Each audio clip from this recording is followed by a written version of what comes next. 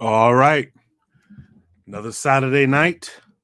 Shoot the breeze. I want to say thank you to all of you who have been attending these Shoot the Breeze sessions. I really want to say thank you to all of you who attended the 2 live premieres that we did this week, discussing that 1973 report, Black Man, White Woman. Clearly, the women had a better, were received much better than the men were. So hopefully we can do something similar again where the men will have a chance to redeem themselves.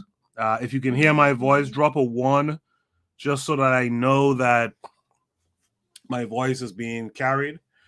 What I want to do, as I try to always do now, I want to hop on here and just give you guys an idea of what we're discussing tonight.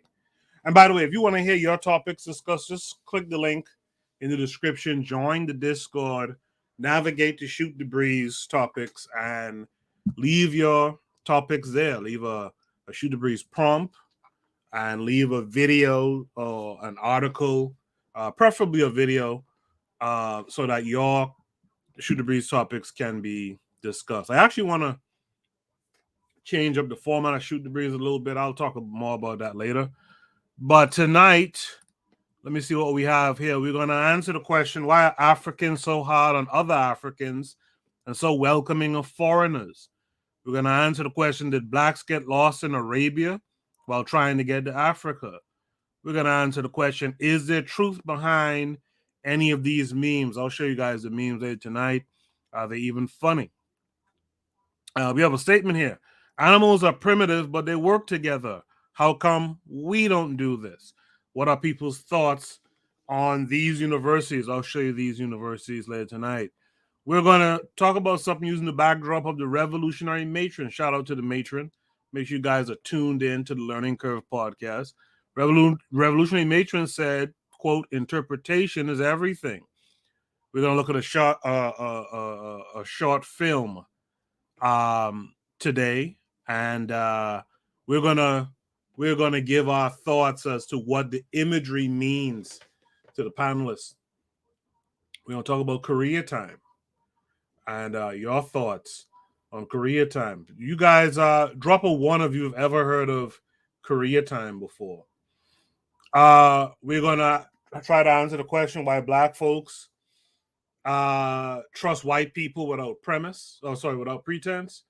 We're going to discuss Tamika Mallory. She admitted to something recently, I guess. I didn't hear it personally, but she admitted to something according to this prompt that I find very interesting. And lastly, we're going to talk about a certain person called Anti-Communist Goth on TikTok tonight as well. I see that Tanzan is there saying peace or Amani to me. She dropped a 1 earlier. I guess she could hear me. I don't know if she dropped a 1 for the last time I asked about Korea time. Daily Affirmations by Pauline is with us. She was on the panel of women discussing Black Man, White Woman. So make sure you guys check those out. The Pro-Black Perspective, that's Oni's out there saying peace. Jonelle is here saying good evening. And Tanzan is saying Habari Ghana or Amani to different folks in the chat right now. So, okay. With that said, I'm going to start the show officially on the other side. Make sure to invite some people while we play the intro. And on the other side, I'm going to drop Shoot the Breeze topic number 1 by that time. All right? So you guys just stay tuned. Shoot the Breeze topic number 1 right after these messages.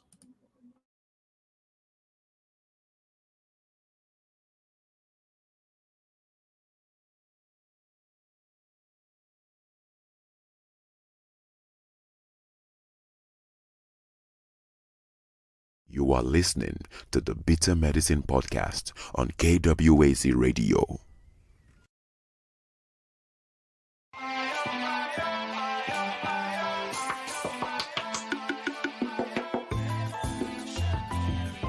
Welcome to the Bitter Medicine Podcast, where it's all about black empowerment.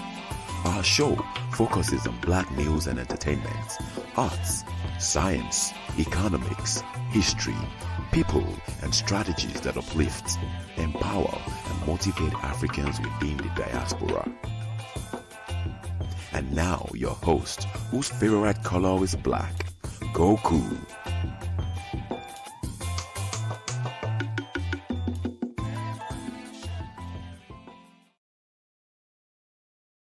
Welcome back to the Bitter Medicine Podcast. I am your host, Koku. Just want to remind you guys before we get the show rolling that this show is part of a podcast network called KWAZ Radio. There are other shows on the network you are invited to tune into. This is D Webb with the Harsh Reality Podcast, asking you to tune in where we tackle the news of the day that affects our community, only on KWAZ Radio. Peace, family. This is Oni, inviting you to listen to the Pro-Black Perspective, where black problems are addressed with black solutions. Greetings, fam. Tune in to The Learning Curve with me, the revolutionary matron on KWAZ Radio. You are listening to the Bitter Medicine Podcast on KWAZ Radio. All right, we're back. I see Sister Raw has joined the chat. She says greetings. Greetings to Sister Raw. I see so far we only have Oni who's joined the panel. Oni, how are you this week? Peace, bro. How you doing? I'm good. I'm glad to see you. Yeah, thanks for coming through. Lero's here saying peace, loved ones. So I'm not going to belabor the point anymore. Let's go to Shoot the Breeze topic number 1 tonight. I keep forgetting that they changed this thing to present. Shoot the Breeze topic number 1 tonight. Hold on. Shoot the Breeze topic number 1 tonight is, why are Africans so hard on other Africans and so welcoming to foreigners? Why are Africans so hard on other Africans and so welcoming of foreigners? This came with a link. Before we go to it, though, let me just shout out to the matron who joined as well. And also let me shout out brother Bwana Hagoziki. How are you this week? Hey, Koku, I'm good, man. I'm good. Listen, the ladies only beat us by 30 views, man. They only got us by 30 views. Come on, man. Well, when I put up a post on the community tab. Yeah, I see that. Hey, that's Tanzan voting more than once. It was like 90-10. So yeah, but again, you guys who are listening, we can do that again. Lero says we take the W. She puts up a fire emoji. We can do that again. Join the Discord, DM me, and say, hey, I'd like to see a discussion on this particular video, and I'll set that up. All right. So should it be topic number 1 is, why are Africans so hard on other Africans and so welcoming of foreigners? Let's check out the link, and then we'll discuss it.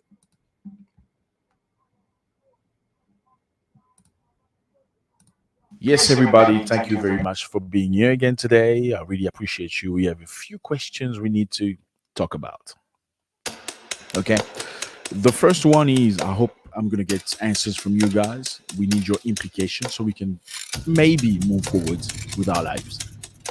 My first question to you is, why do Africans get different treatment when they go to a foreign African country as compared to Caucasians? Let me put it this way, to white people who come to Africa.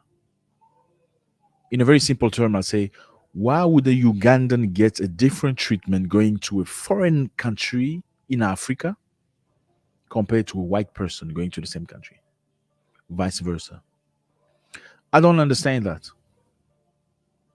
Starting for immigration, you get to immigration, they look at you in a very condescending way, asking you, when are you leaving our beautiful country? This is something I personally experienced in South Africa. It hurts my feelings. And I'm not saying this to throw anybody under the bus. I'm just being honest. This is not a South African thing. This is a general, almost general thing, at least. When are you leaving our beautiful country? Dude, I just arrived. Take a break. When are you leaving our beautiful country? What do you mean? Do you think they would ask the same question to a white person that are arriving in African country? I don't think so.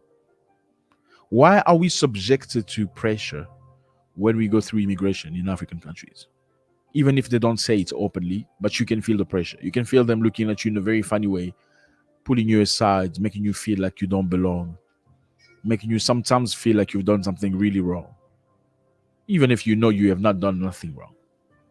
Pushing you in a corner in a way that you feel complied to pay something, to bribe, so you can leave or move on with your life, or go at least to the country, or enter the country, or be granted a visa.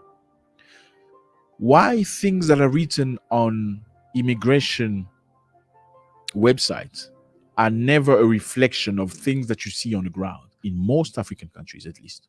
Then we pretend to love each other, to be a support for one another, and we call each other brothers in Africa. I think it's very hypocritical. And I think these are questions we need to ask one another in a very pure way, in a very honest way. How can Africa move forward? How can Africa be a strong figure in the world, a strong continent, if the most oppressive people toward Africans are in fact Africans, as opposed to the lectures that we get about colonialism? The crux of the matter is, when Europeans come to African countries, they are treated differently than the way African nationals are treated, often called aliens.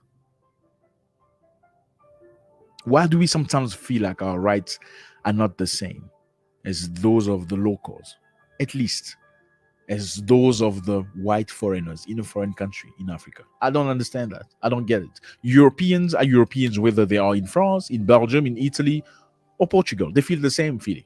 We don't, because we feel like we're oppressed by our own brothers, or supposedly brothers. How do you explain that? Number two, why is it difficult for Africans to accept their daughter to get married to an African national from a foreign African country or different African country? Why is it difficult? Why do they make it feel like a pain in the butt? And in most cases, you hear people say things like, is that your new man? Why? Like, you know, the girl goes to her parents and says, I want to marry this guy. I want to marry this guy named Adrian from Kenya, and I'm a girl from Uganda. Or let's say I want to marry this guy named Abdul from Senegal, and I'm a woman from Uganda. What does the family say? In all of Uganda, you have not found a decent man? Have you looked through all of the country? You have not found one man that's good enough for you? You just have to go find somebody from Senegal or Nigeria or Ghana? Okay, maybe there's an issue with that. But why don't they apply the same rules when it comes to white people? When a white person wants to marry a Ugandan girl, or a Kenyan girl for that matter, or a Nigerian girl, then that's not a problem. It does not pose a problem. When it's a white guy, it poses no problem. But when it's an African person from a foreign or a different African country, then you come up with rules and stories and historical facts and all that crap. I don't understand that. How hypocritical is that? Just like some girl told me a while back, a woman from Eritrea, she explained to me how her country usually do not encourage people to marry people from different countries, okay, because of the things that has happened to the country. As you know, according to her, they lost many men and stuff like that. Therefore, they needed to urgently find a way to bring people together, to have more Eritreans, pure-blooded, under bracket. But then she told me a story about a friend marrying a white guy and how they live in America. And I'm like, okay, this is controversial. Like, this is, I mean, Aren't you the same person that just said earlier that you do not marry people from different countries because of cultural reasons or war reasons? Okay, so that only applies to African nationals, not with white people. How can we be the same people with that type of mentality? I don't understand that. Why is the credibility of an African person is always doubted when he goes somewhere else compared to white people? Let me give you an example. A man comes with a project that's decent enough, and he's a good man. He's got everything that's needed, everything that's required. He wants to bring in a project. Why do you ask all these questions? What degree does he have? Where did he study? What gives him the authority to do that? But you don't ask the same question when it's an Italian that comes with the same project. He doesn't go through the same scrutiny, at least, as a black person would in Africa. When a black person goes to an African country, they want to control and find out everything down to the suitcase. Why is he here? Why are you here now? Who do you know here? How long are you staying? Where are you staying? Do you have a number? When it's a white person, they don't ask that. They assume he's here to do good. And this has nothing to do with me being against white people. I love them very much. This has everything to do with African mentality of being subordinate, of feeling lesser men and treating other African people in a very condescending way. Unacceptable. Have you noticed that some of us complain about our government, saying that government is not running things correctly, government is corrupt, government is this, government is that, service delivery is not good. As long as we're not profiting from government, if a member of a government is part of your family, then you don't complain anymore. You can complain when you have nobody in government, but as soon as one of your family members is elected in government, then you don't complain anymore. Then the pain of everybody is not your pain anymore. Then you're not an activist anymore. So most of us are activists when we do not benefit directly from the system. So it has nothing to do with integrity. It has everything to do with profit. Why are we like that? Why are we easily corruptible? They can kill people as long as you get paid. You don't see any problem. If you don't get paid, then, you pull all the alarms and everybody has to know that something's wrong. I think we need to change our mentality. And beyond that, I need you to come forward with ideas. Let's talk, brothers, okay? This is how we call each other in Africa, even if we don't really mean it sometimes, most of the time at least. Let's talk. Things are happening in the world. Russia is at war with Ukraine. We're going to be impacted whether we like it or not. I'm going to make another video about that later. But for now on, let's discuss. Why are the prices different from foreign African nationals? Why are the services different? Why is the treatment different? Why can't we treat each other like real brothers, like we pretend to be? Thank you very much, guys. I really appreciate you.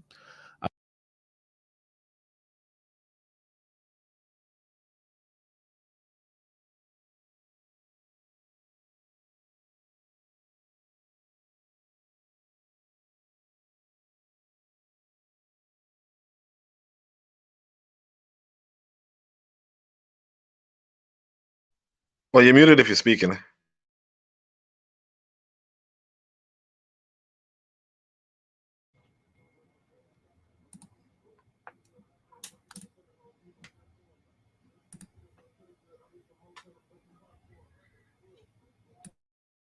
Can you guys hear me now? Now we can. This mic is just whatever. Yeah, so thanks for joining me. I like how this guy professed his love for white folks. Very interesting. Let me mute that mic. Yeah, so I wanna thank everyone who joined the chat. I see Trigger Happy 262 is out there, Bobby Wright. The forecast is out there. And we have Danger Daring has joined us on the panel. Danger Daring, how are you this week? I think it's your first time here, right? Unmute your mic if you're there. Okay, I guess. You guys can hear me, right? Only, can you hear me? Yeah, I can hear you. You golden. Okay, maybe y'all can't hear me. No, we can hear you. Yeah, you brother. I guess bro can't hear us. Yeah, he Oh, can. no, you guys should be able to hear me.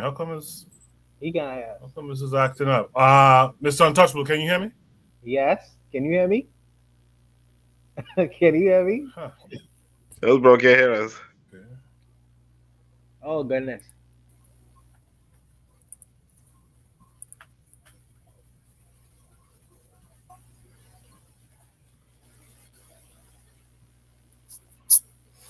All right. Seems like you guys cannot hear me. I don't know why that is. If you're in the He chat, can hear type of you. one.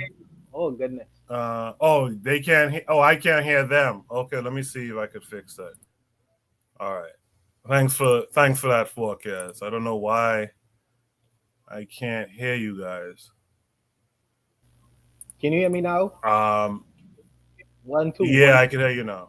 Good. Good. I Okay. can hear you now. Okay, thanks. Yeah. Sorry about that. It's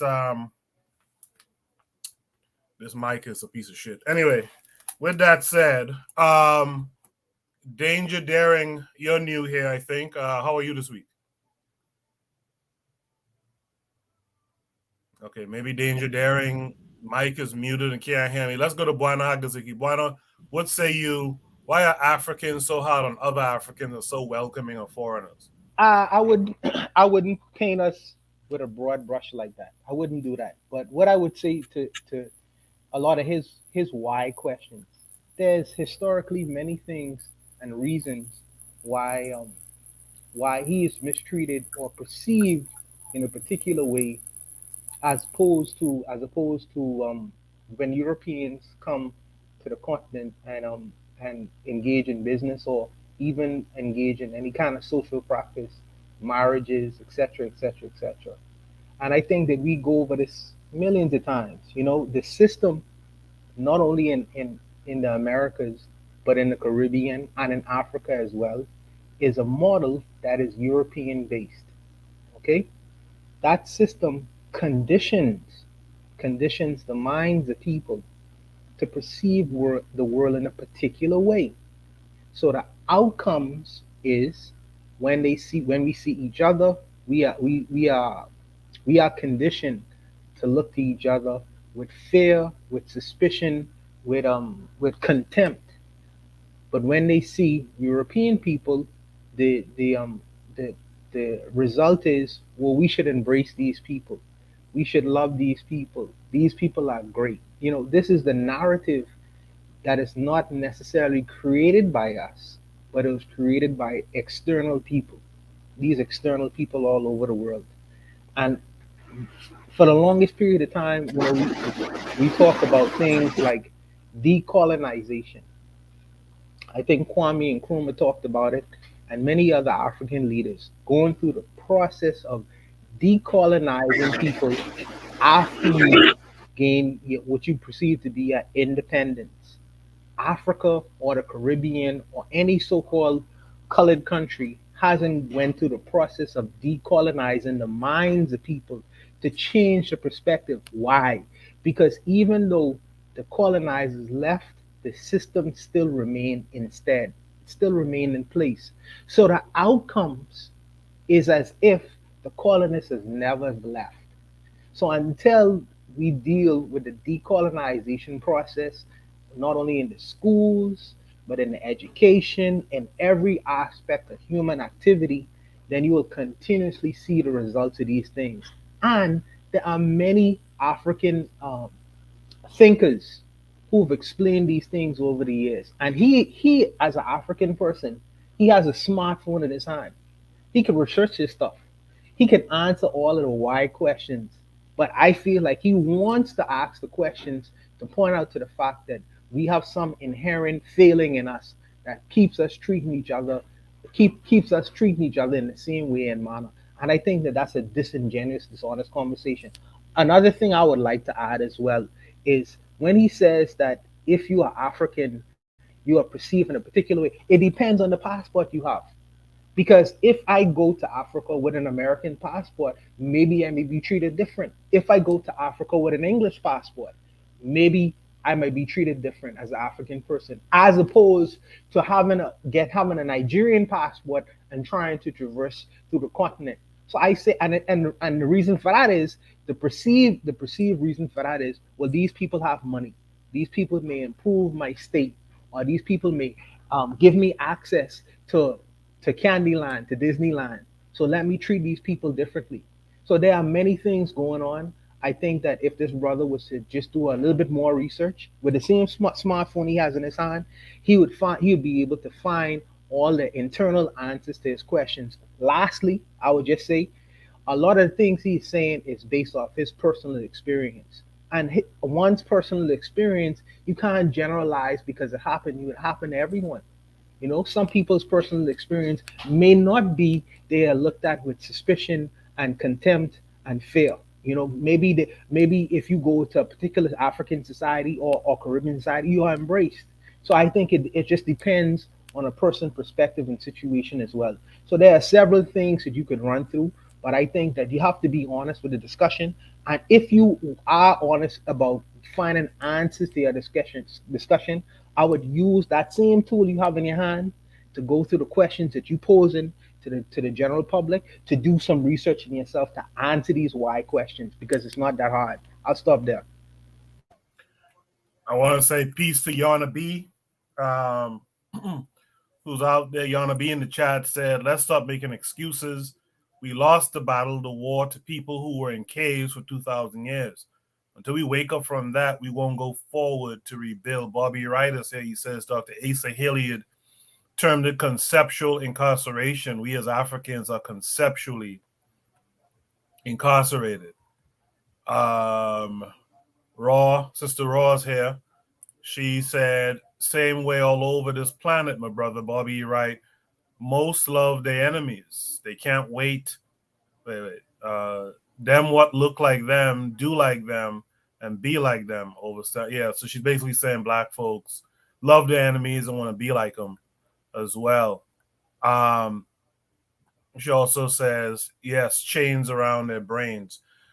Danger Daring, I believe this might be the first time you've been here. How are you this week? Actually, I'm very good. How about yourself? I'm sorry about that because I didn't know how to use the mic at first, so my apologies for that. Well, hello, everyone. It's all right. Hello to you. I had some technical difficulties as well. Yeah. Danger, you saw the prompt and the video. Yes. Is it the case? The prompt says that we treat each other one way and treat white folks a different way. Is that the case? Yeah, I think that's very true because at first I think it all starts well, for me, I believe that it starts from childhood all the way to teenage years because they said that's the most pivotal points where the brain start developing how we see the world.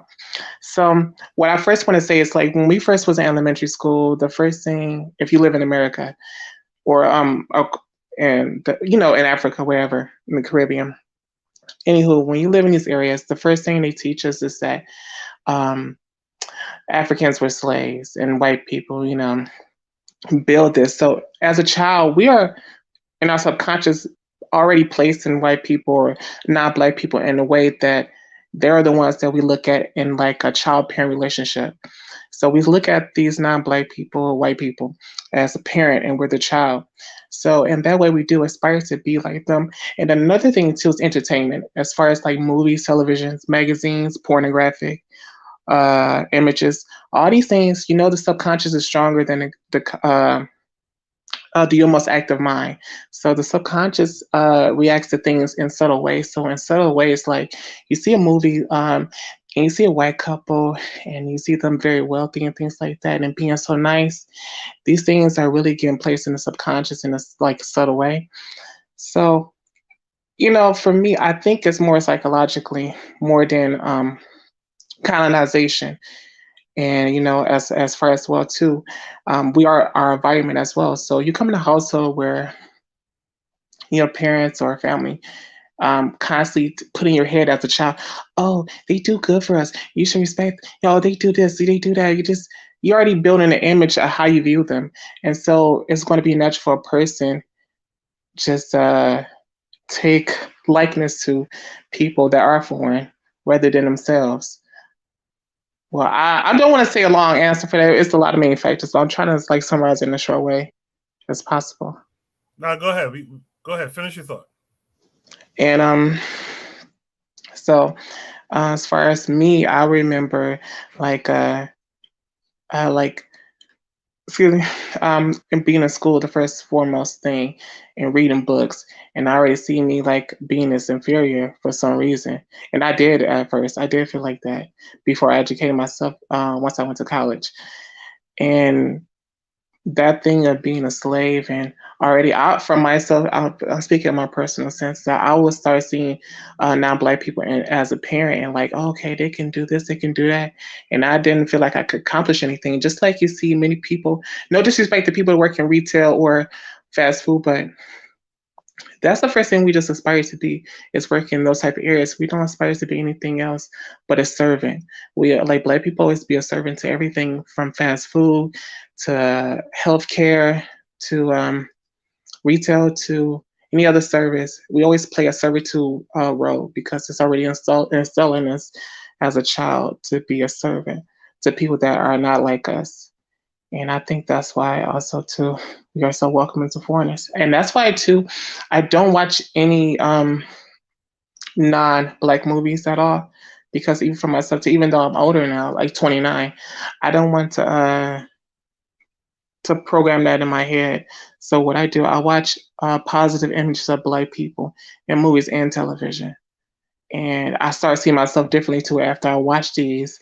And even my subconscious, I think of myself more highly after watching more focused, African-based, healthy, positive images of ourselves. So that's what I have to say regarding that. I appreciate that, Danger. You're very Danger, welcome.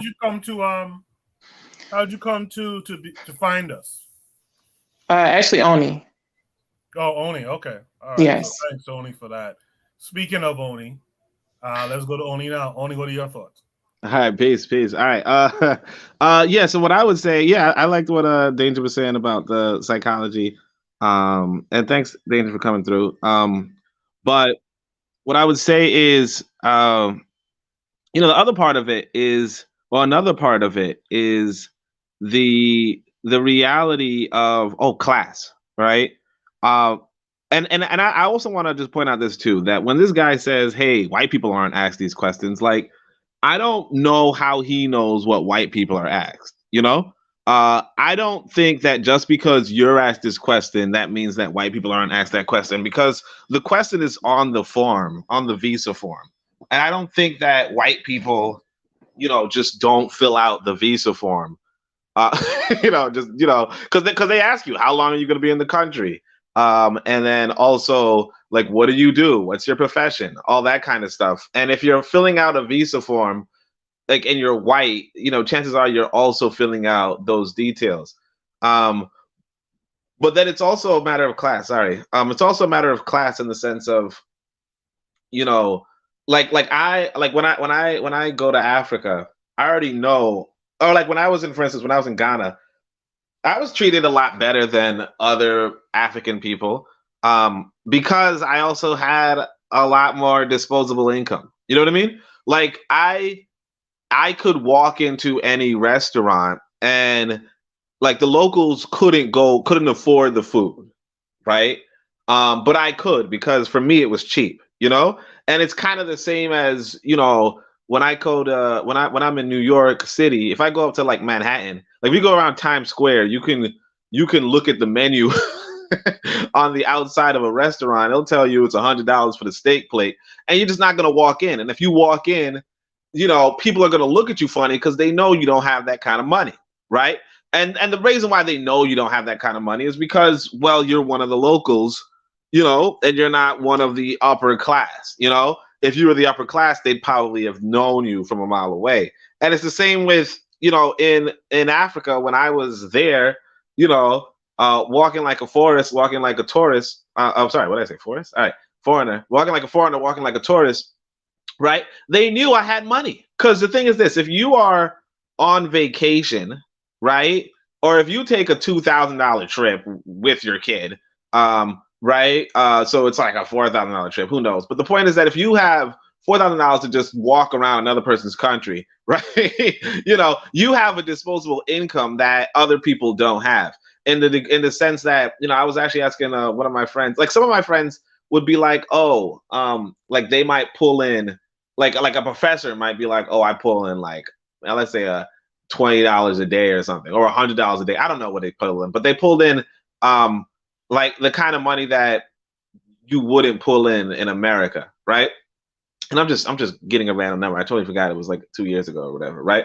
But the point is that, if you're pulling in that kind of money and then somebody else walks in and he's like, hey, I'm going to buy whatever the freak I want, whenever, they're going to treat me like, hey, you're a big customer. Whereas if I walk in, if I'm a local and I clearly am not making the kind of disposable money that the foreigner has, then no, they're not going to treat you the same. So, the guy complaining, one, like, it doesn't make sense that, I mean, the thing is that realistically, if you are running a business or if you are trying to get money from other people, then the people with money you treat different from the people who don't. Like, you treat the haves different from the have-nots. And it's not to say that white people are always haves or that black people are always have-nots. Because, like, when I was in Africa, I was one of the haves, right? And not like a super have. I couldn't just walk into a bank and be like, oh, I want this factory, right? But at the same time, it's like, yeah, you treat the haves different from the have-nots. And that's just a general principle. And I think, maybe you might follow stereotypes and it might like offend somebody who's a have-not.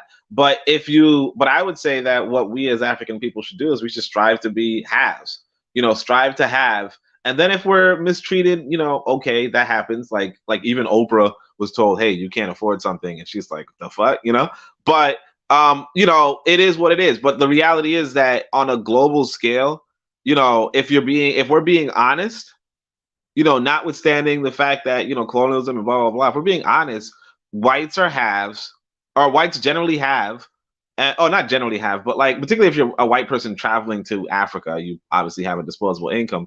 But like typically, it wouldn't be surprising if somebody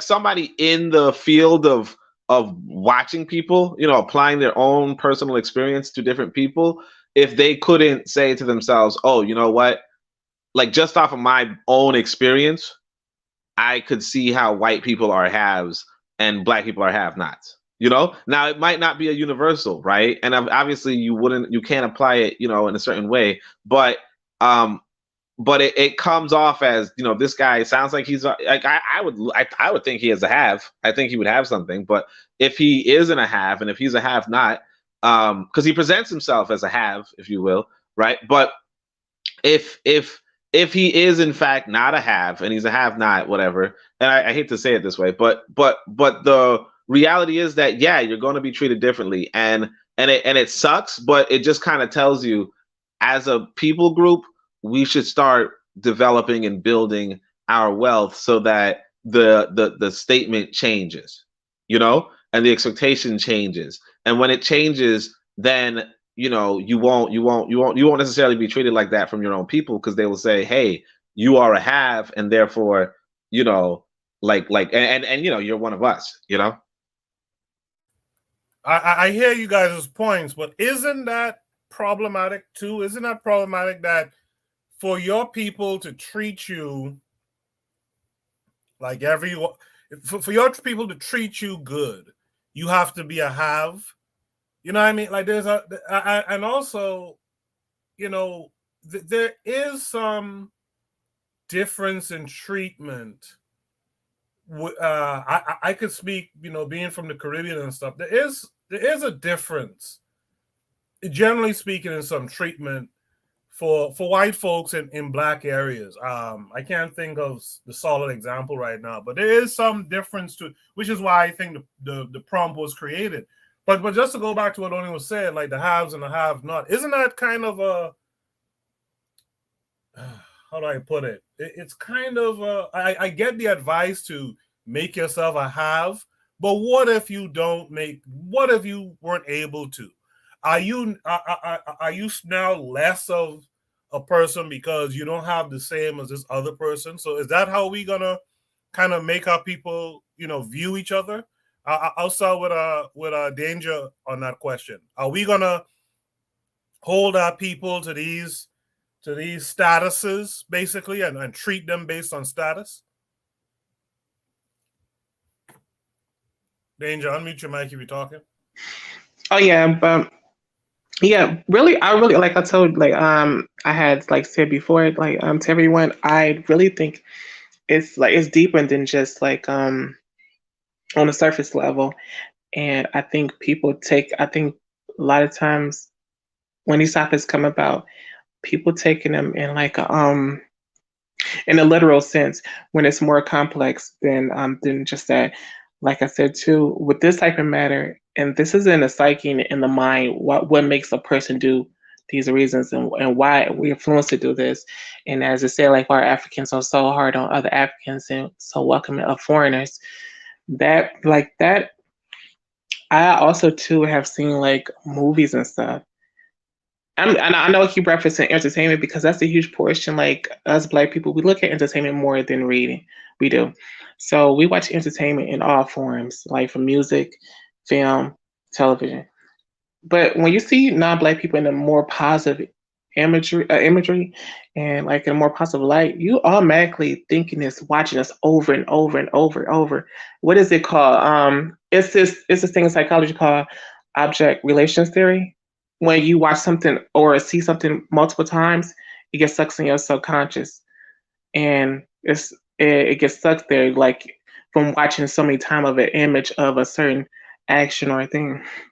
But nonetheless, that's why I think it started from elementary too. I think all of us, we have read books in school when we had history classes. The first thing is that we were slaves. So automatically we already thinking of ourselves as children as we came here to serve others. And we just automatically think that. But, our minds are so innocent, it's easy to influence it because the brain still hasn't fully developed. But I think it has a lot to do with the psychology. Then the second thing, the biggest thing, is the family, because I see a lot of family oh, love is love, and don't say this. A family has a lot of influence, like your environment is a major influence. And I'm reading this book, actually. It's by Nathaniel Nathaniel Braden. It's called Honoring Thyself. Or honoring the self. And the psychology, he was talking about what I just said about how much the environment influenced the self-esteem and how much it influenced your self-concept of how you view yourself. And he actually said the ego is very important. And the ego, the ego is well, let me not get too deep into that. But nonetheless, he said the self-concept is a factor of environment, our personal ego, and all these things that plays a factor.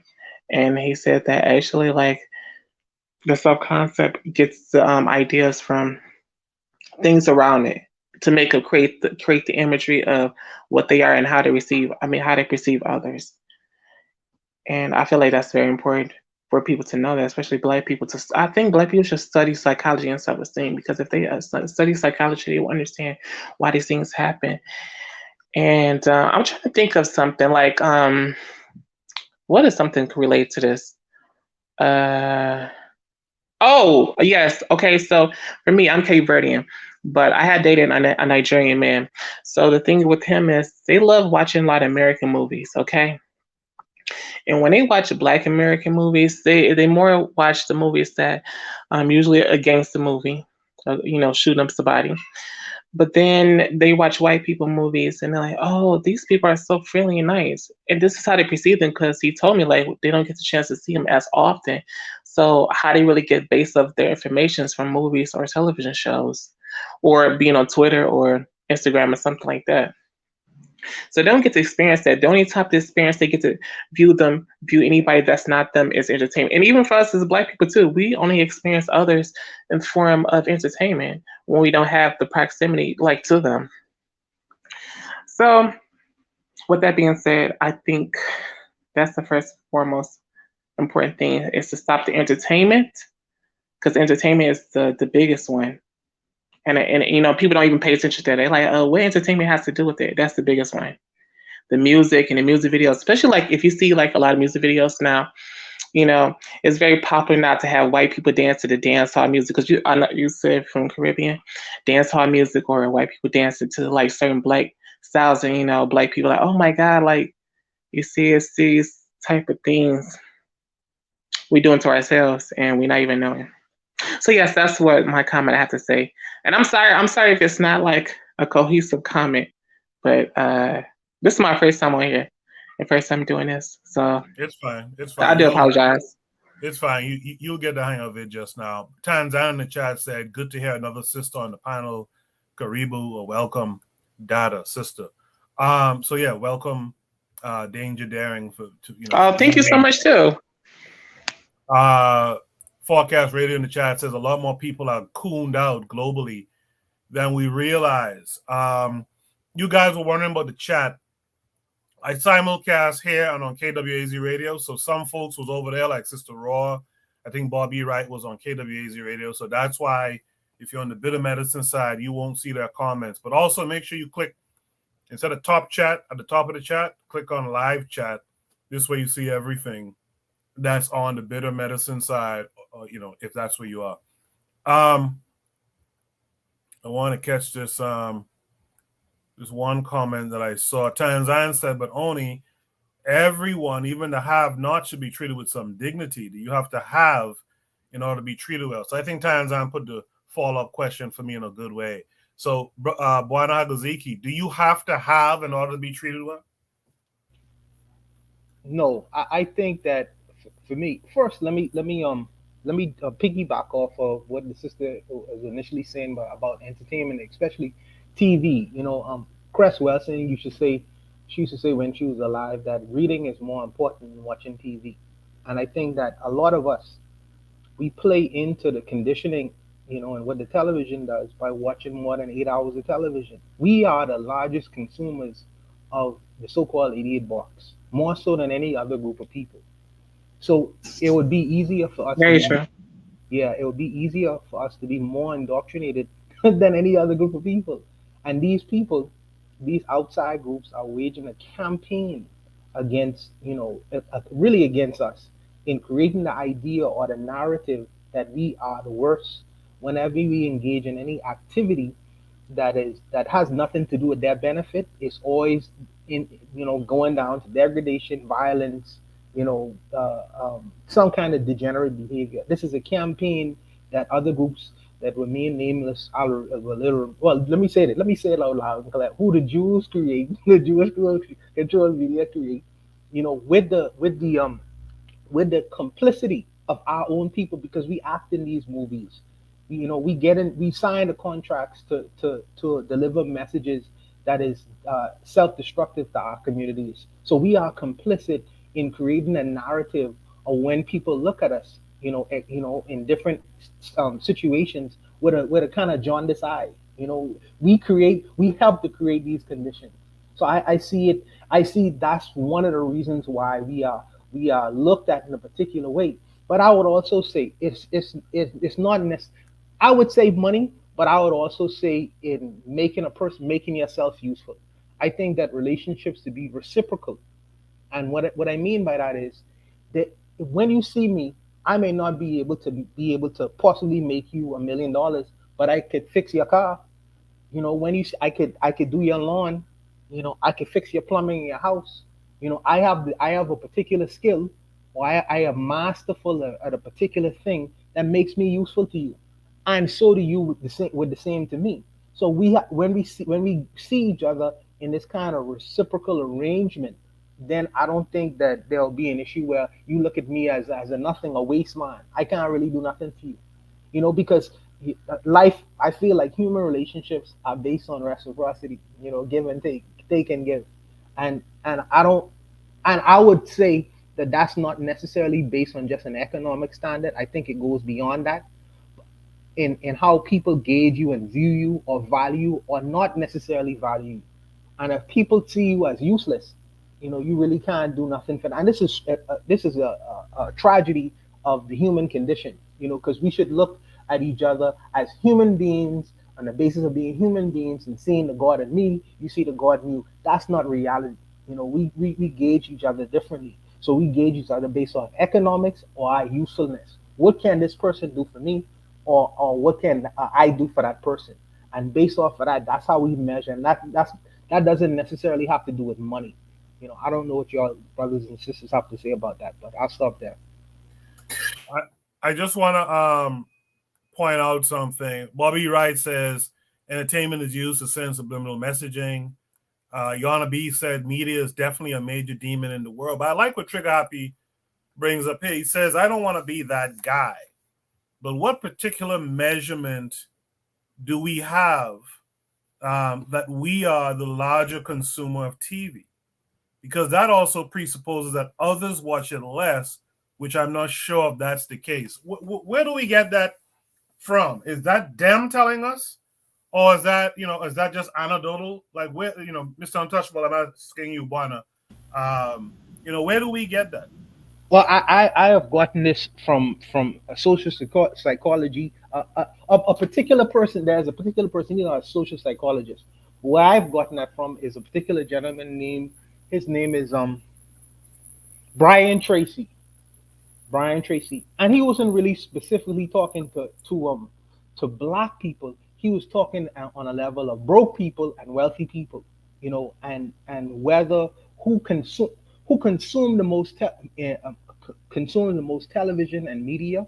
They usually on a bottom end of the economic scale, and people who usually focuses on things like reading, improving the things they're doing as far as their work is concerned, who pay more attention. They'll pay more than attention to focusing on career, business, money, reading, listening to lectures and things like that.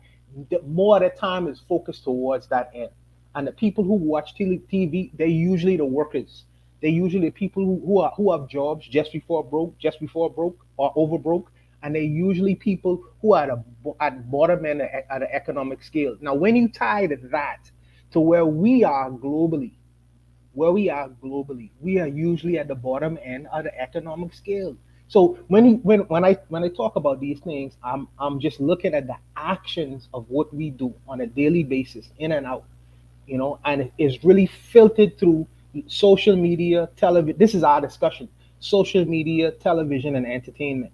We pay most of our time to these distracting things, and it takes us away, I feel, from being productive people. So this is where I would have gotten that from. Thank you for that, Bwana. You see, Trigger Happy has more comments, and he said, well, if it's broke people, that's probably multiracial. Though we are the poorest demographic in a lot of countries, but I wouldn't say that's just a black thing. He says, remember, we just went through questioning how this guy knows how white people are treated. I don't know if we should do the same in other analyses. But I want to go back because this is the follow-up question. And I think Sister Tanzan touched on it nicely. She said, even well-off Africans are treated shabbily by some other Africans if they are from a different country. But the question that she asked earlier was, do you have to have in order to be treated well? So I'm bringing it back to Oni, who brought up this concept earlier. Oni, what say you? Do you have to have for black folks to treat you like something? Well, all right. Well, first I'll start off with, I guess one of my favorite jokes is this Indian guy. He said it, and it was just the funniest. And he was like, look, I want to make enough money so that women will like me for my personality. You know what I mean? As to say that, we do this already. You present yourself to a woman, run down, unironed shirt, unkempt hair, whatever. Say it's same. Don't say it's me without saying it's me. But anyway, you pretty much present yourself in a certain way, like you're not put together or what have you. And she's not going to give you the same time of day as when you present yourself like you are put together. That's just something on an interpersonal level, everywhere, like almost everywhere on this planet. But I want people to notice two things. Like when we listen to Bwana was like, hey, look, it's really about how useful you are and not how much money you have. And he was like, it's really how useful you are, not the economics. The reality is this: economics is how useful you are. I didn't say that. Didn't say that. No. When you contrasted, when you said it wasn't economics, but I said not only. Yeah, no, okay, yeah. The point being that that's an economic part, and the other part is like even on the subconscious level when we listen to the description of, hey, look, we watch more television because we are more poor than we're poor than other people, and therefore because we're poor, it is a reflection that we probably also have the negative habit. But then it's like on a subconscious level, why are we saying that we're poor if not for the the reality that maybe we are, and even when we say, hey, look, like even when Trigger Happy says, hey, but look, it's a multiracial thing, it's not just a black thing, it also includes, hey, you know what, we do recognize that black people are generally, or not generally, but that black people are occupying a lower economic position even in Africa. So I mean, obviously, I think when we look at Tanzan's question of should the have-nots be treated with some dignity, of course, you should treat people with dignity. That's an important thing to do. But if you have a certain responsibility of let's say facilitating an economy, right? If your responsibility is in the protection of the economy or what have you, whatever, if you have some sort of goal towards something like towards essentially expanding the economy, the question becomes, who do you treat better and who do you treat worse? And that's really the unfortunate thing, is that we even in the dispute between, hey, well, who are the poor people and who are, it's a multiracial thing, blah, blah, blah. We kind of subconsciously concede that actually, yes, our people may not be the wealthiest people on the planet, whereas, again, if you're talking about people who travel, like people like foreigners, when they travel, particularly if they're traveling by airplane from the Western world, right? The odds of them being broke are very unlikely, like, because first off, you're flying to another country, right? Second of all, you can't stay. You know what I mean? You know what I'm saying? Now, if you're coming in as a refugee, chances of you being broke are pretty likely, right? So are they going to, so the question becomes, hey, should you treat the person who's like, let's say, like, use me as an example. Like, all right, I'm an African. I fly in from America, right? To go spend money in whatever, like in Ghana, let's say, right? And then you're saying the treatment of me should be equal to the treatment of, let's say there's a shootout in Nigeria and people are running for whatever reason, because they're running, and then they go into a refugee camp and there's no economic, opportunity there, but they don't have necessarily the disposable income, they don't necessarily have the resources, the job. And you're saying that when we both go into town, like, everybody should look at us as equal, and that's fine. Like, that's very noble. It sounds good on paper, but the reality is that if I were a business owner, the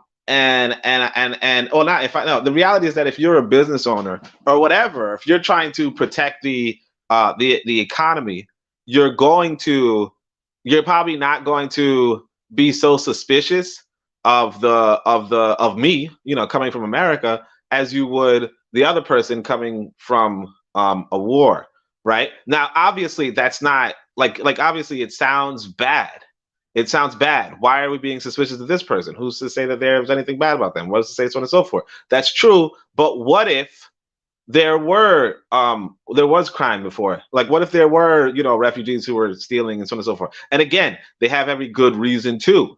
But if your interest is in expanding your economy, it might just be that, from your perspective, right, that if you're trying to protect your own business, right, that you're going to look suspiciously on the other people. And I say this because, in fact, I'll say it this way, in fact. So this is an interesting story, but so apparently I have a sister, right? All right, so my sister, I sometimes forget myself too. I shouldn't say that because that'll come back to me, right? But anyway, my sister was like, she wanted to do some writing, and she's like a anime fan or whatever. So So she told me to watch an anime that she liked, and I told her to watch some shows that I wanted her to watch, to advise her on her writing. So I decided to watch this show, and it's a Japanese show, obviously, set in Japan, right? And they decided to give a backstory of this Japanese of this particular bandit, right? And the bandit grows up, from like an assassin family, whatever. The point is that he's harassed by his community based off of how he looks because his family comes from a particular group of people who were traditionally thieves, among other things, right? And they kind of abuse him and they kind of whatever. But the thing is that this is just a regular thing. Like the way how they put it in Japan, it's not, oh well, this is self-hate, we're so on and so forth. It's just, hey, you know what? If somebody was caught stealing, for instance, right? Or if a group of people were caught stealing, that the people in the community would turn against that particular demographic, right? It's not complicated. But when it comes to us, we say, hey, why isn't this like, why are you treating me with suspicion just because, when we talk about Nigeria and the Yahoo boys, like just because, we are notorious for stealing. Why are you treating us like thieves? And it's like, well, that's what happens in the real world. That's what happens in the real world. It doesn't seem fair, but it is what people would do in an actual community setting when a group of people come in and they might not have, and you can't detect their economic viability, or you don't necessarily so on and so forth. Now, as far as when it comes to white people, whereas white people do have this historic relation, and you might think, hey, let's throw them under the bus or whatever, right? The trouble is that when it comes to white people, they still have more resources a lot of times, particularly the ones that can travel, and that sucks. But that's the weakness of this economic model that extends far back to other societies and other time zones and other times. But that's just the weakness, and obviously I would think that that's really the problem, of looking at white people without regard to their his intentions. Whereas when it comes to us as a people, I could see that looking at treating somebody who travels differently if they're well-to-do. I could see that being a realism. Even if it doesn't seem fair, I could just see it as being a realism. Speaking of realism, I will say this. I will warn that we shouldn't write off people's observations and concerns, because I've traveled to Black countries, and out of respect, I won't mention what the Black nations are. And I've been treated kind of funny style while having to watch white visitors, right, be treated differently. I'll just leave it at that. And I'm talking, I've been to some Black countries, and that's what I've experienced. I won't doubt this man's, what he's talking about on the continent. And I do believe, generally speaking, and it might have everything to do with what Oni and some of you have been saying on the panel here. It might have everything to do with, the have and the have-nots. But I do believe that we got to be better than that too. We have to be a little bit better than that too. Give the fake smile to the tourists who have some money, but be kind to your own people still, right? Maybe you can give access to the quote-unquote have-not in areas where they're supposed to be haves. I kind of get that. But we should be nice to our folks too. Like, one of the things I always hated back home, I remember one time being on Paradise Island and being in a casino. Was it Paradise Island or was it Cable Beach? I was in a casino, and they got me up out of there. Bahamians can't even be in the casino at that time. I find that to be nonsense. But what did they do? What did they do to you? They hounded me out of there. They hounded me, and I'm from there. They hounded me and told me I can't be in there. And I'm like, what do you mean I can't be in here? And I'm looking around all these white folks inside this place. What I mean? Yeah. And I know that has something to do with the Christian Council and all that. Why not Gaziki could probably break that down better than I can. But complete nonsense. I will say again, we, regardless of have and have not, and I respect that analysis, but regardless of that, I would say that we need to be better at playing the game. You know what I'm saying? Smile with these foreigners with money, but also still treat our people with some dignity and respect. Very true. Trigger Happy 262 asks a question: how does the realism get solved, or is it naturalistic? And because of that, we are unable to solve it. How do we change the inequality, and how do we change the psychology? I'll let you guys answer that in the chat. Let me actually. I wanted to tell this story because it was one of the most hard, like I want to say one of the worst stories I've heard. Go ahead. I was trying to learn a language, right? And so I went to this website where you can learn to, like, you could teach somebody your language, and you can teach somebody English, they'll teach you their language, right? Oh, yeah. Mm-hmm. So I'm on the site and I connect with this sister, right? And she's like, hey, you should come to my country, right? All that kind of stuff. Because I'm trying to help her learn English, but I'm kind of like, giving her, I guess, some white sources. So she thinks I'm a white man. So she's inviting me to her country. Then she finds out I'm not white, right? And she's just like, like retracted pretty much. Not really retracted, but like she switches it up. She's like, oh yeah, by the way, like I'm married and blah blah blah, right? But the whole thing is that, like, yeah, she was like, because the thing is that, like you said, smile at people, smile at the foreigner or whatever, right? The reality is this, that I mean, the way I could look at it in two ways. One, I could say, the fuck is wrong with this lady, right? Why is she inviting this? Like, why is she inviting a white boy? I mean, not me, obviously, but still, why is she inviting a white boy to visit her town? She's like, oh, I could show you around and all that kind of stuff. But like the idea is, hey, if this white guy comes through and he enjoys himself, he will drop a lot of money. Exactly. And the people need money, right? So if you're smiling at the guy, he will, like, if you're making him feel comfortable, making him feel nice, because I think it was matter of fact, Brother Makari was telling a story. In fact, he was like, why did the Koreans treat the white soldiers, but more than they like treat the black soldiers? And they were like, white people just have a different spending habit than black folk, and in the sense that black folk would go to a store, as like selling shirts, and they would buy one good shirt. You know what I mean? They'd buy the one, like, they got style. So they're like, this shit rocks, this shit flies, I'm gonna get one of these, right?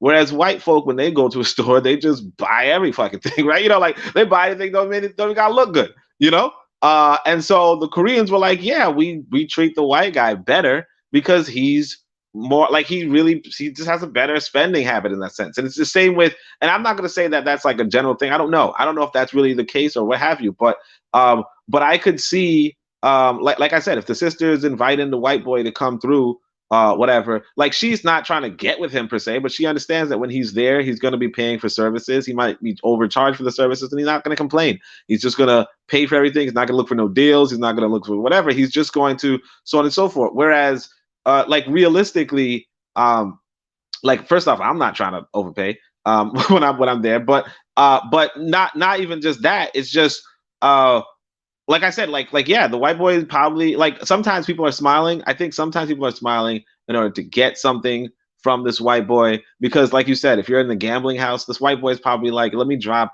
$20K. Whereas, at the end of the day, some black folk are probably going to be there to, like, maybe ask, and most black folk are probably going to be like, let me spend at least $100, let me spend $100 and get up out of there. And so if you were running the institution, who would you want? The guy who drops $200,000 and just smiles and laughs and drinks all the alcohol he can and says, I had a good time?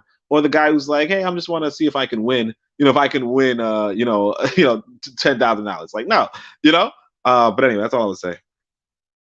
I found the opposite to be true.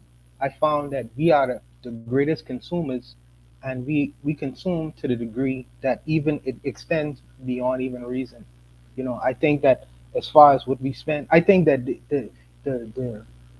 there's a misunderstanding going on, because some people believe that white people even are better tippers than black folks. And I found that to be not necessarily true as well. In my personal experience, I work in the tourism industry, but before.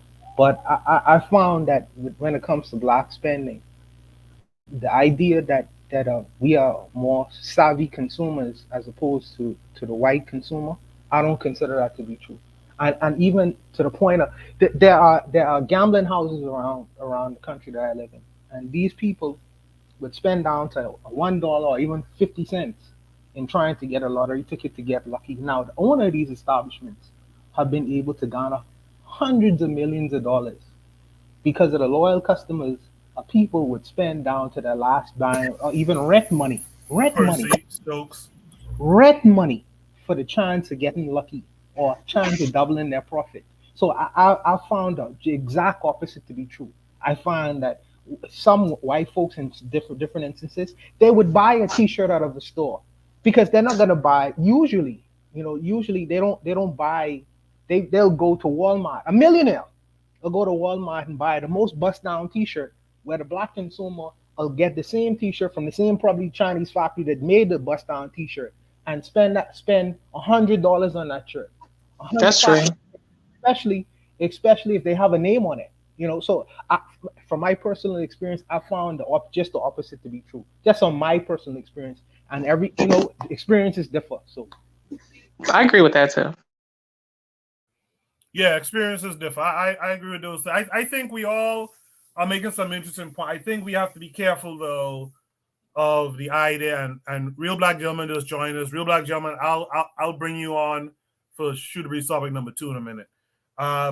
But I think we have to be careful of this idea of, the white man can run amok almost and be treated wonderfully, but the black person not so much. I think we have to, again, I think that's a part of us getting organized too and strategizing. I think we have to, like I said before, we have to learn smile that man's way to make your coin, but you always remember your black brother and sister's humanity as well. I want to thank you all. Exactly. I want to thank you all for that conversation there. Let's go to Shoot the Breeze topic number 2. Shoot the Breeze topic number 2. And if you guys in the chat have more comments, by all means, show up later on in the comment section when the video is posted and drop your thoughts. I'll try to respond to them, and I'm trying to get more people to come back to the comment section and take a look and respond to comments. I know Trigger Happy 262 does often. Jose and a few others, Tanzan as well. Shoot the Breeze topic number 2 tonight is: did blacks get lost in Arabia while trying to get to Africa? This came with a link. Let's check it out.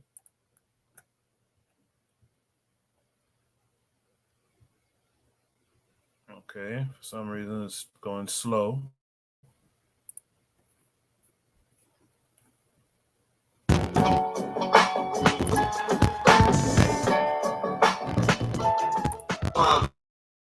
The next set, Muslims. Do we need to unite the Muslims? Shall we unite the Muslims? First of all, you talking about black Muslim or the next Islam? What you talking about? That's a good question. I'm really just saying Muslims, period. Oh no. And the reason I would say that is because, first of all, their holy land is not even a black land.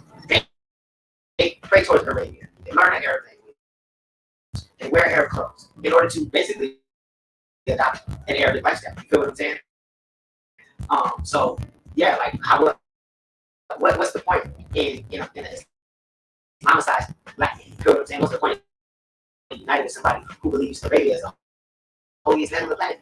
I'm an African. I don't believe Africa is the holiest land on the planet. You feel me? If I'm praying towards a land, I'm praying towards Africa land. You feel what I'm saying? Right. If I want to learn a whole new language, I'm gonna learn the African language. You feel what I'm saying?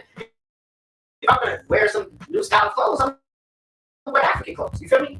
Why Arabic? Why Arabia? Because the Arabs created. I believe that every group of people had their own political and religious.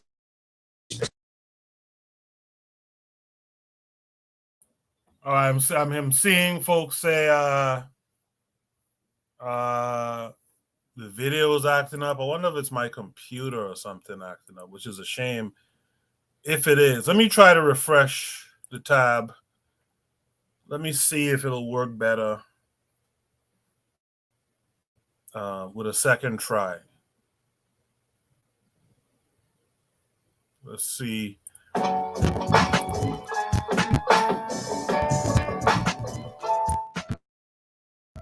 The next set, Muslims.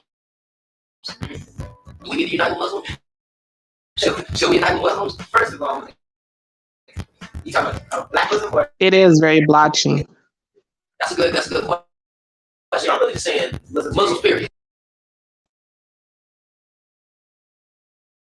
I'm sorry, someone said something? Is it still Yeah, live? I see the comment where they said to change the frame rate. I agree with that too, because it's kind of like blotchy-ish, like the sound and the visual too. Well, I could only go down with the frame rate. Let me see. I could go down with the frame rate. I did. Let's see if the sound is better.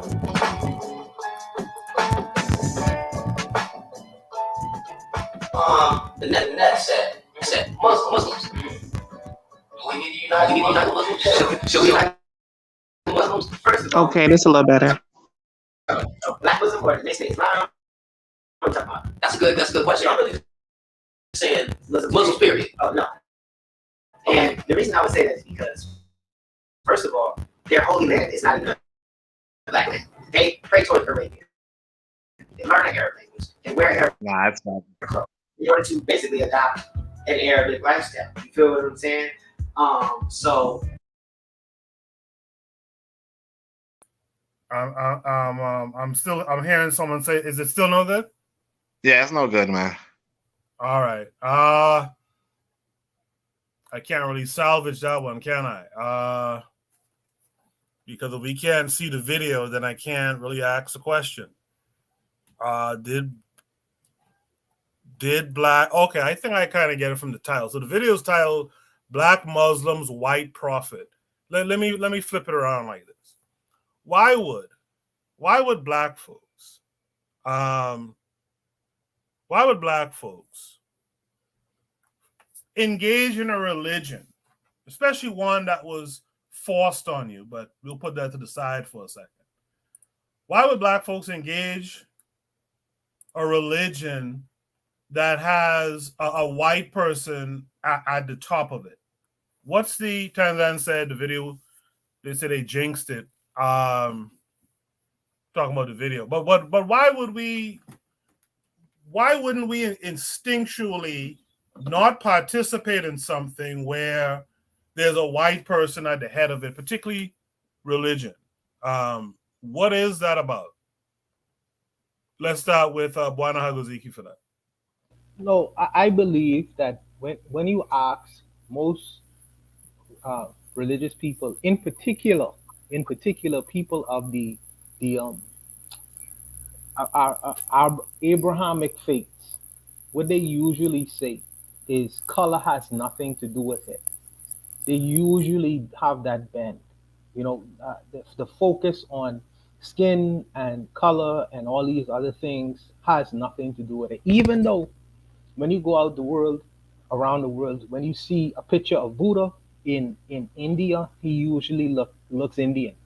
But if you take that same Buddha and take him to China, he's a fat guy with a plump face, sitting down talking about discipline. He's a fight, probably over 300 pounds, something with discipline.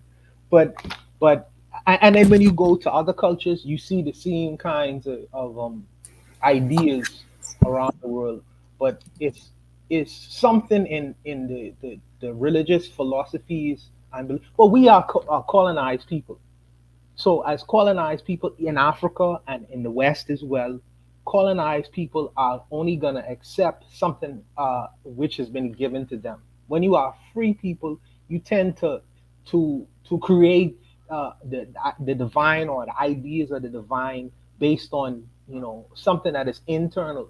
But when you're a colony, your spirituality going to be based externally, off of the religions that's been given to you. And I think that's why we lean towards having these Eurocentric spiritual beliefs and ideas at the helm of it. You'll usually see a white person or a white Arabic person, etc., etc., etc. I think that we have tried to put these redefine these ideas of spiritual saviors in blackface, but the theology of it still remains something that is foreign to the native people, the native inhabitants, whether it's in Africa or in South America or even the Americas itself. I think that we trying to shoehorn a square peg into a round hole, and ultimately that doesn't work. You need to get rid of it completely, and create something that is either unique or go back to what was done prior to the invasions, prior to being imposed an idea of spirituality and belief on native people of the world. So I'll stop there. That's where I am with it.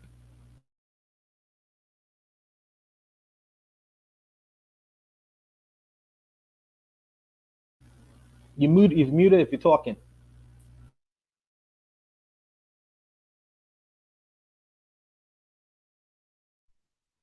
I think he said he stopped there. What he given was a very good answer as well. So I think he said Thank he you, stopped James. it there. Oh dang, Coco broke his thing up. Yeah, I think his Uh, microphone is busted. yeah, right. But yeah, sis, what do you think about why do you think black folk follow non-black prophets? Can y'all hear me?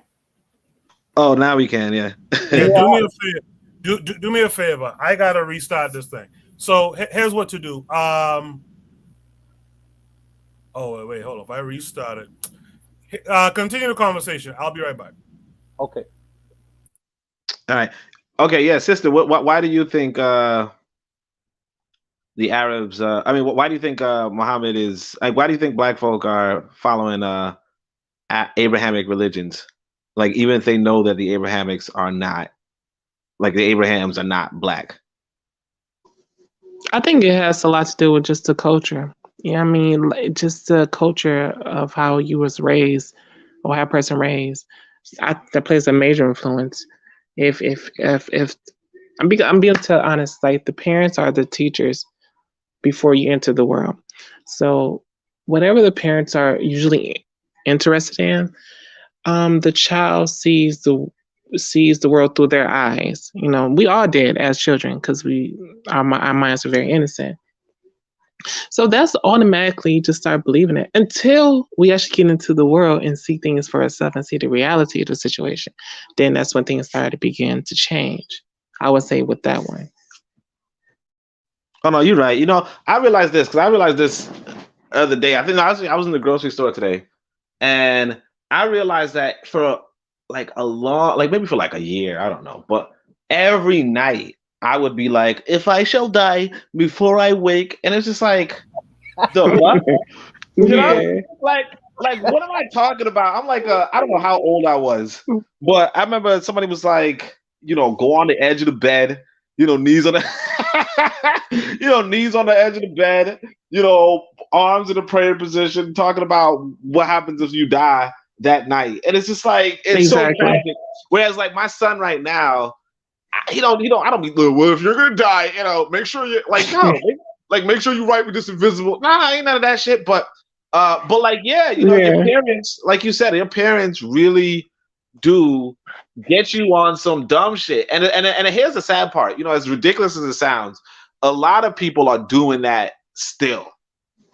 Yeah, but I'm not sorry to cut you off, Ani, but I read this book by M. Scott Peck. It's called The Road Less Traveled. He said that we see our parents as powerful gods. So, that's why I refer to the parents as the first teacher. They always say the mother and father is the first teacher in life with everything. But sorry, you can continue. Okay, thanks. No, but like yeah, like I mean I see what you're saying too, because like my son, like he would do some of the stuff that I do, or he would believe some of the stuff that I believe just off rip.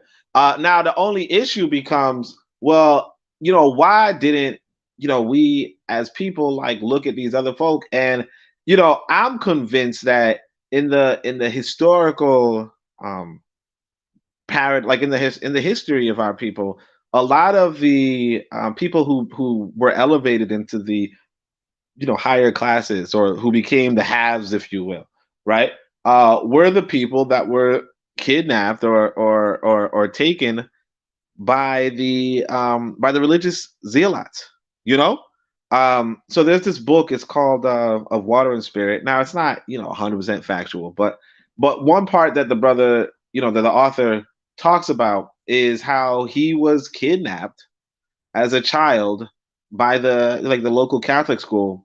And the whole goal of that Catholic school was to, after they give you that indoctrination, after they tell you, oh yeah, France is good, and Europe is great, and God is white and all that kind of stuff, right? Now you're supposed to go back into your old community and teach them the ways of the whites, you know and you empower them, you give them more resources, you give them whatever, you give them like access to jobs and access to so on and so forth. And what happens is that slowly the old ways, for the most part, the old ways are lost, and the new ways, the ways of the colonialists, the ways of the Yeah, Christians, the ways of the Arabs like replace the old ways. um true. so I think that, like what I could say about that is that, why do black folk follow these other things? It's partly because uh like one, it's this really deep indoctrination that says, hey, tell your kid to, make these stupid prayers, whatever. But two, it becomes a family affair and all that kind of stuff. But two, it also is that they got in, they got easy access to.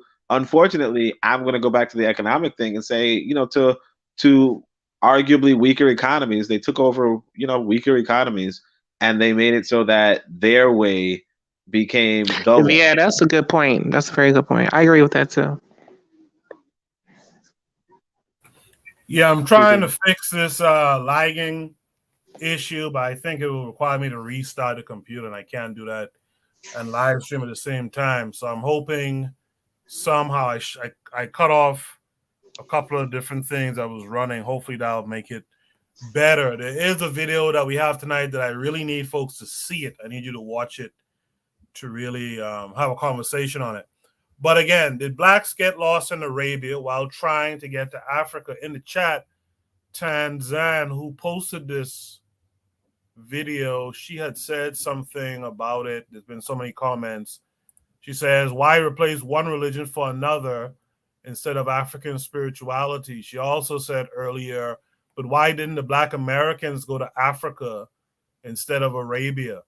With that said, let's welcome in Gassam Up. Gassam Up, what say you to this notion of blacks being in Arabia? Well, basically, the notion of Koku, can you skip me, Koku? Because I'm walking and there's a lot of noise. I'll be in the house in about 3 minutes. So I'll come right. Just get back to me 3 minutes. I'll be disrespectful. Thank you. Wana, did you have a chance to fully respond to this? Yeah. Oni and Danger, they did an excellent job in giving some narratives as far as I want to ask Oni a question. I want to ask him a question if I could. Suppose, and this ain't no disrespect or anything like that, let me make that clear. But suppose your son was to come to you and say, Dad, I want to be Ifa. I want to investigate the Ifa faith and I want to become one of the adherents in that religion. What would you say to him then? Should I'll handle the book on our bookshelf. What the fuck are you talking about? No. Okay. The reason why I'm asking is because I'm thinking that your frame of reference is you just don't want to have anything to do with any kind of idea, spirituality and the supernatural and all that good stuff. So I just really wanted to know the answer to that question. But look, if you asking me personally, I could recognize that a lot of it is like it's more like a human invention, utility, but it's not necessarily like 100% accurate. It's just that, a lot of them are myths. It's like, because the thing is this, if we go back to you. If your son said, hey, look, Dad, Zeus is telling me that you're on some fuck shit. You know what I mean? and I'm just gonna investigate Hera and Zeus and all that kind. You'll be like, yo, that's some old bullshit. That's false. It's mythology. You take from it lessons, but you don't really make it govern your life. You know what I mean? But that's what if I say Zeus. Now, if I say God and Jesus, then you might be like, well, okay, that's fine. But they're really in the same category. But because of the colonization, right?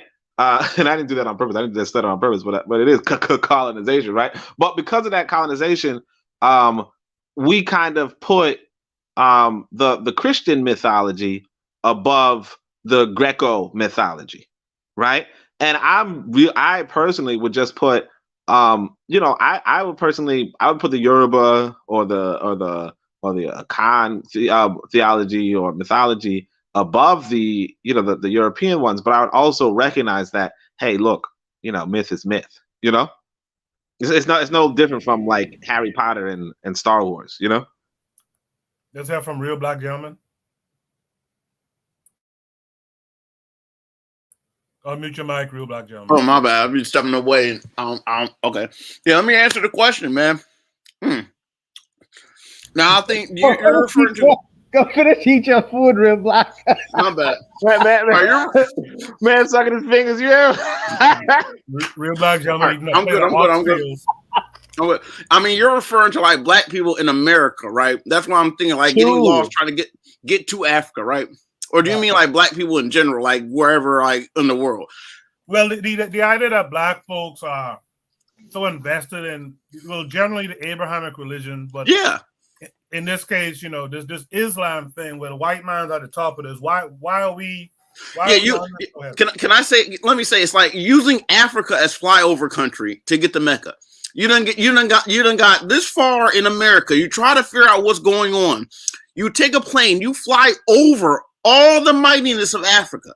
You fly. You could have that plane land in Dakar, in Accra, in Lagos, in any place. You can stop it in any place, but you keep on flying over Africa to go to Mecca. That's how I look at it. I'm like, you guys overshoot the mark. How can you cannot sit here and start superimposing things. This is what I look. Mecca, Jerusalem, and Vatican City are theological theme parks, just like Disneyland. Got me? That's all they are. Theological theme parks. Straight like that. You go round about the Kaaba. That's a ride, right? You go. I don't know what you're doing in the. You know what I'm saying? You go to these pilgrimages. It's just like people who go to pilgrimages to amusement parks. There are theological theme parks. I mean, none of these places have nothing to do with anything. Oh, you know what I'm saying? Of substance to like actual like. Day-to-day life anywhere on earth. I mean, you can't point to a place where it's like we need a Mecca. If these places were like closed for business and you just couldn't go to these places, it's not going to affect anyone's eating of anything. They're ideological, just theme parks. I mean, going to Arabia, going to Mecca, and people are. I would always encourage people to. How would I say it? Like.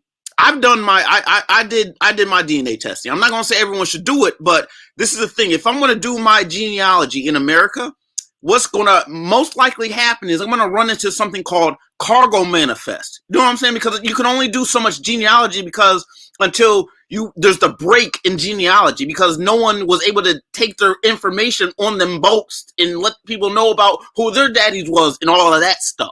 You know what I'm saying? Real oral histories and stuff that we had.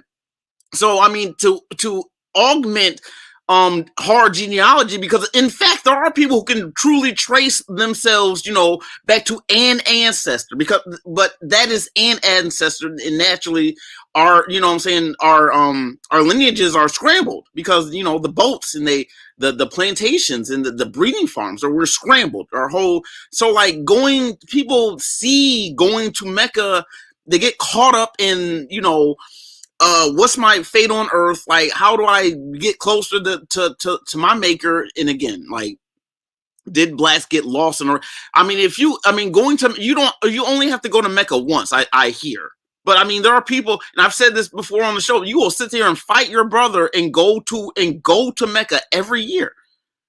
It's and the whole idea that I know that the geographically, Arabia, that geography, and that maybe the Red Sea is just a lake in between, you know what I'm saying, a deep, deep gulf, you know what I'm saying. That's nice and good, to say that, but in the meantime, them peoples is crawling over the peninsula and all them areas outside and all through Egypt and the North Africa. So it's like trying to say that, well, it's Africa is kind of moot. You know what I'm saying? It'll be Africa should we get our stuff together, you know what I'm saying, and outbreed the world. But I mean, that's not even impossible, you know what I'm saying, knowing that it's good to know that, I mean, there's a lot of life going on in Africa. I mean, it's the greatest population of people in the world. If we can slowly but surely just shake it off and just say, nah, just say no to it and just like refute it however you can. There's no reason. I mean, if it means the people in Mecca, you know what I'm saying, lose business because, I'm saying the Africans shouldn't go to, no black people should go there. I mean, you know what I'm saying, rough business. There's no reason for black people to even go to, and it's messed up because I think about a Malcolm X, and I feel like he went to Mecca, but then he really started to open his eyes to what was going on in the organization. He had to make that hard ideological U-turn and say, yo, man, I didn't even know it was like that. Yeah, and he was trying to make that U-turn, and you know what I'm saying, they got him because they was hating. Trying to keep that whole ideological nonsense about what's right and exact. You know what I'm saying? I'm a pass the mic. Yes, sir. Go back and tend to them oxtails eating in the back there. Erzuliism joined us. Erzuliism, what say you to this? Well, all I'm going to say is that all these Abrahamic religions are seeped into African religion, African spirituality. So maybe the reason why we can't shake that shit is because some parts of it connect to us. Because African people and indigenous people always believe in a creator. We're not atheists by nature. So this is one of the reasons, because some of the stories that the Bible thing they derive from Egyptians, if you want to say folklore, and some of the stuff that you read, for example, like if you listen to Abraham married Rebecca, and there's some, if you go back, you could find that same story in I forgot, in Indian culture. And I'm talking about Indians from India.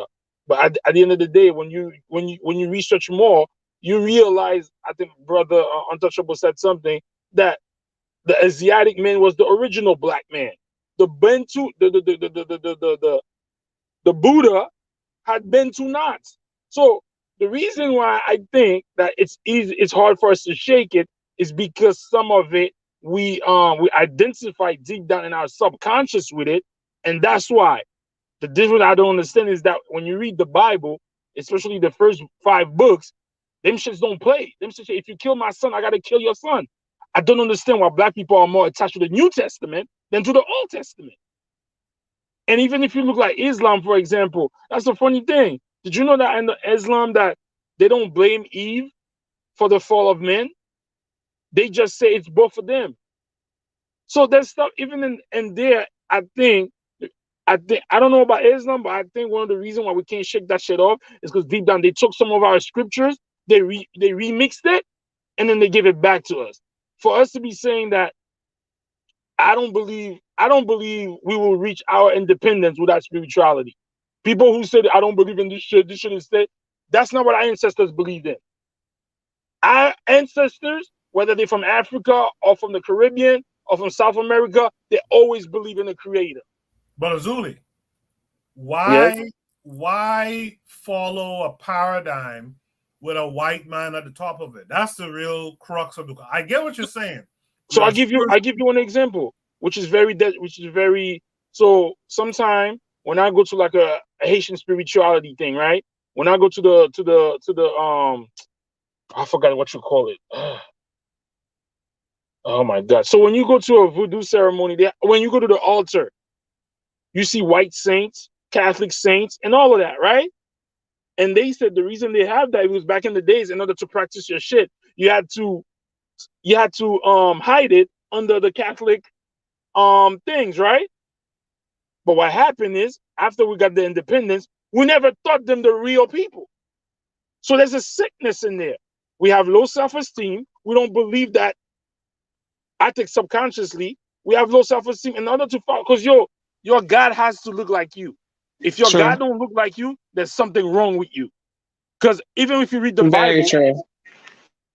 the Bible said, you are created in the image of God. So if I'm created in the image of God, and the black man is supposed to be the first human on earth, how the hell that God is white? But when you speak to those people, you know what they tell you? This is what, oh, God has no color. It's an energy. Nigga, you're a coon. That's what you are. Because even in the Bible said, you created in my image. So if I'm created in your image, that means you should look like me. So I think it's a psychosis. It's a pathology that we have. But I think the reason it is because they took some of our writings and incorporated it into theirs and flipped it like that and tied us into the book. That book is very deadly, bro. That book controls the majority of us, even if we don't want to. So I just think that I don't know how we're gonna fix it, because I think the majority of us are tied to either of these books. And I think I'm gonna play devil's advocate. Y'all gonna say I'm crazy, but I think they believe that we was about to get off that Christian shit, and then they introduced us to Islam. I would like to say something. Oh, sorry. Go ahead. Go ahead. Azuli, why do you say that? Because you know why I say that? Because I think, especially in America, our eyes were beginning to open, and all of a sudden, the Nation of Islam came. I don't trust these people. Because even Malcolm was on some us first, and then he went to Mecca. All of a sudden, we was eating with each other. So Malcolm, you didn't know about the 2,000 years of Arabic slavery? Azuli, no such thing as Arabic slave trade. Okay, well, oh yeah, we spoke about that, but you know what I'm saying. So I'm just before gas. Go ahead. Let's hear what Danger had to add. Yeah, I think thank you for letting me speak. I think another reason I just thought about this, but really Muslims are male identified and very patriarchal. And like white people in general, they operate in a very patriarchal type of way. Like the man does everything and he comes first everything. And I just think every other man, behind white man, just adopted that. And I think it's favorable. Islam is more favorable than Christianity because like Islam and Muslims, they're more centered based on the man first, the man needs come first, and the man is above anything else. And I think a lot of men really gravitate to that idea. And that's why it's like more huge. I don't think it's more dealing with like what's wrong with that? Well, I'm just telling you, this is how all men think. They want to come first, and I think that's why they gravitate towards that more than Christianity. Christianity used to be like that, but Christianity have stopped being like that. And I think that's why a lot of people have lost, a lot of men lost interest in Christianity and they joined Nation of Islam or become Muslim. And I think it's taking them more away from just a white issue. It's more being a male identified society that men gravitate towards. And the Mecca and Arabia is more male centered more than anything else. Let's have from Gas sum up. First of all, Gas, how are you this week? Man, I'm good. I didn't get to have my show because I had to do a lot more research. I try to make sure I come very, very well researched. So I had to double down because I'm trying to. Like Tenzin. Hey, I'm not involved. I'm not getting involved in you and Tan. Tan, come on and come back for Azuli, Tan. Don't let him do this to you like that, Tan. But no, I had to do the research. I got some shows. Remember, I told you guys about the Medu so I want to tie that in with the Moors, and so I got bogged down in a lot of research. So, but next week will be we'll be off running with a big bang. So Yeah, I was looking for thanks your for answer asking. today. Yeah. Look, I'm not a fan of Islam or Christianity. I think black people have to get away from Abrahamic monotheism. It's just me. When linguistically, I can only speak on the research I've done, particularly for Nigeria, West Africa, to a certain context. We were not monotheistic. I was just on another platform. They were talking about the quote unquote Igbo people of Nigeria. And this lie, oh, the Igbos are Jews and all that stuff. It's like, no, they're not. It's just silly. But I think monotheism has a way of creeping in and warping people's minds. So, yeah, I will say this, though. I think we have to ask ourselves, other than conversion by force, which we know that happened on both Christianity and Islam, what were the tangible benefits that Africans had? And in many aspects with Islam kind of provides, with Arabic writing, a form of universal currency and timekeeping for Africans. And I think that's what appeals to them. And the religion, in some of the ways that it's practiced, creates and fosters somewhat of a brotherhood or a sisterhood, where ethnicity is kind of put to the background, and in a way Islam comes to replace ethnicity. So one can be from Bangladesh, one can be from Saudi Arabia, one can be from Nigeria, one can be from Somalia, one can be from Brazil, yet you're all brothers in Islam, right? So it's an interesting theory, as a religion. I think that Africans, again, when we're looking at one of the reasons why they embraced it, we can see some practicality as to, oh, okay, they embraced it for this, this, and this. Is it something that I personally, push for people to join? No, I that's just me. But I will say, I'll end with this. Just because I don't need Christianity or Islam or any sort of monotheism, and that doesn't mean that I'm atheist, right? But just because I don't have to believe in a God, that binary, well, you have to believe in a sole supreme creator God in order to have, concept of deities. Just because I don't believe in that doesn't mean I have to tell other people to engage with me, because what I realized is, like, for example, let me give you something anecdotal. There's a woman, right, who she's Muslim. I believe she's from Trinidad, I believe. And she's at a restaurant that I normally purchase food from. And she's a very lovely lady. Now, I'm not going to have a conversation with her and tell her, Sister Allison, you don't need Islam, because this is the history of how some Muslims behaved in Africa, and there's some sort of Arabic colonialism tied to this. If I strip that from her, or that old lady who's selling me, fried bean fritters in Nigeria, and she prays for me after I give her an extra like $5 tip, and I say, hey, grandma, chill out with the prayers. This guy Jesus might have been, homosexual. Nothing against the homosexuals. I have love for all people, right? If I tell her that guy Jesus might have been homosexual, he might not even have existed.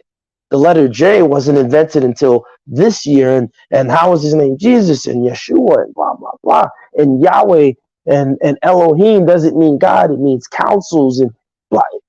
I'm gonna shake her core.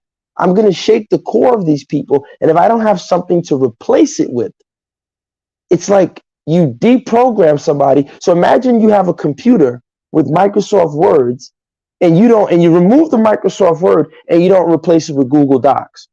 Yet the person has to, type letters. They have to produce, print and do things on a daily basis with their Microsoft Word. but now I've removed that programming and I'm not replacing it with something. Does that make sense to you guys? I get your point, Gas. I will say that we do have the replacements. We do have African spirituality. I think the problem is we don't have the magnitude of the punishment. I think we don't create as much. I think our alternatives probably don't create as much fear as what these people have pushed on us, right? These people talk about a lake of fire. When's the last time you in your life have seen a lake of fire? Right? But in the time that they were writing that bullshit, people were afraid of fire, like really afraid of finding a lake of it, and I'm gonna be in it for eternity. Like, we don't have that fear-mongering thing that they did. And I agree with you. To get them off of that, we're gonna probably have to wean folks off it or be hardline when we get power amongst our people. But we're gonna have to replace that shit because that stuff all in service to this European man. You know? But then, cool. Here's the thing, right? Here's why I push a little bit back. Yes, we need to get people off of it. However, we get them off of it. But when we say African spirituality, remember, African spirituality is not African religion. They're not the same thing. And I think what has happened is people have taken these Orishas, they've taken whatever system that the Egyptian, even next week episode, Medu Neter has never been deciphered, but they go to Egypt and they try to embrace these things and they try to add Christian morality or Abrahamic dogma to it. And it's like, it's not going to pan out. So, I guess, again, what I'm saying is that in many instances, like, again, I'll give you another anecdote. Like my grandfather, right? He's on my father's side. He was a traditional worshiper, right? I hate to use that word worshiper, but he was a voodoo man, for lack of a better term. And his children would laugh at him. Oh, you're just an old, ignorant man. Ha, ha, ha, ha, ha. We went to school. We can read and write. And they would go to church. And they asked him one day, they said, why don't you go to church? Like, trying to mock him. He said, hey, listen, I sit down here, pour my libation, engage with my spirits, and I'm comfortable. You have to change an outfit every Sunday. And if you don't, the people at the church are going to laugh at you. You're spending money, wasting money. I'm comfortable where I'm at, right? So in his, in I guess his village man reasoning, he looked at it and said, no, I don't need it.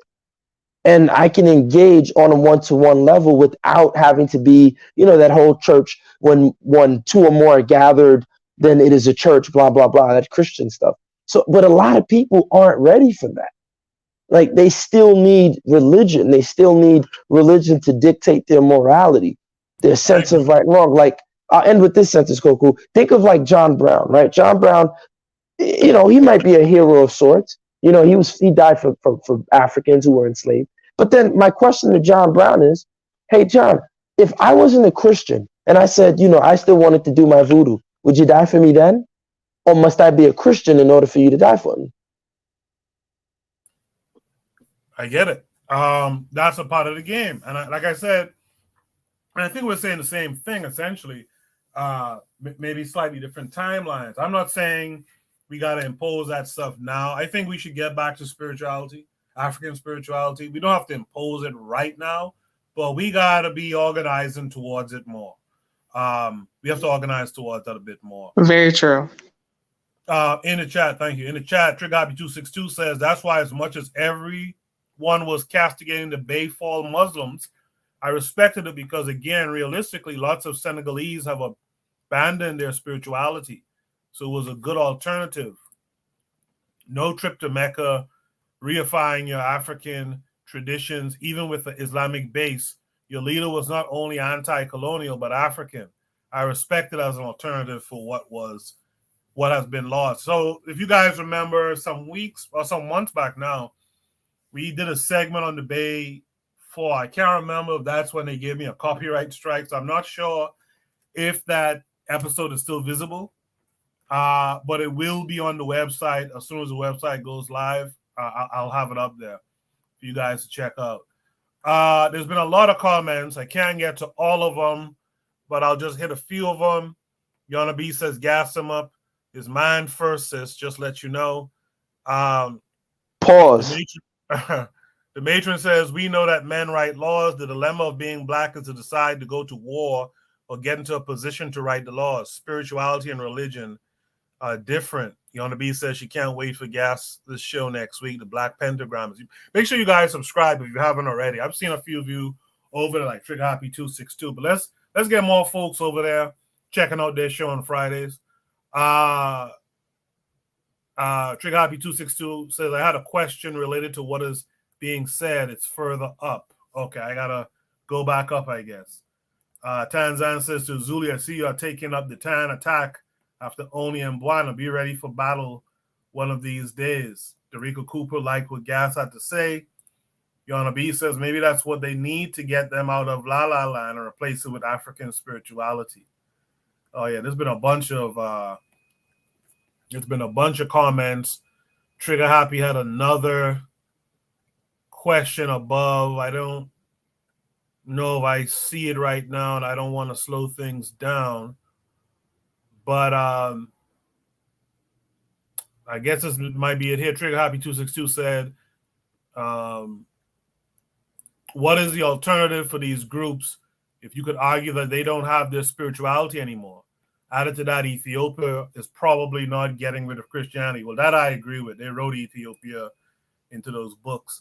And he says, and mind you, this isn't an endorsement of these religions. If you had it my way, we would not have these religions dominate in our countries, but it's just a probing question. And that's kind of, I'll just take a crack at that and say, that's kind of where my mental is. We, first to begin with, we have whole black nations where the national religion is Christianity. How about we start there and get that out of the way, right? How about we go? I think even Haiti, the national religion might be Roman Catholicism, right? I think the thing is to get back to having nations that actually, put an African spirituality at the top. And then, over time, we can start making these Abrahamic religions more of a minority thing. Or we can start to get these Abrahamic religious observers more Africanized, too. I think that's one of the things we don't talk about enough, how if we Africanize or re-Africanize our people, design and create the cultural output that we want, we can start to make these faiths lose their adherence for for our own magic, so to speak. That's a very interesting thing you said. Pardon me? That's a very interesting thing that you said. Okay, speak on it. No, I know. I was kind of like, that's interesting. That's all I had to say about it. Okay. Is there any last words to this prompt? Yeah, I want to say something that was said that I have to do a little pushback. That they said that men joined the Nation of Islam or Islam because it was more male dominated. If you read the book of Christianity, the Bible is more male dominated than anything else. Like I just said, the book of Christianity. And I'm talking about the Bible. I misspoke. Okay. So a lot of men don't go to church because we know a lot of these pastors and these preachers are grifters. That's the main reason why a lot of men don't go to church. The pastor could tell you this and then trying to sleep with your wife here. A lot of men don't go to church not because they want to be first. It's because they have mistrust for all those so-called leaders. Okay. But when you say that a lot of men join Islam or because they want to be men first, it was men patriarchal. I'm gonna push a question. If I'm gonna say this, more the patriarchal society, the patriarchal nations are thriving. So maybe if you weren't too matriarchal, maybe we would have never been enslaved like we are right now. I do apologize for you feeling like that. That wasn't my intention. Let me just say something. You don't have to apologize. I talk like this. There's no need to apologize now. Okay. I'm just saying. You don't have to apologize or nothing. We're just having conversation. I'm not trying to say nothing, but I'm just saying that for like my father, right? Yeah. He sent me to church with my mother. Yeah. He never went to church. And then I would go to the church. I'm like, yo, why this guy don't go to church? You know why he told me one day? These pastors are a bunch of liars. They're telling you this and they're trying to sleep with your wife there. So my father was not. That's what I'm No, saying. A lot of men did that because of that. Because a lot of these pastors are liars, and women are more followers than men. There's more women in the church, more black women that's in very the no, church. but that's very true. That's very true. That's very That's true. what I'm saying. But they also black women also are a male identified group of people as well too. They have favoritism towards black male, or I'm sorry, they have favoritism towards male over females. Now you can they favoritism their son before their daughter. Like that's a given. I'm be honest with you, like I've seen that multiple times. And to go back to the question when you said the male dominant thing, well, another thing with that is a person character. A lot of these pastors you're talking about is their character. If they cannot even commit to the wives that you were saying, if they cannot commit to their personal life, how can they commit to a whole community? A person character travels through any factors and any sectors in their lives. So if a person character of non-commitment to anything they do, it's all across the board. But that's what And I'm saying, sis. Like a lot of yeah, men, we could go to a pastor and we see he on some bullshit. A lot of the yeah. sisters know he's not like that. That men could be bullshit. So I'm not going to a church where my pastor's pretending this, and I But know why he. nobody I never saw call him, him out though? Like why and I no? saw him at the strip club the other day. Because when we call him out, the women say, "Nah, that's not true." Why would you talk about pastor like that? Pastor's a great man. Shorty, I was just at the strip club with him. What are you talking about? But Well, women don't want to believe that. That's what I'm yeah, saying on that. because they are male identified. They identify with the man first before they a woman. So yeah, they gonna take over them. So how Azuli, come they what's don't wrong with the pastor? how come they don't Azuli, identify with their husband when their husband tell them no, that man is a grifter? I know, actually they do. I'm be Azuli, honest with you, actually they I want do. to ask you a question. What's wrong with a pastor at a strip club? What's wrong with a pass out of strip club? Gas, I know you gaslighting, but if your book says it's wrong to be a sexual deviant, then you are. Where does the Bible say I can't go to a strip club? The Bible says you can't be committing adultery. Going to the strip club is adultery, bro. It So is? I'm not No, saying I agree it is no. adultery. I agree with that too. But I mean so everybody will see if the Bible differently. said your gas, the Bible says it's adultery, bro. If that's what you're preaching, and you're at the club, at the strip club, and telling me I'm a sinner, and you're right next to me, bro, what are you doing? That's what I'm saying. You can't be saying, you can't be a hypocrite. That's what I'm saying. You can't be Yeah, talking. I know what you're That's what saying. I'm saying. Yeah. I Gas, understand you. put that on a t-shirt, eh? Gas, I know you're gaslighting. That's a, like Trigger Happy said, that's a bar. Lero said, Lero quoted it. So yeah, put that on a t-shirt and sell that. Danger, go ahead. No, I mean that's all I had to say. That was it. Okay. Thank you. I'll give Trigger Happy 262 that last word. He says, what we need to do is reify our spirituality in countries where it's still present and push for a more Africanized Abrahamism. Because again, that's the situation. I think. Well, let me. I wanted to actually. I was waiting. Let me say this. Can you guys hear me? Actually. Yeah. Go ahead. Okay. What I would say is that what Trigger Happy's question is that we're putting the cart before the horse. The thing that I want people to remember is that when the white man showed up to Africa, right? Pretty much nobody spoke English. Pretty much nobody prayed to his God. Outside of the Ethiopians, nobody was praying to Yahweh or what have you, right? And I mean, of course, obviously, before the white man came, the Muslims did have their own stronghold. But even before the Muslims showed up, nobody was speaking Arab, nobody was so on and so forth. You don't look at the conditions today and say, well, how do I work with these conditions? You know what I mean? That's putting the cart before, and saying, hey, we can't get these people to stop speaking English because they speak English now, like that's putting the cart, like you're putting the cart before the horse in the sense that what we have to recognize, and this is why I wrote this book, is that, it's really all about power. The white man shows up to Africa, or the Arabs show up to Africa, and they say, I don't give a shit what the people were speaking. I don't give a shit what they were believing. This is what they're going to speak, and this is what they're going to believe when they deal with me. And for us as African people, we can't just say, hey, you know what? I see what we're speaking. I see that we speak English now, and I see that we speak Arab now, and I see that we do Islam now, and I see we do Christian now, and therefore let's continue to do it, because that's not what people who really want to embrace power do. Now obviously you don't want to mirror what other people have done, identically or what have you, but we also have to come from the paradigm or from the perspective that what we want to affect in this world, because this world is made of humans who are impacting the world in their own ways, right? If we want to impact the planet, we have to impact the planet based off of what we want the planet to have, So like the same way how I don't like coons, Koku doesn't like coons. A lot of us don't like coons, right? We Yeah. have to push that, like we have to impose that on the world, and we can't just be like, well, there's so many coons already, so you have to say to yourself, look, Exactly. I don't like coons. This is what's going to happen, I like and that. I'll just leave it at Exactly. that. I agree too.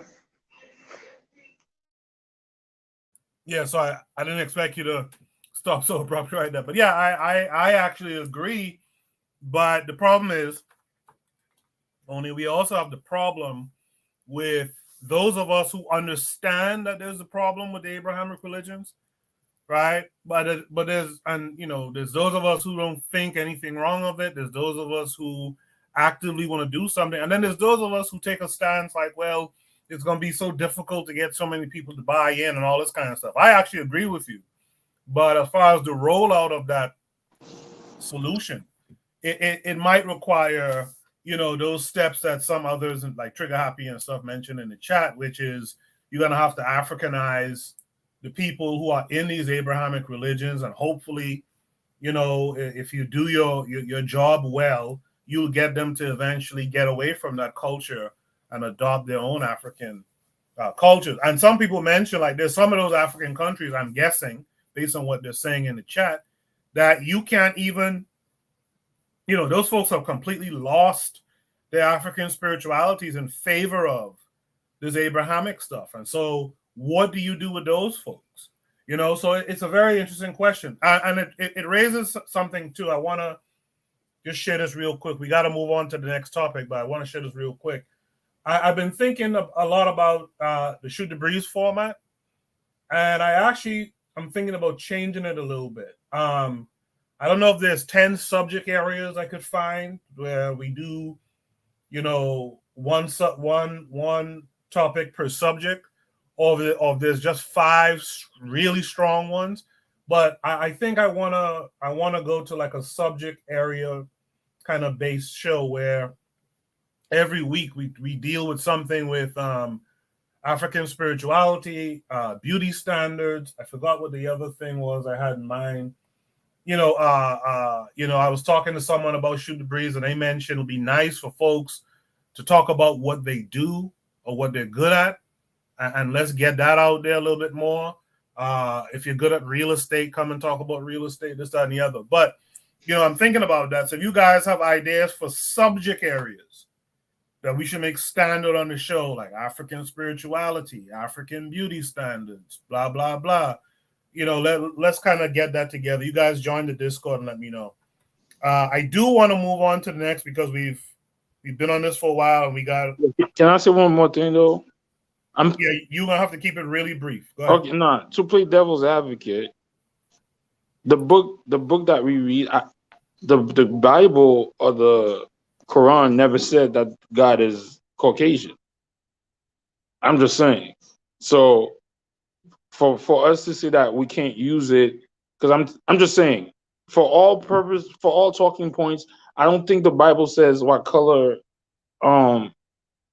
the man is. So that's what I wanted to say.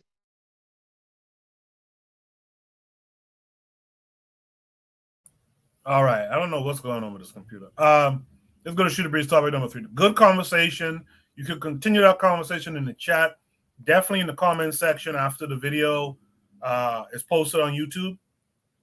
We could continue these conversations. Like I said, African spirituality, African beauty standards. I want to make those like standard subjects that we cover on Shoot the Breeze. I think we need to reinforce African beauty standard. I think we need to reinforce this thinking of returning to African spirituality etc., etc. And you guys could tell me some other subjects that you have in mind as well. Shoot the breeze topic number 3 is there truth behind any of these memes? Are they even funny? Let me see if my computer could do it. Let's go to, let me post this and share the link with you guys. Present. All right. So this takes us to a tweet, which you guys should be able to see. The tweet says, which one actually came first? Which is the quote-unquote parent meme? And it's referring to this meme here, flirting versus harassment. On the left, there's this guy. It says in quotes, that dress looks sexy on you. So that's him saying to a woman, hey, that dress looks sexy on you. That's deemed as flirting. This is an old Bill. Why am I drawing a blank on his name? Bill Burjo, by the way. That dress looks sexy on you from this guy is flirting. That dress looks sexy on you from this guy on the right is harassment. That's a popular meme. And then here's one that says, on the left, it's Rick Ross, the rapper, with his shirt off. And it says above it, put on a shirt, N-word. I'm not going to say the N-word. But on the right is Lizzo, naked. And they call that empowering, right? Here's another meme. On the left is a black man wearing a McDonald's uniform. And under it says broke ass. And on the right, there's a black woman doing the same job pretty much at McDonald's. And it says strong and independent. So that question, we go back to the prompt. Is there truth behind any of these memes? Are they even funny? Let me start with Real Black.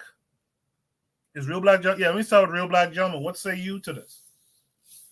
It's like, what I'm saying, it's the contrast and the juxtapositions, and like I was hearing something earlier today about, there's a difference between low energy baby mamas versus high energy single mothers. It's like you're trying to juxtapose things that don't need to be juxtaposed. Like, it's like the trying to find the gap in nuance. You know what I'm saying? If something is nuanced, then there's tightness between it, but you're trying to like find daylight between it.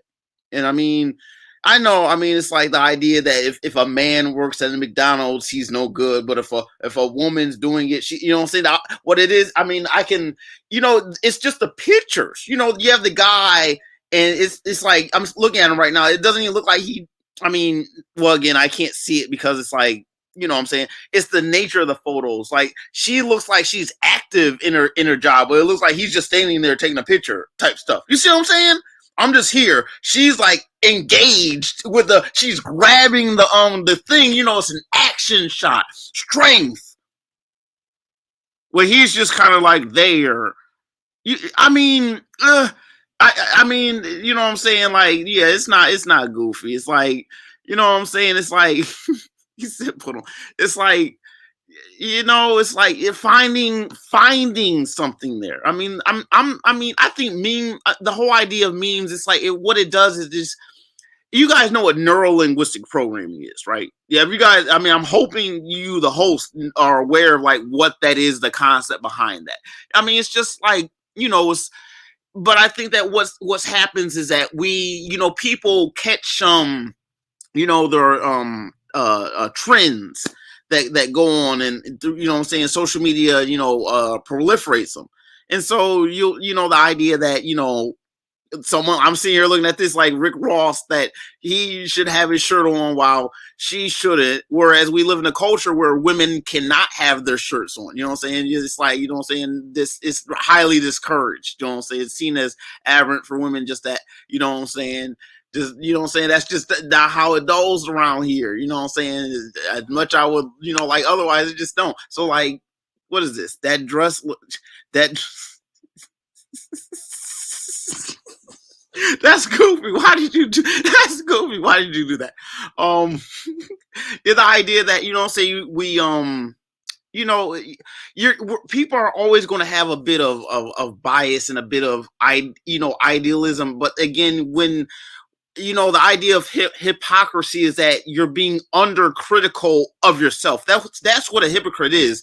Someone who is undercritical, like a hypodermic needle is a needle that goes under the dermis or the skin. A hypocrite is someone who's undercritical of themselves. You know what I'm saying? So like the idea, you know what I'm saying? Like the idea that, a person, neither of those guys should be wearing dresses, right? That's goofy. It's like, but I think that, what I'm saying, it can be, what I'm saying, like, it's not funny unless you try to put humor into it. I mean, you can be upset, but if you kind of don't, you can, it's important to sometimes check your own humor. What you find funny, sometimes you have to think about it and be like, man, that's not really that funny. I shouldn't be out here, you know what I'm saying? In your own heart, be like, that's not what I need to be laughing at.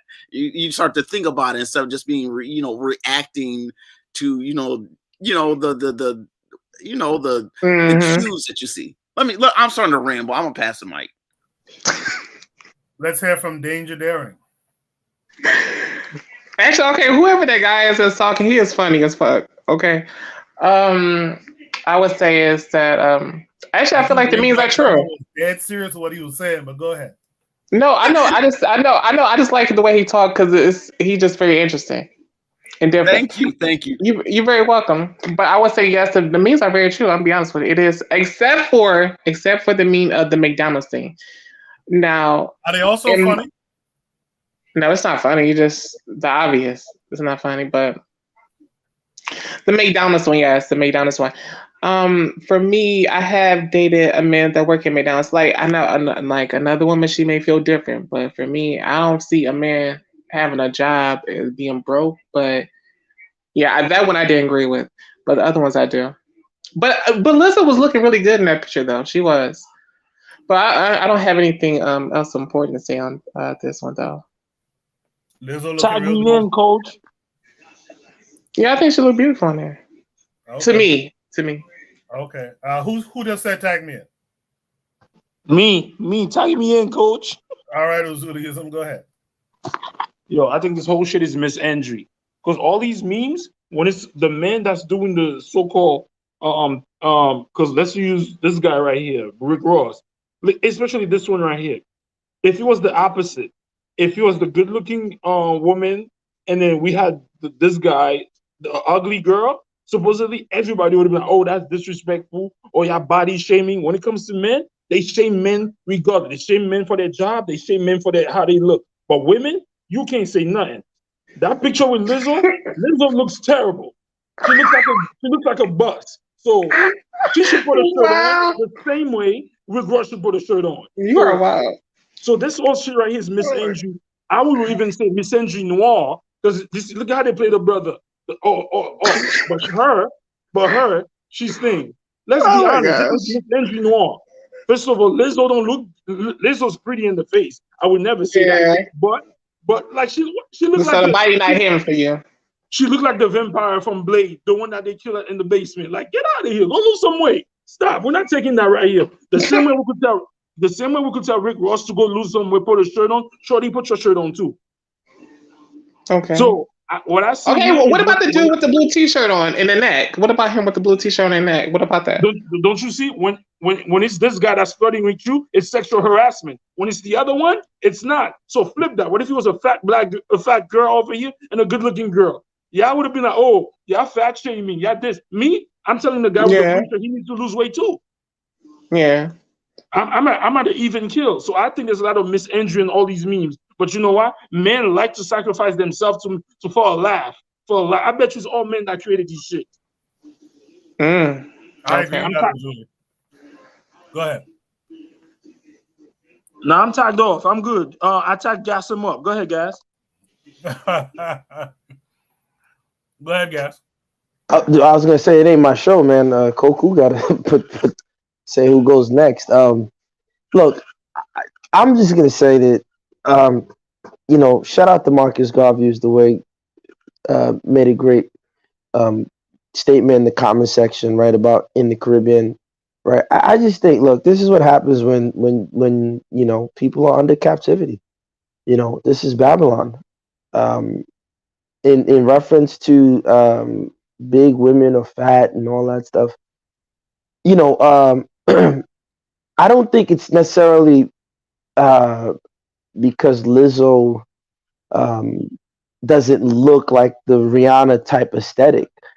I think it's in America. Some women have ugly personalities, right? Because I'll give you an example with the comedian Leslie. I forgot her name.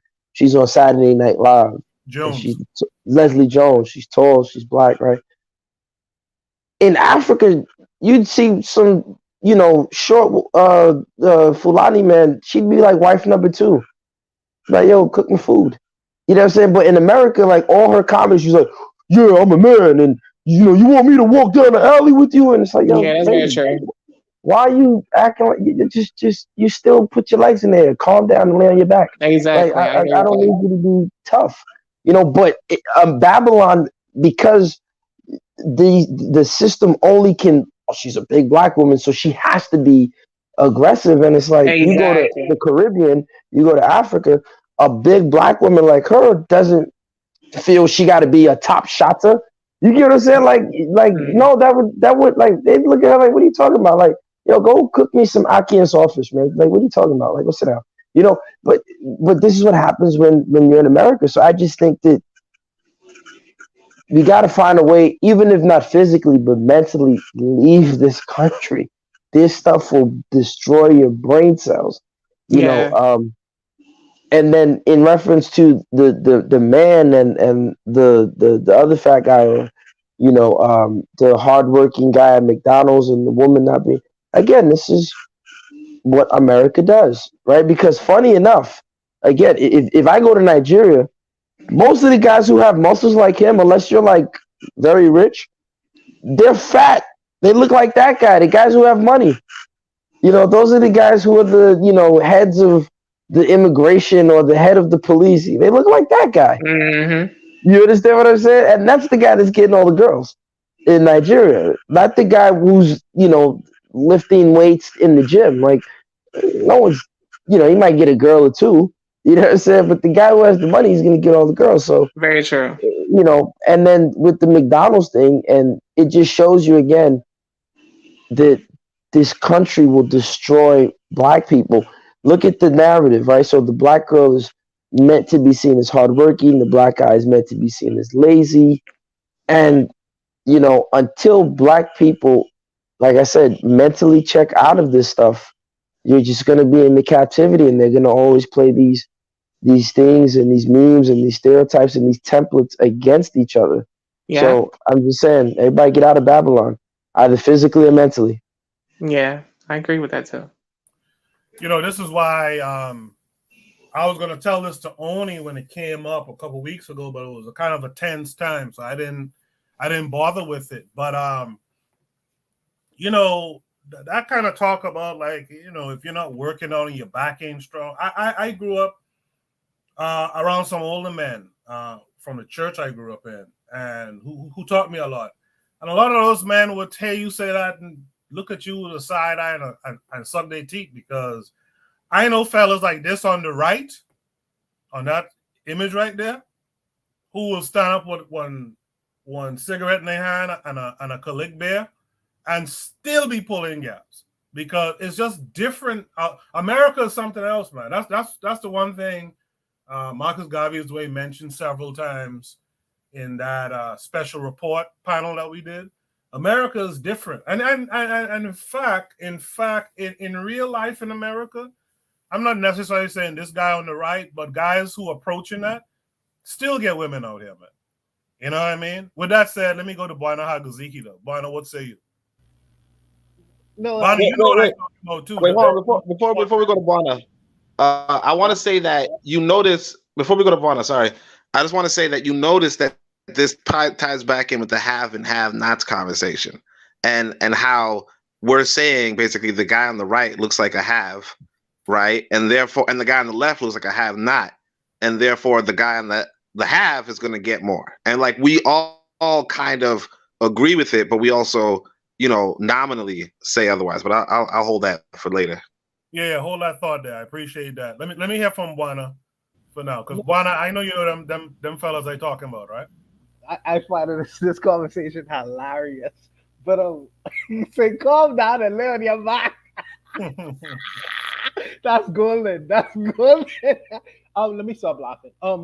Yeah, I when I look at these pictures, I just see it as like a gender what Zuli call it misandry. It's like a gender war. I think your volume is a little low, Buana. Can you hear me now? Can you hear me Yeah. now? Yeah, it's like a gender war out of the subjective, because you could attach your subjective mind and create different ideas of what you see in these images. For instance, um, for this guy on the right and the other guy on the left, right? Now, you know, a woman's what do they say? Women's idea of attraction is not a monolith. It's not a monolith. What one Exactly.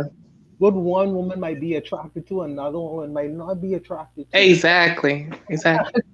So I can't say because my man get a double chin, that means he will be able to pull women. And like you all say, I've known many men who look just like this brother over here. He have a mouth game going on, and he'll be able to pull the most beautiful. And you'll be like, well, how the hell did he Mm-hmm. get? No, that's true though. It's just confidence. It's Because perception. he a simp. He a simp like you. That's why. Maybe, maybe he might be a simp like me. Who knows? But for the other one, and I can get you back with that one. But for the other one, for the other picture, now these people are musicians, right? They've been creating music. Whoever have their mic on, could you cut it, please? Um, yeah, who these guys have been creating music for more than a decade. I don't understand why we as musicians always have to take photos with our clothes off. You are a musician.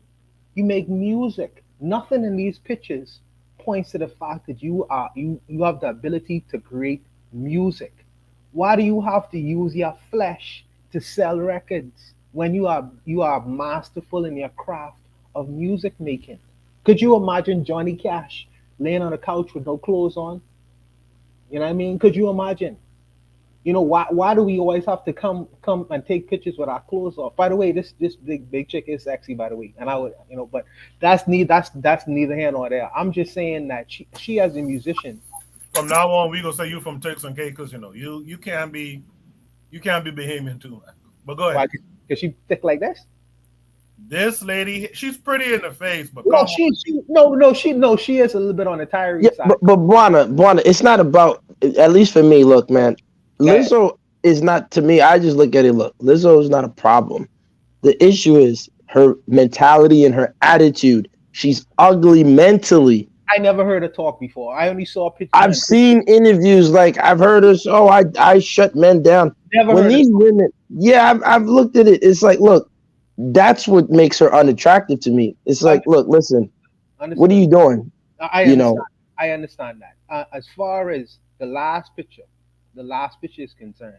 Now, you could take that two ways. You could see that this guy on the depending on where you standing in life, you could see this guy as a black immigrant dude. He have 3 jobs. This is third job for the end of the day. You could see him as a single father who trying to feed his kids by taking on a second job. He got to work at McDonald's. How you look at this picture, you can see how well she's just a well-dressed crack whore trying to get crack and getting a McDonald's wage. It just depends on what you're looking at and where you at. You could attach anything to these pictures you want to.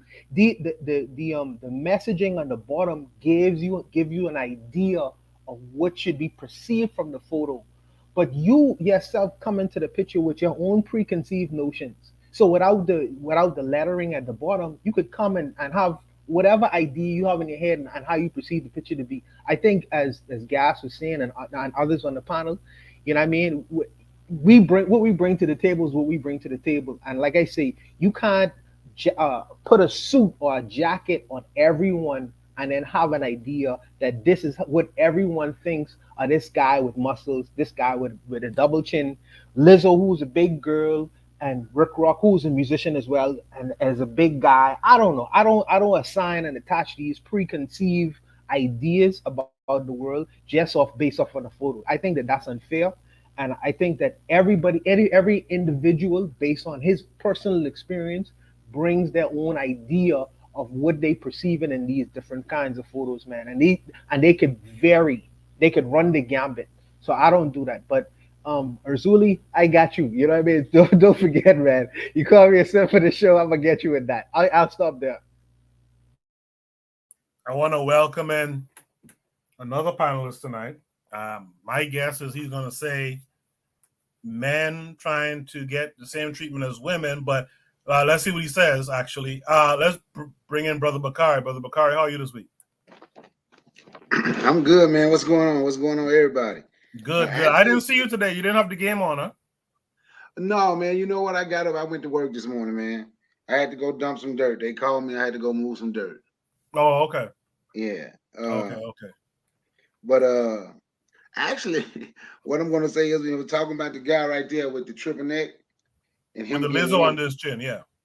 Yeah, with that big chin, right? And you're talking about the big dudes getting women or whatever. I don't know who said it, I forget, but confidence, man.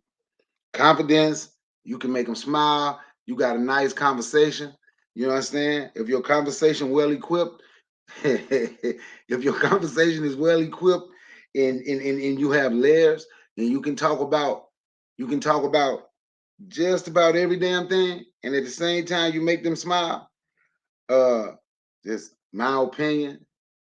That's what it is. A lot of times when some of these big dudes, when some of these big dudes like that get women.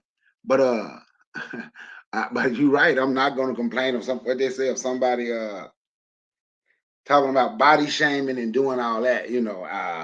They say if it was a woman, the woman would be complaining. I don't know, man. You know me. I don't get caught up. I don't get caught up in that, man.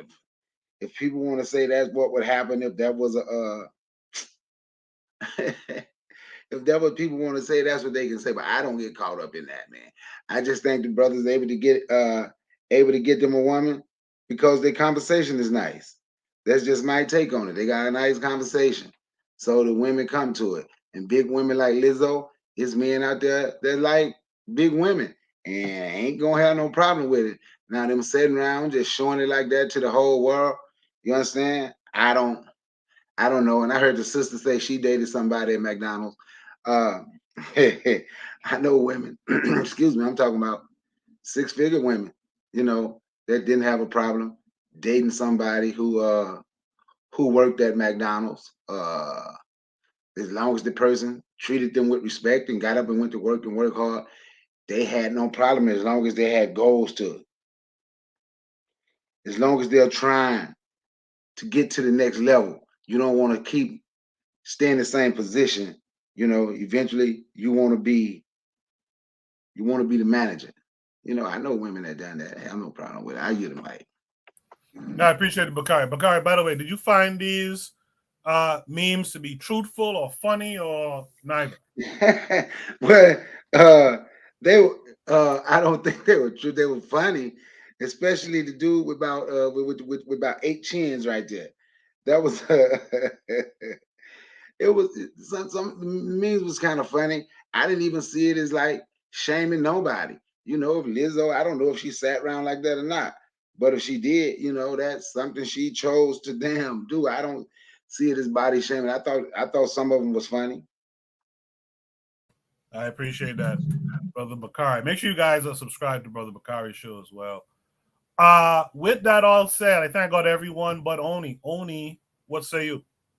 Yeah, so like I said, I mean, so I would say this. I one time took a class, and they were saying, it was like a white class, mostly focused on white women type stuff. And they were like, hey, the white beauty standard has changed over time. Like they were like, Marilyn Monroe was once considered a beautiful woman, and she was like a size 12 or something. I don't know, whatever. She was fairly big, plump, whatever, right?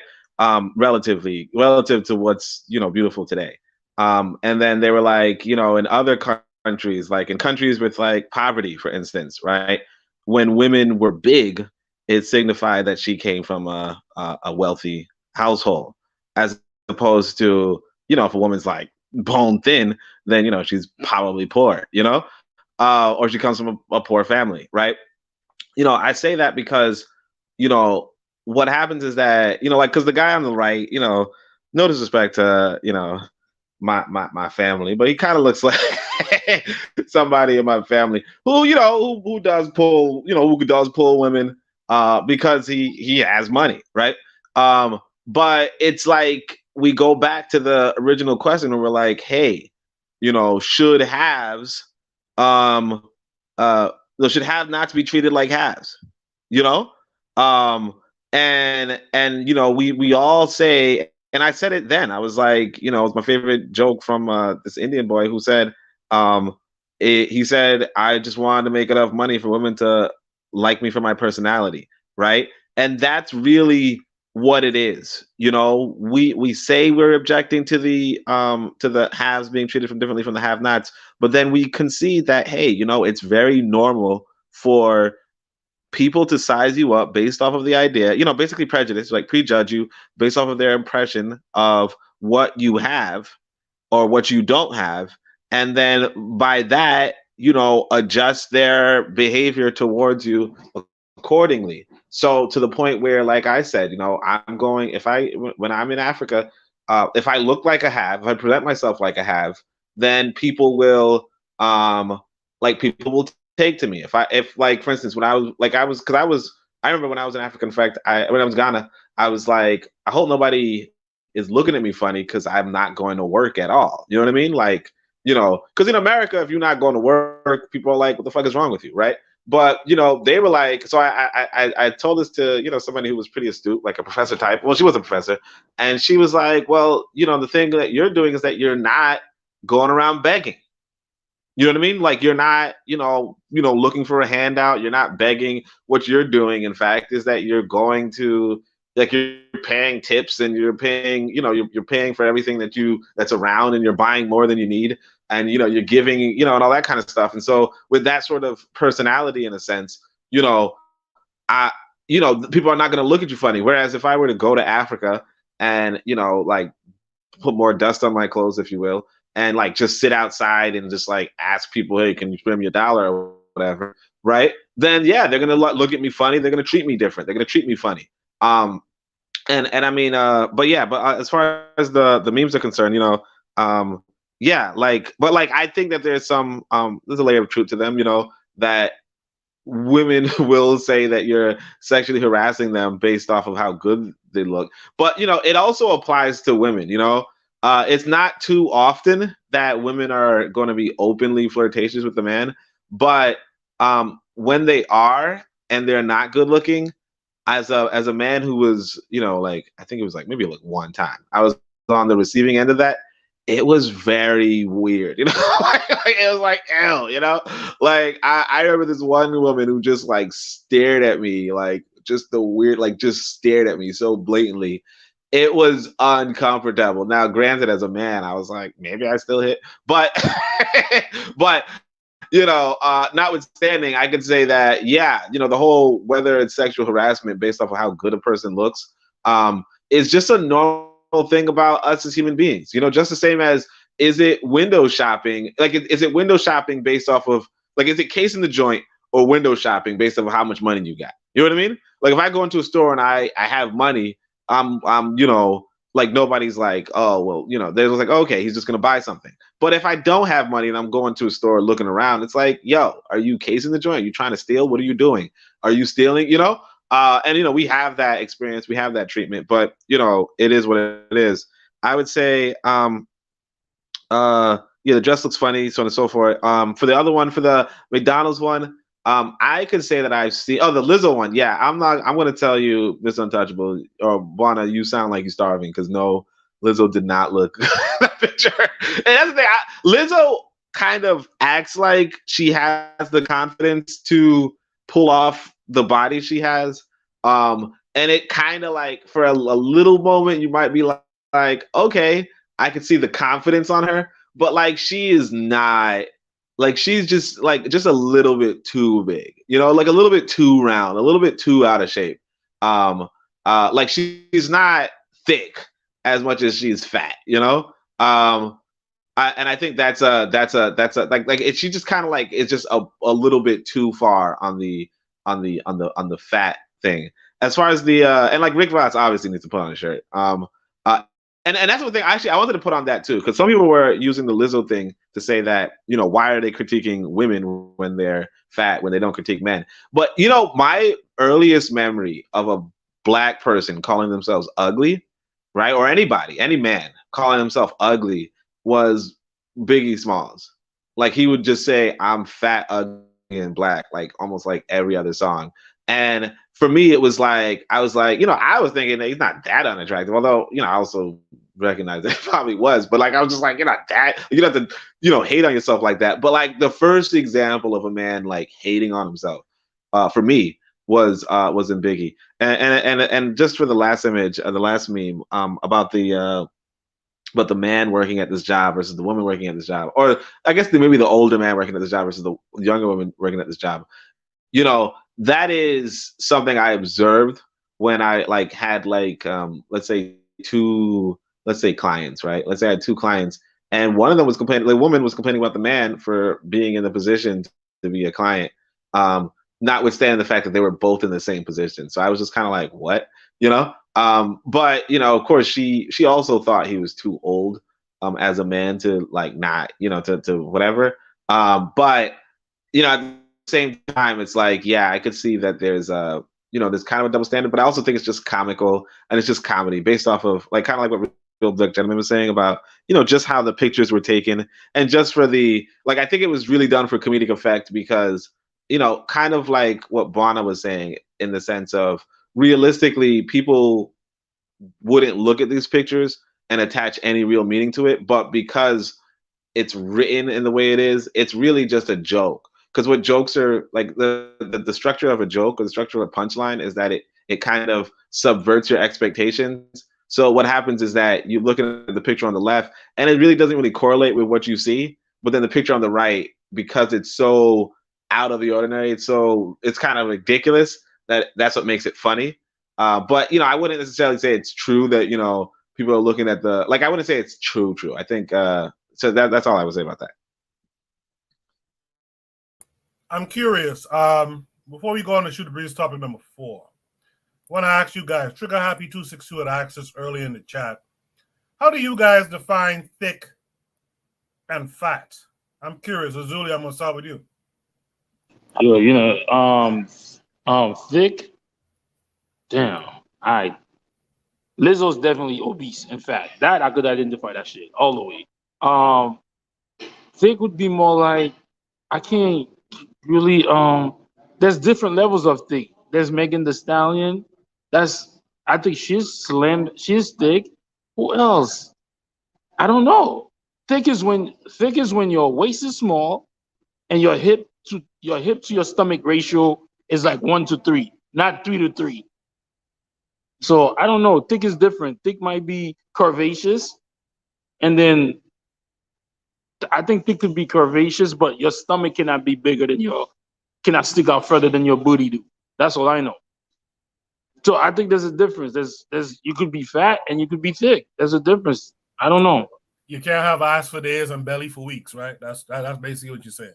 Yeah, yes. You can't buy eyes for this and your week is a month. No, we can't do that. And I want to say something. I just want to point out that in those pictures, I'm not saying that it's okay for a man to be overweight and it's not okay for a woman to. I believe that we all need to work on ourselves to be more healthy. Whether you could pull women off with that fat shit, how long that's gonna last you? 50 years, 60 years? Then you're gonna catch a heart attack and you have cataracts in your eyes. So that's what I'm saying. But I do feel in that there's a lot of misandry in that stuff. That's what I'm saying. But go ahead. Same question to me. Let me ask Danger. What do you consider thick versus fat? Fat is like usually it's obvious, you know. Fat is like just Lizzo? the point. No, Lizzo is fat. She is. I didn't deny she was fat. But she was fat in the first place when I first talked about it. But yes, she is plump. Thick. I would say thick would be like Beyonce, and I would say fat would be like Lizzo. Yes. And with thick, it's more so you have like the extra fat in the hips and the ass and the arms and the breasts. I would say. And I would say fat is more you have the thickness in the stomach, the legs, the ankles, the wrist, the neck. Yeah, you know what I mean. Yes. Okay. Marcus Garvey is the way in the chat says thick is Hottentot Venus shape. Real Black Gentleman in the chat said 36, 24, 36 is classic thick. Real Black Gentleman, talk about it. You can't be skinny and be thick. I mean, you have to actually have like bulk to your frame, like, and I guess thick is bro. You could be skinny. I've seen skinny women with all these. I've seen skinny women who got it though. So no, I mean, I guess that's not how I'm describing it. I'm for me, like if you're skinny, you have weight, you have a different term. For me, it's like thick is like just there's a little less muscle tone than usual, but you're still soft. You still have your proportions. I guess thick, thick is again not having some fat in some places. I think when we're talking about thick, it's like you have a thickness in comfortable places. Exactly. That's what I'm saying. If you're skinny, it's hard to be thick. You can have weight. You can be. I want to use another word. I'm not good with the words right now. But to me, that's thick. I mean, fat. Again, if you have a neck, all that, you have like a double arms and the fat hanging off and jiggling. The drumstick legs, and again, your waist is the same size. You have two. You know what I'm saying? You start to have the fat is fat. I mean, in terms of women. I mean, we're talking, and that's the context of what I'm saying. I'm assuming this is like, it's okay. It's like fat is good. It's good to have some fat. When I sit here and say 36, 24, 36, that's to say like I also said like maybe a little less muscle tone, but a good softness, because thick has to be soft to the touch too. It's not just you know what I'm saying. You can imagine that you can see the softness. That's what thick is. I'm gonna pass. Real Black Gentleman thinks a marshmallow is thick, by the way. I was just gonna go to Brother. Oh, Brother Bakari is here. Brother Bakari, you're a Southern gentleman. What's thick versus fat to you? Okay, first I'm gonna say that 36, 24, 36, that's them white women stuff, but that's just my take. Clarissa Shields is thick. If you watch boxing, hell yeah. Clarissa Shields is thick. Lizzo is fat. Yeah. Now, trust me, I don't get it twisted. I love black women. I've dated a fat woman before. If they cool with me, they cool with me. But she almost killed you, didn't she? No, no. She was good to me. Hey, wait. She's a brick house. 36, 24, 36. That's I would take umbrage to saying that's white stuff. I think that's classic dimension of a good black woman. I'm like Sir Mix-a-Lot, 36, 24, 36. Only if you 5'6". Exactly right. I don't think Clarissa Shields is thick. I think she's athletic though. But Clarissa, you must haven't seen Clarissa Shields. You talking about the boxer? Yes, Clarissa Shields is 5'8". She's Wait. She's 5'8".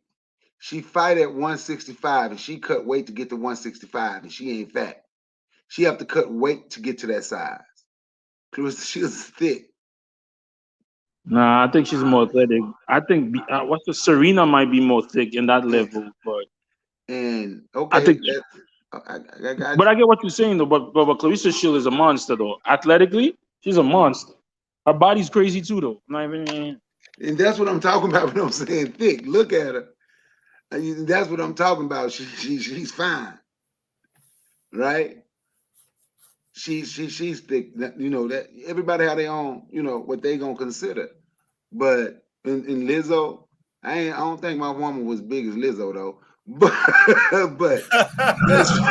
that's Nah, bro. Don't back it up. Nah, she was.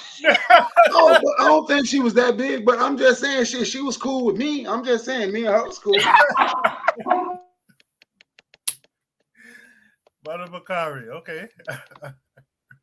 I appreciate that, Brother Bakari. Hey, Yeah, but by the way, watch this. You notice I'm the one who didn't say nothing about Vawani when he said that, right?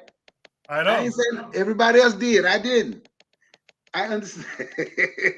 All right. You all like him on the bigger side. Before I continue with the rest, let's keep the follow-up responses brief. But also, this is why I say I want to shoot the breeze where there's set subjects, and I think beauty standards needs to be a set one. I think we really got to talk about this more. We got to come to some consensus, across the board, some ideas of what's thick, what's beautiful, and in terms of blackness. Because Trigger Happy had a good comment in there a second ago. So he says, now you got to be careful. Body shape different in different areas in the black world. Thickness is different in the north of America compared to the south. That's why I was curious to hear what Bakari was going to say, because he's a southern gentleman. So thick to them oftentimes is some real fluffy, kind of curvaceous type thing, right? I'm trying to find the word. I can't think of it right now, but their thick is a little different from, say, a New York thick. Let me hear from Gas Them Up. Gas Them Up, as a Soko man, what is thick versus fat to you? To be honest, I okay, look, I get it, right? With men, thick, this one is thick, but I personally try not to use those things anymore. Thick, right? I'll be honest, thick for me is mentally thick. So that would mean she's a moron. Let me finish, man. Let me finish. That would mean she's a moron. That would mean that the smartest thing that comes out of her mouth is my genitalia. That's thick. Fat would mean, she's retarded and that she has a terrible attitude. So for me, I'm trying. I'm not saying that I don't look at women like, oh, okay, she's beautiful, but it's like Christmas ornaments. You walk down the block, you're going to see another family with the same decoration and blah, blah, blah. I think we got to get past that, because that's how we end up in problems as men. We look at these women. Let me finish. Let me finish. You see, let me finish. Chill out, brother. That's why we get into problems as men. And I'm not excluded from that. But we look at these women and like, oh man, we don't understand. This stuff is painted on, right? It's $55.99 at best. The leggings, the Spanx, the jeggings, the yoga wear, the high heels, and they wear some tight fitting clothes. Like, we got to get past that and start looking at really behavior. We got to really start looking at industrialism. I agree with that. No, let me finish. I'm just being real, because yeah, it's nice to look at, like, but let's be frank. We're men here. If I gave you 15 of the baddest women and say perform tonight, no man here is going to be able to perform. So they can last on their back a lot longer than we can last on top of them. That's just a fact. Exactly. Right? So get to me, you can last. Get some blue chews. Hey, listen, I like my heart. I'm not gonna die like some men on top of a woman, like in The Color Purple. But the point is that I think I'm just saying, I'm just putting it out there for the men and for posterity, for those who watch the playback. Men, we got to get it's great. Like I said, we look at beautiful women, because look, I'll be honest. If you want to talk about thickest women in the world are South African women. Don't believe me? Google it. In terms of those women in South Africa, no one's touching them, right? But we got to get past that and start looking at, forget the thick and all that. Let's get to a stage where we're looking at behavior. Let's get to a stage where we're looking at the people who are willing to conform to community standards and attitude. That's beautiful. So I'm not saying exactly. Wait, I'm gonna be done. My last sentence. Let me say my last sentence, or you can respond. This is my last sentence. I'm not gonna say that Gabrielle Sidibe is I'm personally gonna say, oh, I'm super attracted to her versus a Rihanna. But I will say this: if I had to marry a woman, right, and Gabby's going to be on my team, I'm not saying that I'm probably still I'm a polygamist, so whatever. But at the end of the day, I would marry Gabby and still do my thing with Rihanna if Gabby's going to be on the team and raise the kids right and focus with the community and the family, as opposed to, oh, I got this beautiful bad chick at home and she's burning grits. So you guys get ahead and chase all those so-called thickums if you want. That's why our kids are thick in the head. Shut up, man. Shut up. You lying sucker, Oni. You acting like Oni right now. Shut up. Damn. Wow. You know, the irony is that I was rolling my eyes. Like, I was like, what? Nah, I was rolling my eyes, but okay, all right, me too, I guess. Right, Oni, what is this man talking about? What is this man talking about? We could do two things. We could like him thick and smart as well. You know what I mean? We could, That's what I'm saying. Where Gas is coming from. I understand what Gas is saying. We should not be focused on the outer only, but the outer makes me come talk to you. If the inside is trash, the outer don't mean nothing to me. That's why I understand what Gas is saying. Let's not focus on the outer, because if your inside is trash, I don't care what your outer said. If your inside is beautiful and great, man, all you could be is my best friend. Like, what the fuck? Come on, can we meet? Nah, Gas, I'm ashamed of you today, Gas. Get out of here, man. Gas, I liked what you said. It was very good what you said. Of course you would. Of course you would. Don't be a hater. Don't be a hater. Yeah, my opinion on the difference. let me put a caveat out here, because y'all believe that I date big women. My woman. Yeah, Buana think Jabba the Hutt is thick, but go ahead. My woman. Was that all you learned? What the fuck? My woman is 5'8" at 140. So I ain't worrying about your brothers. What we need receipt. We need receipt, Mr. Untouchable. We don't believe you. Stop. That was the size of her meal. That's a fact. But let me just say this: my belief is thick is Queen Latifah and Monique. That's what I believe thick to be. What I believe fat to be is somebody like Precious. You know what is Gabby Sidibe as Gas described it? And I understand what Gas is saying. You have to look a little bit deeper. But just, based off of the fact that this is a fun conversation alone, and I'll just look at it like that, that's the difference. That's my gauge. That what I consider to be thick is Queen Latifah or Monique. What I consider as fat is Precious. That's the difference for me. So, all right, Oni, you got the last word on it. Well, what's your idea of thick versus fat? Well, all right. First, I want to just say that there is slim thick, and I think slim thick is probably ideal. But outside of that, yeah, Lupita got, she got it done. All right, anyway. But I was gonna summarize it. Thick is South Africa and fat is America. You know what I'm saying? It's not even complicated, nah. But since it's already been said, I guess. Yeah, I mean, realistically, I think everybody was saying that it's really about how curvy you are. Slim thick, however, will be that you have the curves, but you have the curves. Thick is that you have an excess in the curves. But of course, fat is when the curves are lost. So with Lizzo, Lizzo doesn't even have the curves. Let's be honest, right? I don't know where this Monique and I don't know that's just wild to me. But Lizzo doesn't even have the curves. But what happened with Lizzo is that she's kind of shaped like a circle or something. No disrespect to the lady, but in that sense, that's where you would get to fat. Just like with Rick Ross, it's there's different levels to a male's body. But generally speaking, if there's an excess of fat deposits in the stomach, mainly, that's when it's less appealing. Now, obviously, if a woman is curvy on top of everything, there's a degree to which men will overlook the stomach. But then there's the point where, like the sis was saying, when the fat deposits are in, areas that normally don't have fat deposits, ankles and wrists and so forth. And then that's when it's just, you just have an excess of fat.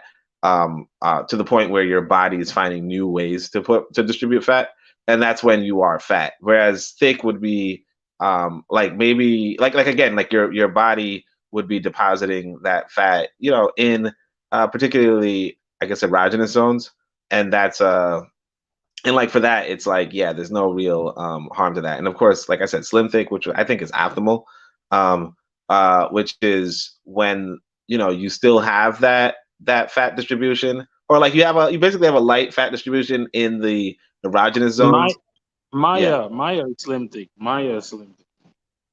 Well, yeah, You know, I feel like a lot of the celebrities, like for instance, like Megan Thee Stallion would be, I feel like would be like slim thick, or I think she's a little bit above that, bro. yeah, she's a little bit above, but like she's like she's there, you know.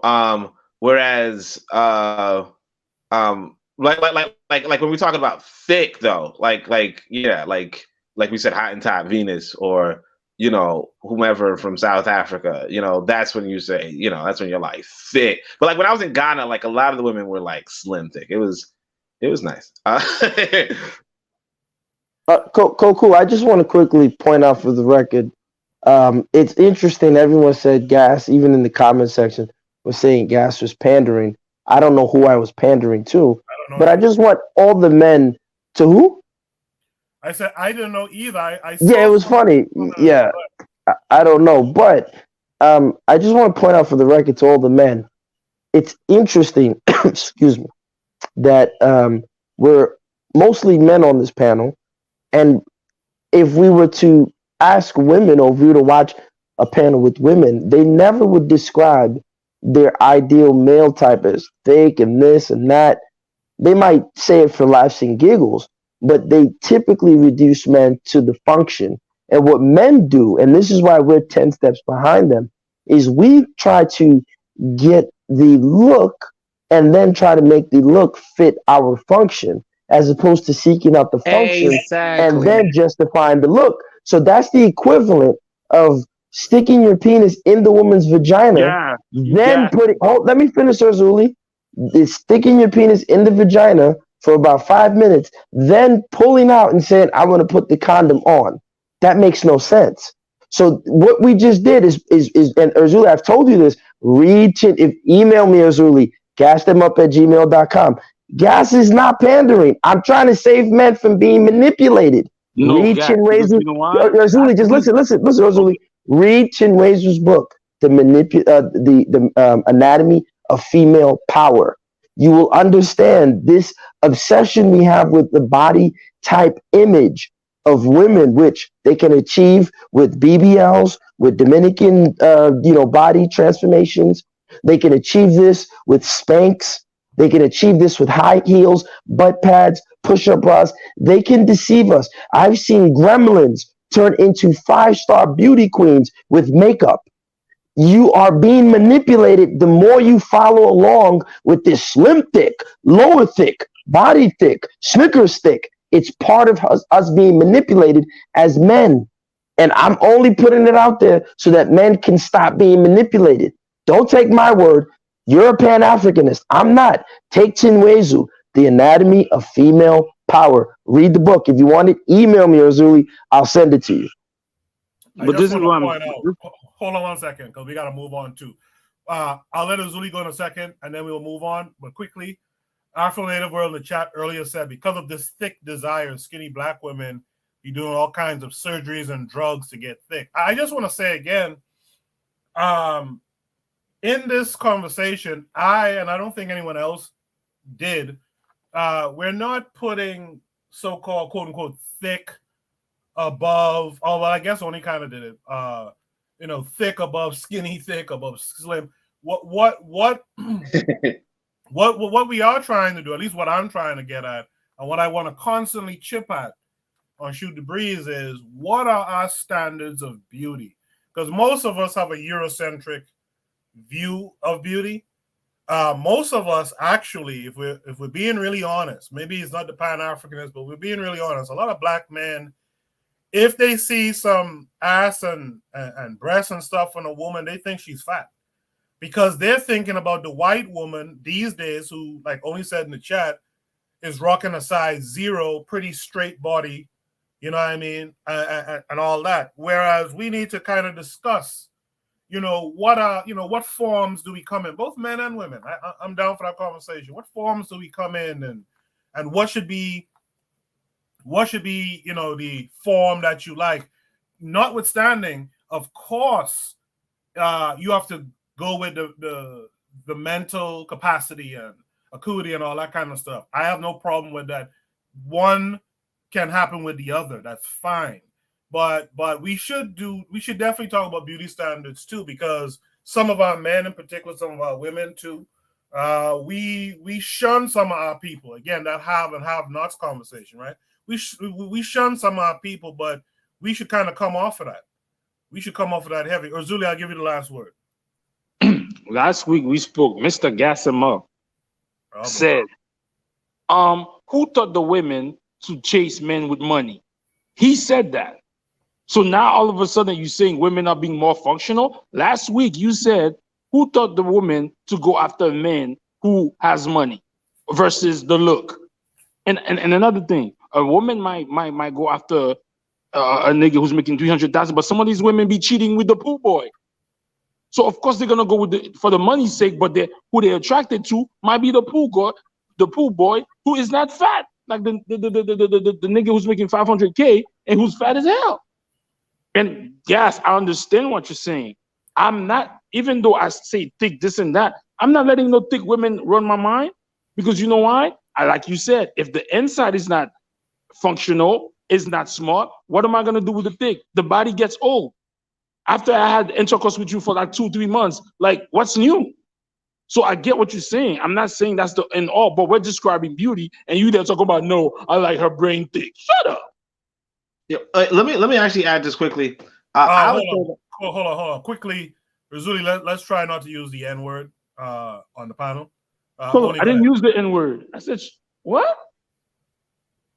All right. Was I the only person who heard that? But go ahead. No, you weren't the only person. But anyway, what I would say is that, I normally wouldn't entertain the question, but just because it's shoot the breeze, I would. But I completely agree that. But I would also say that it's pretty interesting because at one point I was watching a kind of a white program, and the women were like, it was like they had like everybody was, I guess it was role playing. It was role playing game. All right, so everybody was talking about what their character looks like, and the women always describe the height of their character, whereas the men kind of just describe their character. So I think that, and these are women talking about the height of their women, like, oh, she was 6 foot, or she was 5'4", or something like that. And so I think that whereas, I think that women do categorize men based off of their appearance, but mainly about height, whereas men would categorize women mainly about their weight. But that also ties, and that might be just an American thing, but it also ties into how in America, men of higher height are actually valued more, and women of lower weight are valued more, at least especially inside of the white ambiance. And I want to say, actually, I want to just add this. It's really interesting. When I was in high school, and I think this is something that always happens around the country, probably like every high school newspaper all the time, but they would always tell stories of the different beauty standards between the races. And they would say that the Asian likes the thinnest woman, the white person likes the middle, the middle type woman, and the black person likes the thick woman, or the fatter woman. And I don't know if I feel like every freaking high school runs the same story in the same paper, because it's just like a part of the propaganda, the free press and all that kind of stuff. But it is a interesting thing that we just kind of adopted, notwithstanding, and it might just be a part of the socialization, the social program at hand. Yeah, I appreciate that, Oni. In the chat, Marcus McGee has joined us tonight. He said, I told my wife 220 is her limit. She's nowhere near that, though. LOL.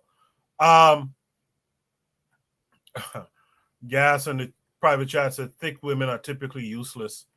Real Black Gentleman says he's 5'9", but his personality is towering. Yeah, short dudes always say their personalities are larger.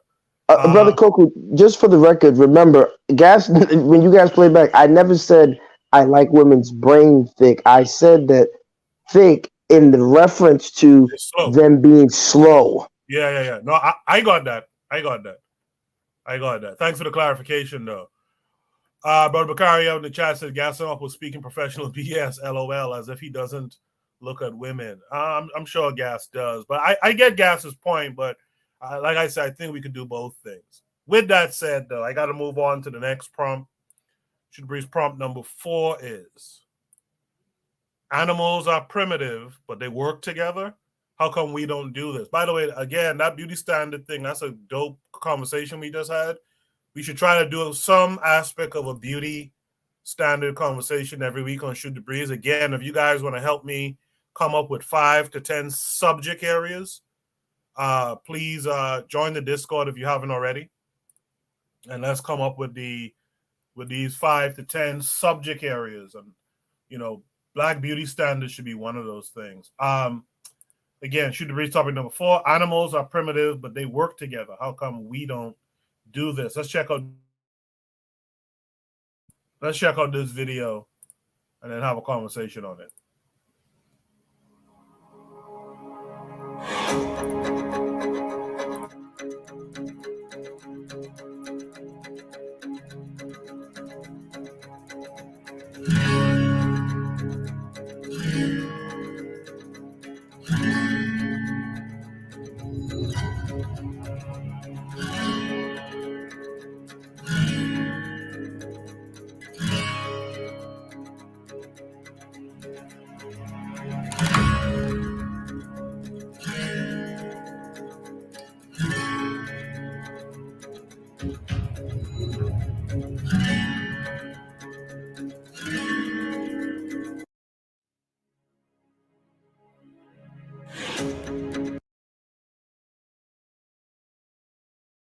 Okay, pretty self-explanatory. Brother Bakari in the chat said those are otters, but they are family with the ferret. Brother Bakari, the prompt says animals are primitive, but they work together. How come we don't do this? What say you to that? Those wild animals see a need to survive. I did 2 shows on the wolf super pack. And the wolf super pack is, you know how wolf packs, they fight one another, right? But they were in an area, Russia and Alaska. They were in an area, and they say, and they also, matter of fact, they had one here, but the one over there was bigger. Was like over here in Yellowstone, 4 packs stopped fighting and came together because prey was getting scarce. In that way, they could survive, right? Or when it was in Russia and Alaska, I think it ended up, I think they said it was like 150 wolves together. They saw a need to survive. That's their survival instinct. We are animals. I like to say humans. We are animals, but we have truly lost the survival instinct in coming together. And we are actually pack animals. That's why we have leaders. That's why we do certain things. We're actually pack animals. But for us as Black people, we tend to get away from the pack because we think it's better. We think it would be easier for us to survive if I'm on my own. We have bought into a system of lies by the people who has been in charge, saying, be independent, do it yourself, when they actually work as a pack. We have lost our pack mentality. I get it, Mike.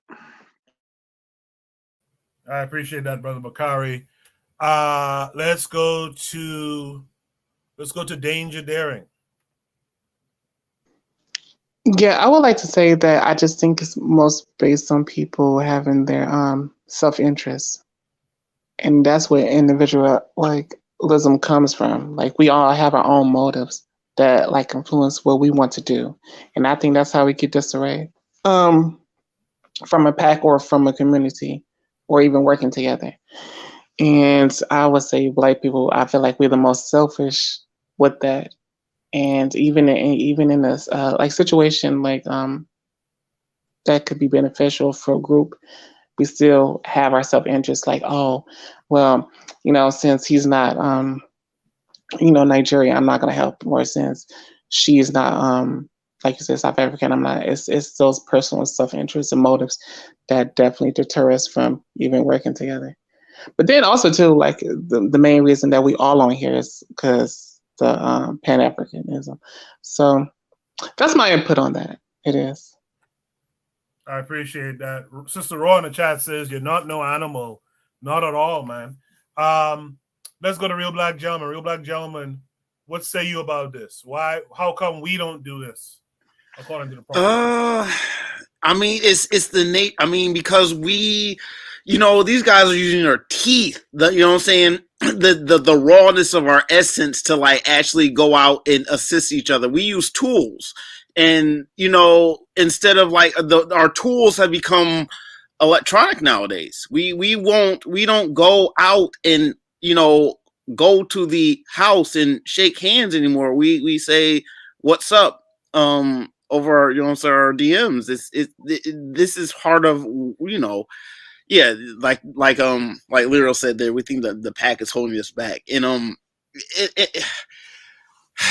you know, the idea of rugged individualism, and you know, you have to do for self, and you know, the bootstraps, and you know, the idea that I'm, you know, you're in you as a person, I'm right here, and there's no other thing for me to be concerned about but the things that are, you know, whatever who's ever like predetermined things. I have to make sure I have my ring. I have to make sure I follow my laws. I have to make sure I'm not breaking, you know what I'm saying? I have to make sure that, you know what I'm saying, I those things basically. You have to make sure that you know what I'm saying, you know, we don't go to jail as a group, we go to jail as individuals. We get punished as individuals. We do, you know, the idea you succeed as an individual, you know, these are all lies in a lot of ways. You know, we don't really succeed as an individual. You know, there was a lot of collective things, you know, the idea that, you know, if black people, you know, want help from, you know, the government, it's a handout in too many cases. Whereas, you know, historically, you know, white people were given all kinds of land, you know, all the land handouts because they work together. You know what I'm saying? It's like we didn't get it being here in America. We never had the opportunity, and even in all the colonies where you know what I'm saying, people were in bondage. We weren't able to like work in packs because that's a gang. You know what I'm saying? Well, of course, but I mean, anytime black people get together, it's insurrection. If it, you know what I'm saying, like that's part of, you know, in this like generational. I mean, I would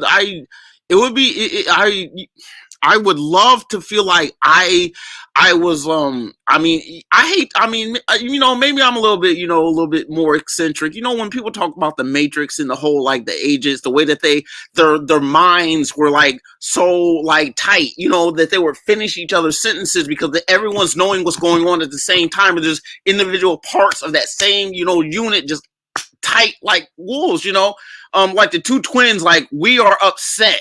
You know what I'm saying? Like we don't have, and part of that is if you're close enough, I mean, with, you know, electricity and instinct, you know, the way, you know what I'm saying, black people could move like a school of fish and just kind of just like go along. And then, you know, as you know what I'm saying, if one of us were to succumb, you know, the greater group would continuously move in a way to defend itself.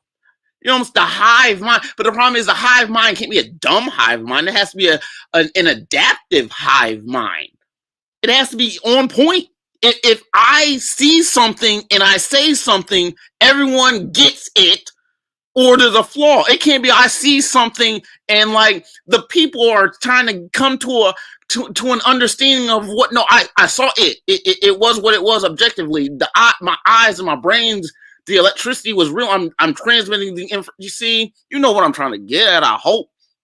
But it's like we've yet to, again, you know, this is why we don't have the sense of like using each other's warmth just to be warm and huddle with each other.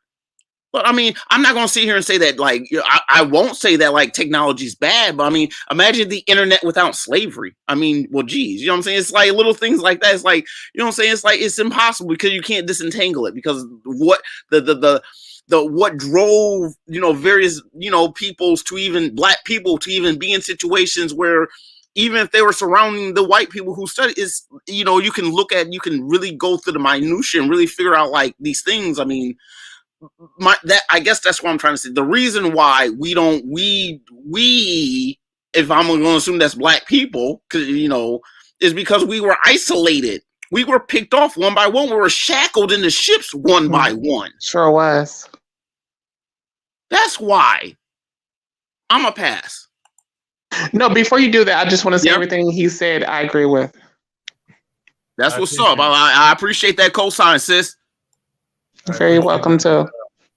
Let's welcome an observing immigrants this week. How are you observing? Also known as Marcus Garvey is the way. I don't know why you have two different names.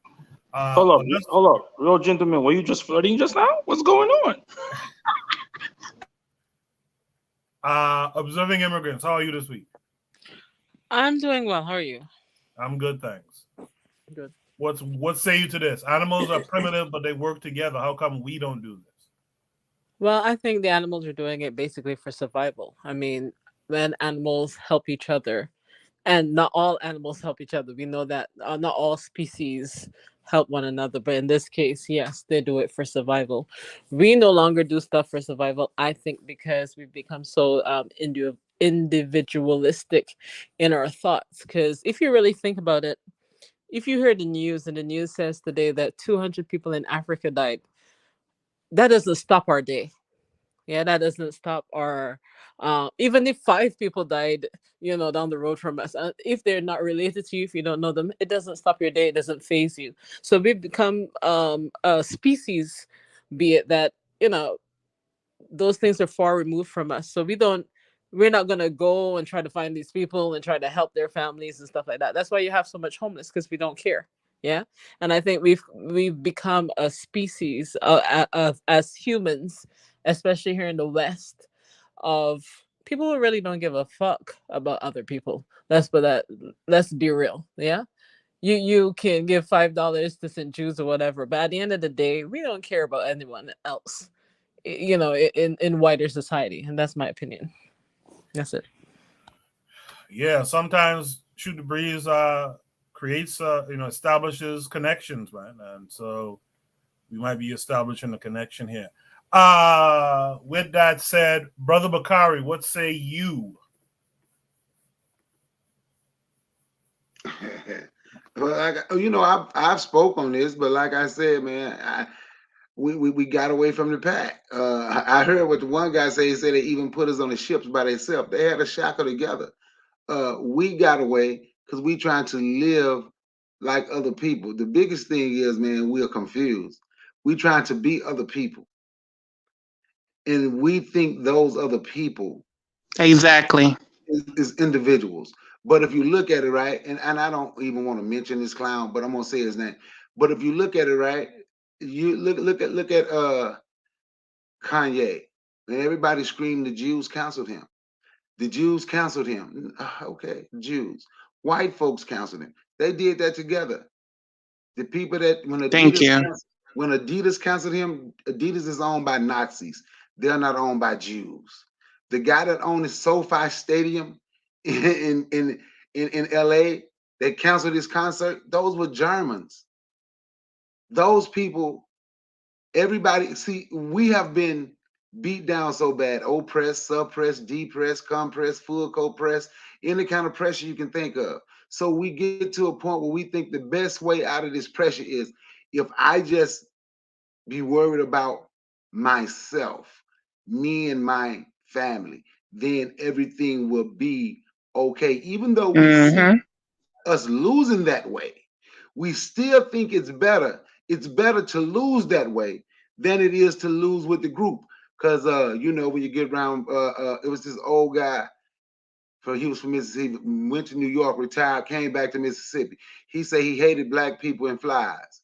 He hated black people more than he hated flies. Both of them get on your nerves, but black people be begging, but he used the N-word, right? So we think if we're in that group, I got to take care of everybody. They gonna ask me for my stuff. We are trying to become hoarders, like the people who never knew how to share anything, right? They never shared nothing. They're sharing now. Not really sharing. They just make sure they maintain their power. But we've been caught up in a system and we just confused completely. And I still rock with shit. We mammals. And when I say we're animals, I'm not saying that to put black people down. I'm not saying that like we're beneath anybody else. I'm just saying that we are actually mammals, right? We're one, and we are pack animals. And if once we want to get back to the pack, we'll we would be able to make strides and build more and do more for the community. Let's hear from Oni. Yeah, so what I would say is, well, I mean, here's the thing. I want to say this, that first off, I think humans do, help you over the fence. I mean, like in a literal sense, like if you are physically struggling to go over a fence, a human would help you go over a fence. I think if we're being honest, one of the reasons why you might not be socially or metaphorically helped over the fence is a lot of times you're not in a position to help other people over a fence. You know what I mean? Or like we think somebody's in the position, kind of like actually, like Brother McCart just brought up Kanye West. Like you might say to yourself, hey, why doesn't Kanye West help one of us? Or like he reached over the fence, why doesn't he help one of us? But you kind of see that this motherfucker he's not really over the fence. He just looked that way. But as soon as he, spoke out of turn or what have you, if you want to say that, people showed, hey, look, this motherfucker's right down there with you. Well, not necessarily with you, but he's not in a position to be like, okay, well, now that you have $1 billion, now that I have $1 billion, here's $1 billion for you, because it was all tied up with the other people, and he never really had it. So, the question, I feel like one of the things with us as a people is that, like I said, we go back to reality type of thing, where we have to look at it and say, well, are we really the otter on the top of the fence? Or is it that these white folk are on the top of the fence? And where a lot of people are just like, hey, white man, can you pull me up? And white man's like, no. Or he's like, sure, I'll pull up you idiots. I mean, I'll pull up the dumbest ones. I'll pull up the people who will rub my feet. I'll pull up the Jay-Z's. I'll pull up the Oprahs. I'll pull up those folk. But as far as like the people that we want to be pulled up, no, he's not gonna, oh, here, Malcolm X, come up here. You know what I'm saying? He's not doing that, Oh, hey, Khalid Muhammad, I see you struggling to get up here. Come up here. No, he's not. White man's not gonna do that. Right. And then, the question is, well, why doesn't, like you say, well, what about if, if she pulls up Kanye West, why don't Kanye West pull up Khalid Muhammad? Because one, if, like, first off, he pulls up Candace. Why don't he pull up? Because Candace don't like Khalid Muhammad. One, but two, even if she did pull up Khalid Muhammad, white boy would know to just kick her off. And that's what they did with Kanye in real time. So what I would say, obviously, in a physical sense, yes, black folk would, like, people would do this. If you trying to get over a fence, people will probably help you over the fence. Like they hold the door for you or whatever, right? But two, on a metaphysical sense, we have to really ask ourselves: are we the otters on the top of the fence, or are we the otters on the bottom, wondering why the alligator or whatever isn't going to pull us up? You know what I mean? Or not even the alligator, but just the other species, the deer or whatever, is not going to pull up the otter. That's what I was saying. Bana, what say you? Yes, sir. I think that people, human beings help each other all the time. I think that if you look at a city like New York City, if people in New York City was doing their own thing, the society, the city itself would cease to function completely. It would come to a halt. And the fact that it doesn't is an indication of how people are working together collectively in that small space to cause that city to run. And the same thing in the Bahamas as well. Black people working together to ensure that the society is functioning. Now you have outliers in every society who want to create their own rules and live by their own rules, and we have a place for them. We put them in jail, or we just leave them alone and let them do their own thing. That's how it works. But I think that collectively, we as human beings, of course, we work together all the time. We do it, and even in dire situations. I've lived in several hurricanes. Some of them was devastating. Mash up the whole country. And I have seen young black men who people would look at as vagrants, and you shouldn't really check for these people. These people are criminals. I see them collectively come together to clean up a neighborhood. In dire time, bring ice to old people. And as far as Haiti, when I saw the earthquake hit Haiti, I see collectively people coming together, even Haitians in Haiti helping Haitians. I've seen people on the outside helping the society. I think people collectively come together to work together all the time. Now, as far as coming together and what we define as help, that might be something different. That might be something different. What do you define as help?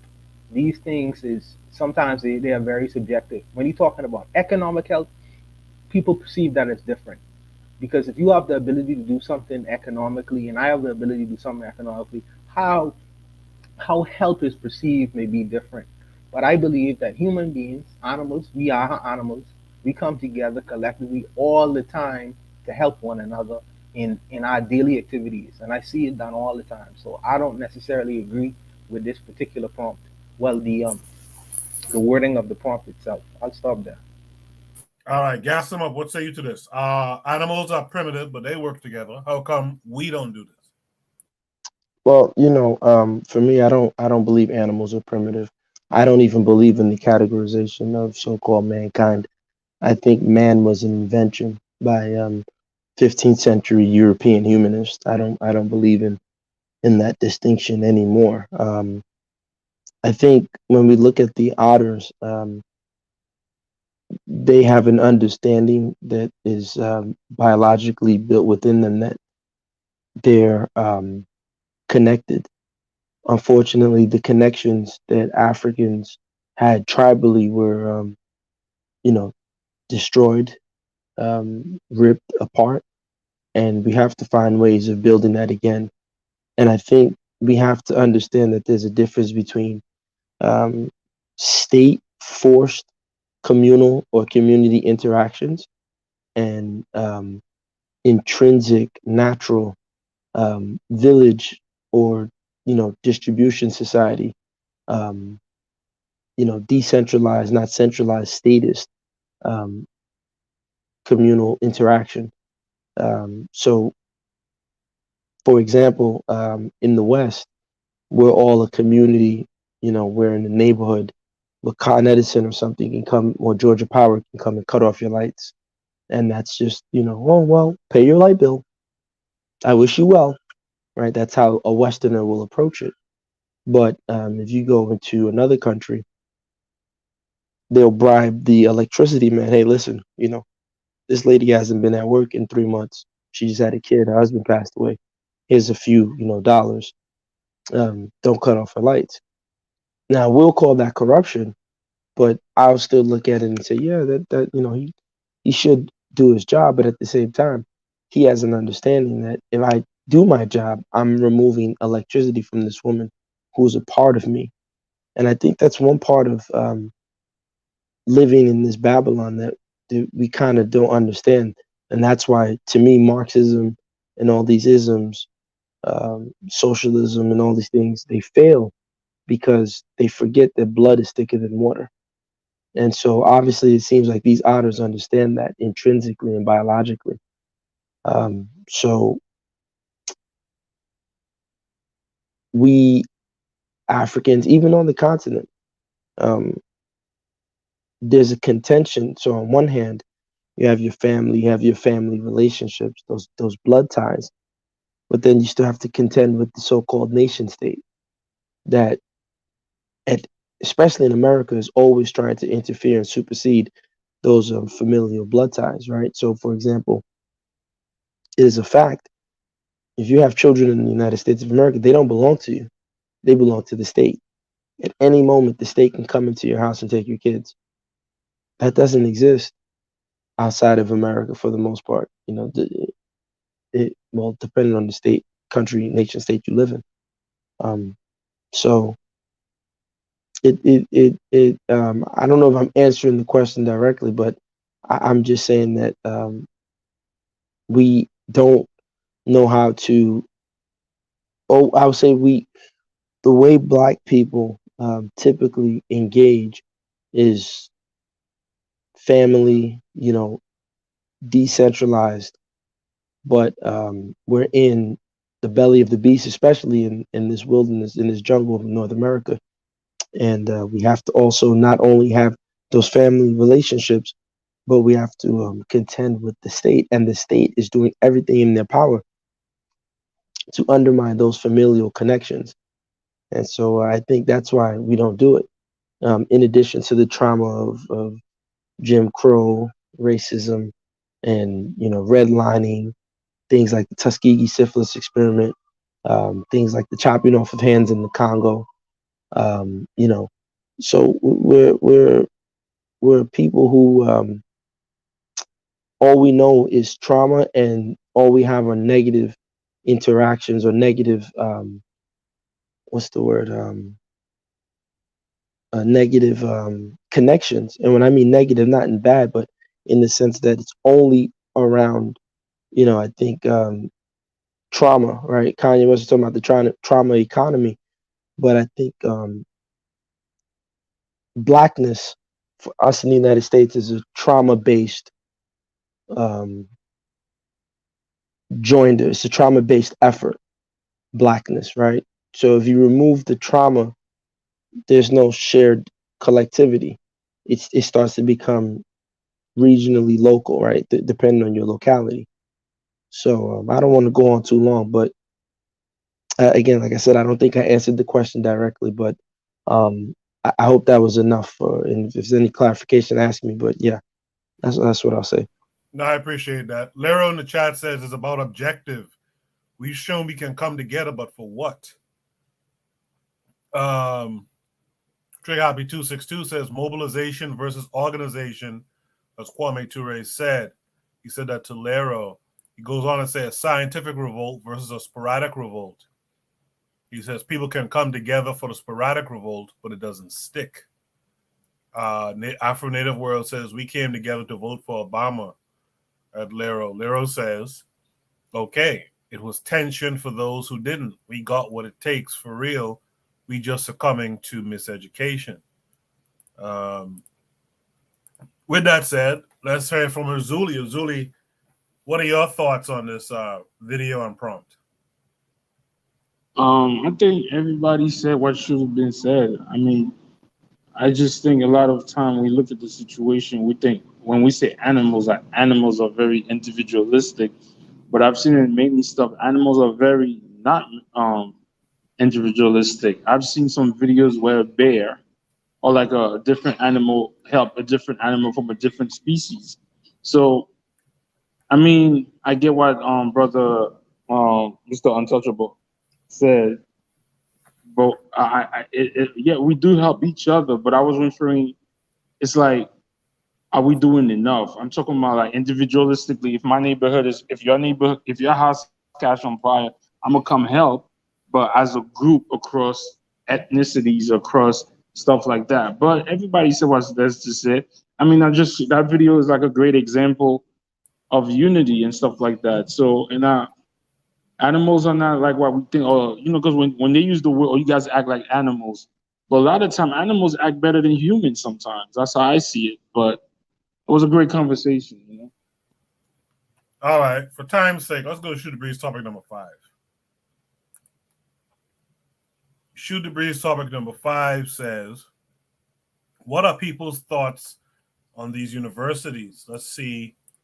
This came with a link. Let's see what it takes us to.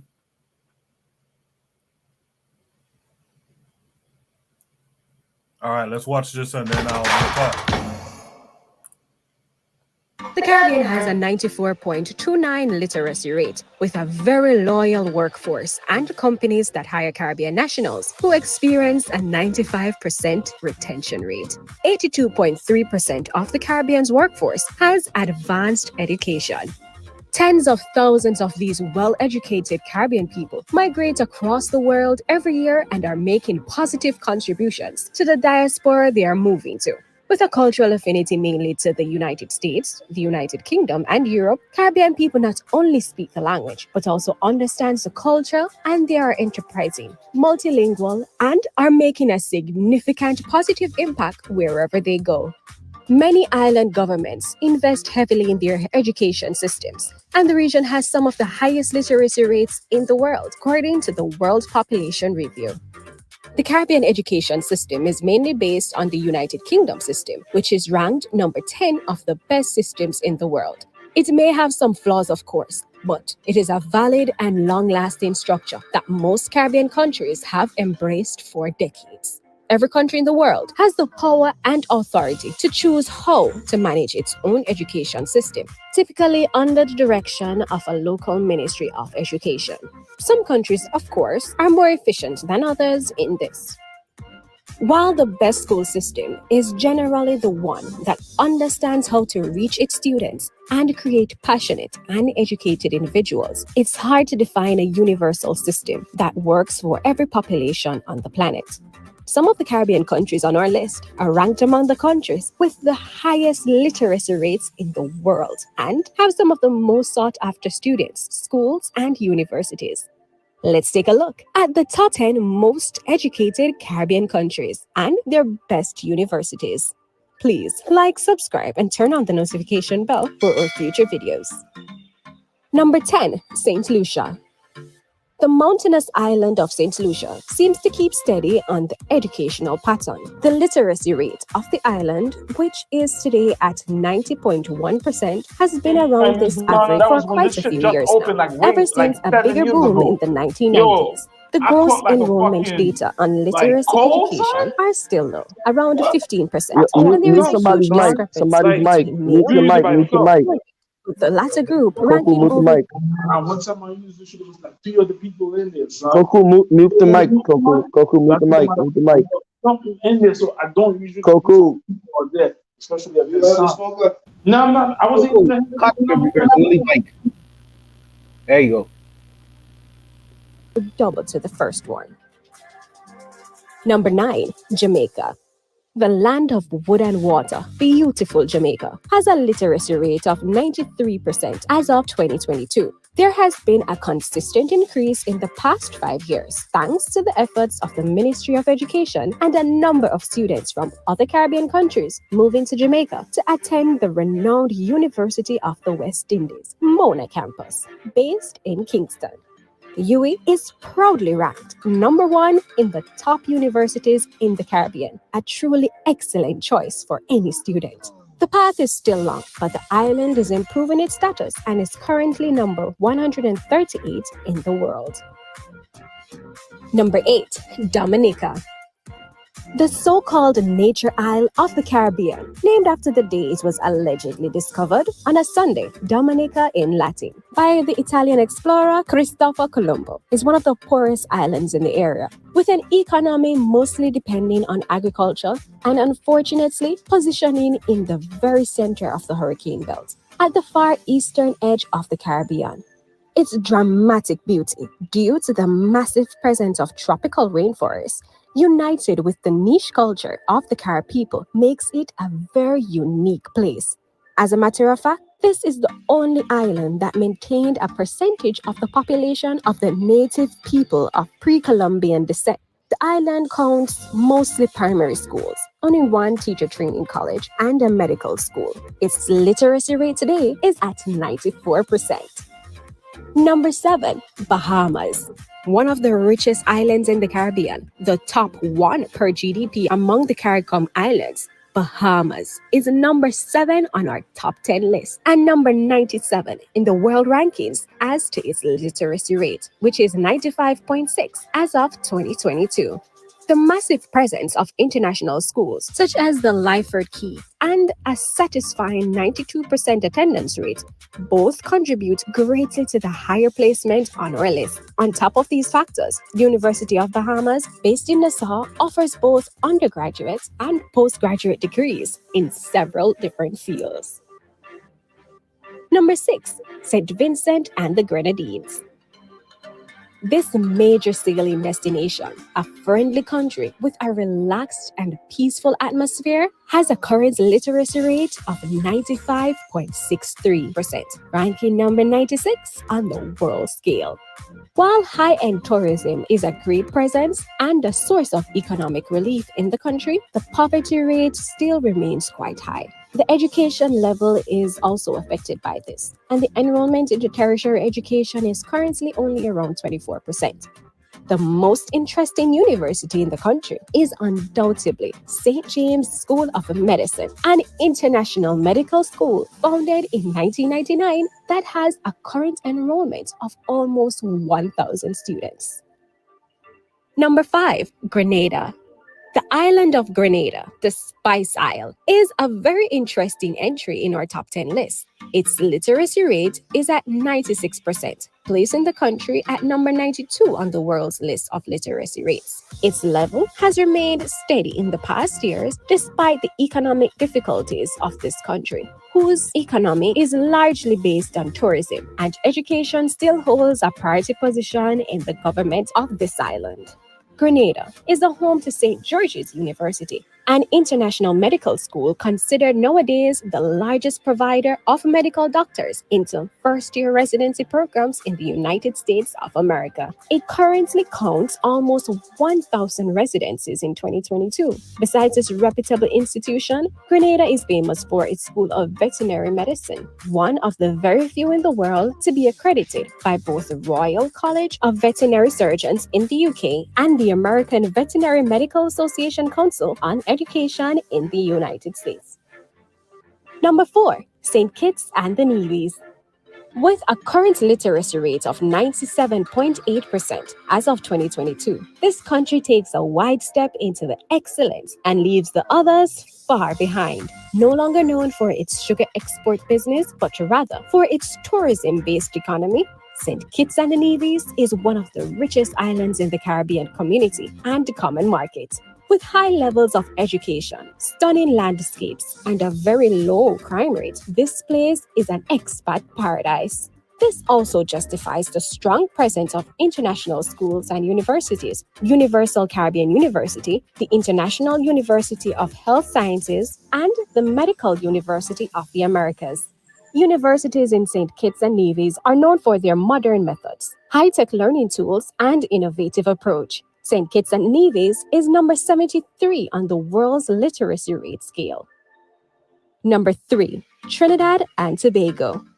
Nicknamed the Rainbow Country due to its extreme demographic diversity and most famous for its economic wealth due to natural oil, gas, and fossil fuel reserves, the dual island of Trinidad and Tobago ranks number 53 in the world with an outstanding literacy rate of 98.97 in 2022. Its flourishing economy has guaranteed higher levels of education to its population and to several expats living there, which justifies the higher number of international schools as well. Education is a high priority in the country's government and economics. And while it is compulsory and free until the age of 15, many Trinidadians continue into upper secondary or tertiary school. University education is also free, but only at approved institutions such as the University of Southern Caribbean, the University of the West Indies, St. Augustine Campus, or the University of Trinidad and Tobago. Number 2, Barbados. If there is a Caribbean country whose government heavily invests in education, that's Barbados. Education is a top priority and is entirely run by the government. Barbados benefits from one of the highest literacy rates in the world, ranking as the 23rd country in the world with the highest literacy rates, with a whopping 99.7%. This is an extremely successful and progressive country home to one of the world's top 50 universities, the University of the West Indies. Faculties hosted in the Barbadian campuses include law, social sciences, humanities and education, science and technology, and medical sciences. The gross primary enrollment rate is above 90%, while the tertiary enrollment rate is currently at 65%. If you find the information in the video useful, we would greatly appreciate it if you would give this video a like. Thank you. The number 1 most educated Caribbean island is Cuba. With a 99.8 literacy rate, Cuba ranks number 1 in the most educated countries in the Caribbean and number 22 in the world. Its educational system has been highly ranked for many years, especially after the 1959 revolution. The Castro regime improved the education of the population by creating a nationalized, government-operated system, which is today still receiving high political priority and economical focus. The Universidad de Havana, founded in 1727, appears 51st in the Latin American university rankings and the oldest university in the country, but not the only one. Other Cuban top universities include the University of Cienfuegos Carlos, Rafael Rodriguez, and the Universidad de Oriente Santiago de Cuba. The largest Caribbean island is known for exporting excellent doctors to the rest of the world, while international students come to Cuba mostly to study medicine from the USA, the UK, the Caribbean, Central and South America, or Africa. Excellent alumni of various Caribbean universities populate hospitals and medical centers all over the world. Since education determines not only a student's success, but also the future success of a nation, it is clear from this list that countries with a wider perspective and vision of education, which invest more in their people's education and believe in its power, are set for great things in the future. The literacy rate is not the only fact determining the positive outcome of a country's education system, as the quality of education plays a huge role in it too. The pandemic has highlighted gaps and the need for a more modern and technological approach. Great educational revolutions are still taking place in the Caribbean, and these numbers might drastically change very soon. Please like, subscribe, share our channel, and turn on the notification bell for our next video as we explore the rich Caribbean cultures together. I'm curious here. Can someone look up for me, because Haiti is not mentioned. I feel like Haiti doesn't have as high a literacy rate, but I could be wrong. At least not English literacy, because that's also a factor. Haiti might have a higher literacy in Creole or French or something. I'm not sure. But someone let me know what the literacy rate is for Haiti. It's an interesting list. I see where my hometown falls, the Bahamas. So that's interesting. I think we have someone here who worked on adult literacy at one time. But let me start with Danger. Danger, what say you to this? What are your thoughts on these universities? I'm gonna be honest with you. I do apologize. I'm not too familiar with the Caribbean and the education system, so I just want to hear from you guys so I can learn more about it. All right, no problem. Brother Bakari, what did you see there? Did you see anything that stood out to you? What are your thoughts on the universities in the Caribbean? The literacy rate in those places is great. But I'm more like the sister who just spoke. I like to hear y'all talk about it. That's like where y'all from when they talk about the Bahamas, y'all can speak on it more than what I can. But having those high literacy rates, that's absolutely great. They're doing a great job with that. Yeah, I think it's smaller populations are a little bit easier to get to in those cases. But yeah, I appreciate your response. You want to hear more from us who are a little bit more familiar. Let's go to Gas them up in the meantime. Gas, what say you to this? I mean, it is good. I mean, I'm glad everybody's educated. That's not a bad thing per se.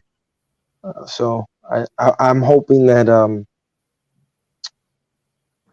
that can be leveraged on the continent and for the people in the diaspora who, so those who want to be able to leverage it, we have to start, coming up with our own think tanks to be able to take advantage of this untapped human resource. Yes, sir. Just as a reminder, a lot of people don't know, but the Caribbean has medical schools. A lot of doctors you all go to in America, especially around here in New York, they actually went to like the Dominican Republic and all that kind of stuff to go to medical school, just so you all know. 'Cause I was in college with a lot of those Indians and stuff who couldn't get into med schools here and went down there and got like ACE education. So just so you all know. Erzuliism, what say you? Your hometown wasn't mentioned. What's the literacy rate in Haiti? I Goku, you had to go there, but whatever. My thing is, I agree with Gassim upset. It's awesome, but how is that? I guess it's a great thing that we could read. You could read master's language. Okay, I don't know. I'm not throwing shade. It's a good thing, but how does it? It's not helping, especially I'm gonna use my country. There's a lot of educated people in Haiti and abroad. It's not helping us free the people. Haiti's still going through all the bullshit it's going through. So I mean, individualistic is a great accomplishment for everybody.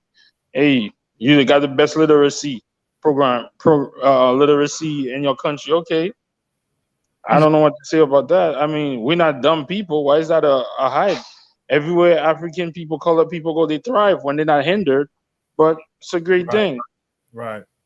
Yeah, it's interesting that it's interesting. Someone else made a similar point too. I forgot who it was in the chat. But Azula, I just gotta say, when you're making your midnight purchases from select street vendors selling sexual acts, please mute your mic so it doesn't come through. Yo, can you stop? Please mute your mic so it doesn't come through while the video is playing. I appreciate that, brother. With that said, let's go to observing immigrants, or Marcus Garvey is the way. Your country was rated highly on there. What say you? Yeah, Barbados. I went to school at Barbados Community College as well as UE. Yeah, so those are rated some of the highest education, and a lot of people from around the world end up not only Caribbean people, but also people from Europe and America normally go to school there. Yeah, education is great. I'm happy that our country has invested in education, and I think FBA can benefit from the educational knowledge of those of us from the Caribbean and the diaspora to help them, because I was shocked when I spoke to a lot of teachers here who said children leave high school here in America that can't spell, can't read their names, all that stuff. For us, if that is the case, that is very few and far between. But you have teachers here, graduating students in America who can't even read. I have friends who are teachers. As I said, I homeschool. I had a friend, she met a 60-something-year-old American, and he couldn't read, he couldn't count anything. And she tried to be patient with him, and she tried to teach him, because that was her job. She was doing adult education. And he felt that she was being demeaning to him, that he felt that he knew, like he couldn't understand how he existed all this time not knowing. So despite the fact she's trying to tell him, well, you can't add 6 plus 5, and he's 60-something years old, but he's so caught up in his emotions and ego that he got offended that she was trying to teach him, but he came there to learn. So education in the Caribbean, and we all know as Caribbean people that we use education in the Caribbean to get out of our social standing.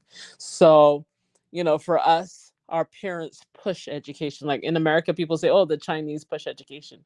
No, in the Caribbean, education is pushed on us as a means of upward social mobility. So for most people anyway. And one thing I always tell Americans, for us at UE, as a Barbadian citizen, I got to go to university for free. In my time, all citizens of my country, and our population is 250,000, all citizens were allowed to get education for free. My 2-year associate's degree only cost me $600 to get an associate's degree in mass communications. And for UE, it was free. Now it's like $800, which is like 400 US. But for a bachelor's degree, $400 a semester is like $800 a year. You don't go into debt. My daughter, she now started American college. Her college is like $36,000 a semester. Luckily, as I said, she was homeschooled, so she got almost $100,000 worth of educational, what do you call it, scholarships, to be able to go there. So education is key, and education means that you can move forward.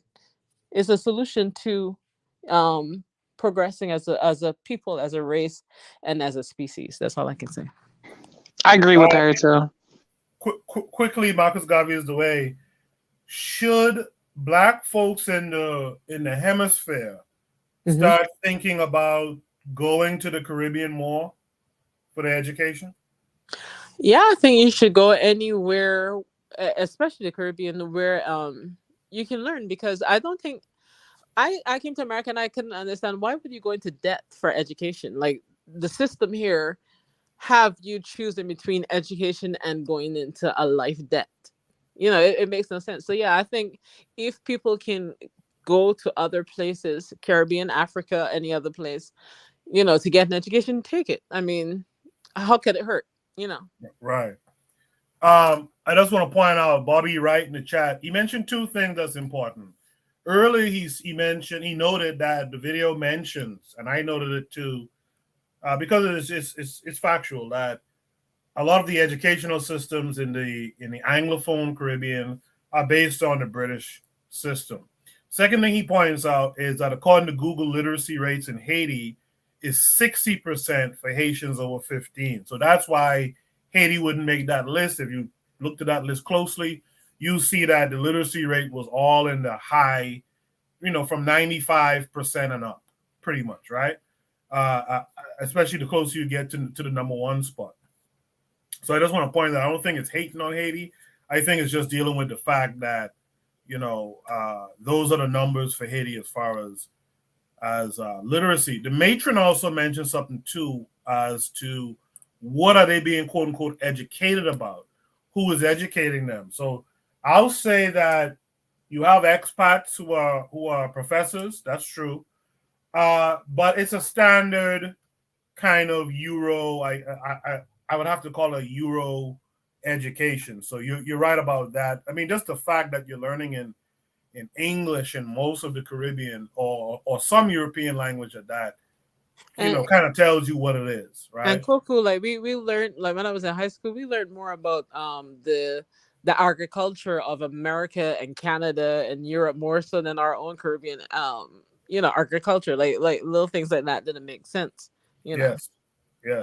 Like Afro Native World just said there, we need African-centered institutions. I fully agree with that. I agree with that too. With that said, let me go to Buana Hadaziki here. Yeah. Okay. So this video is an interesting video because there are several things that's left out of the conversation, but maybe the video wasn't really geared towards that.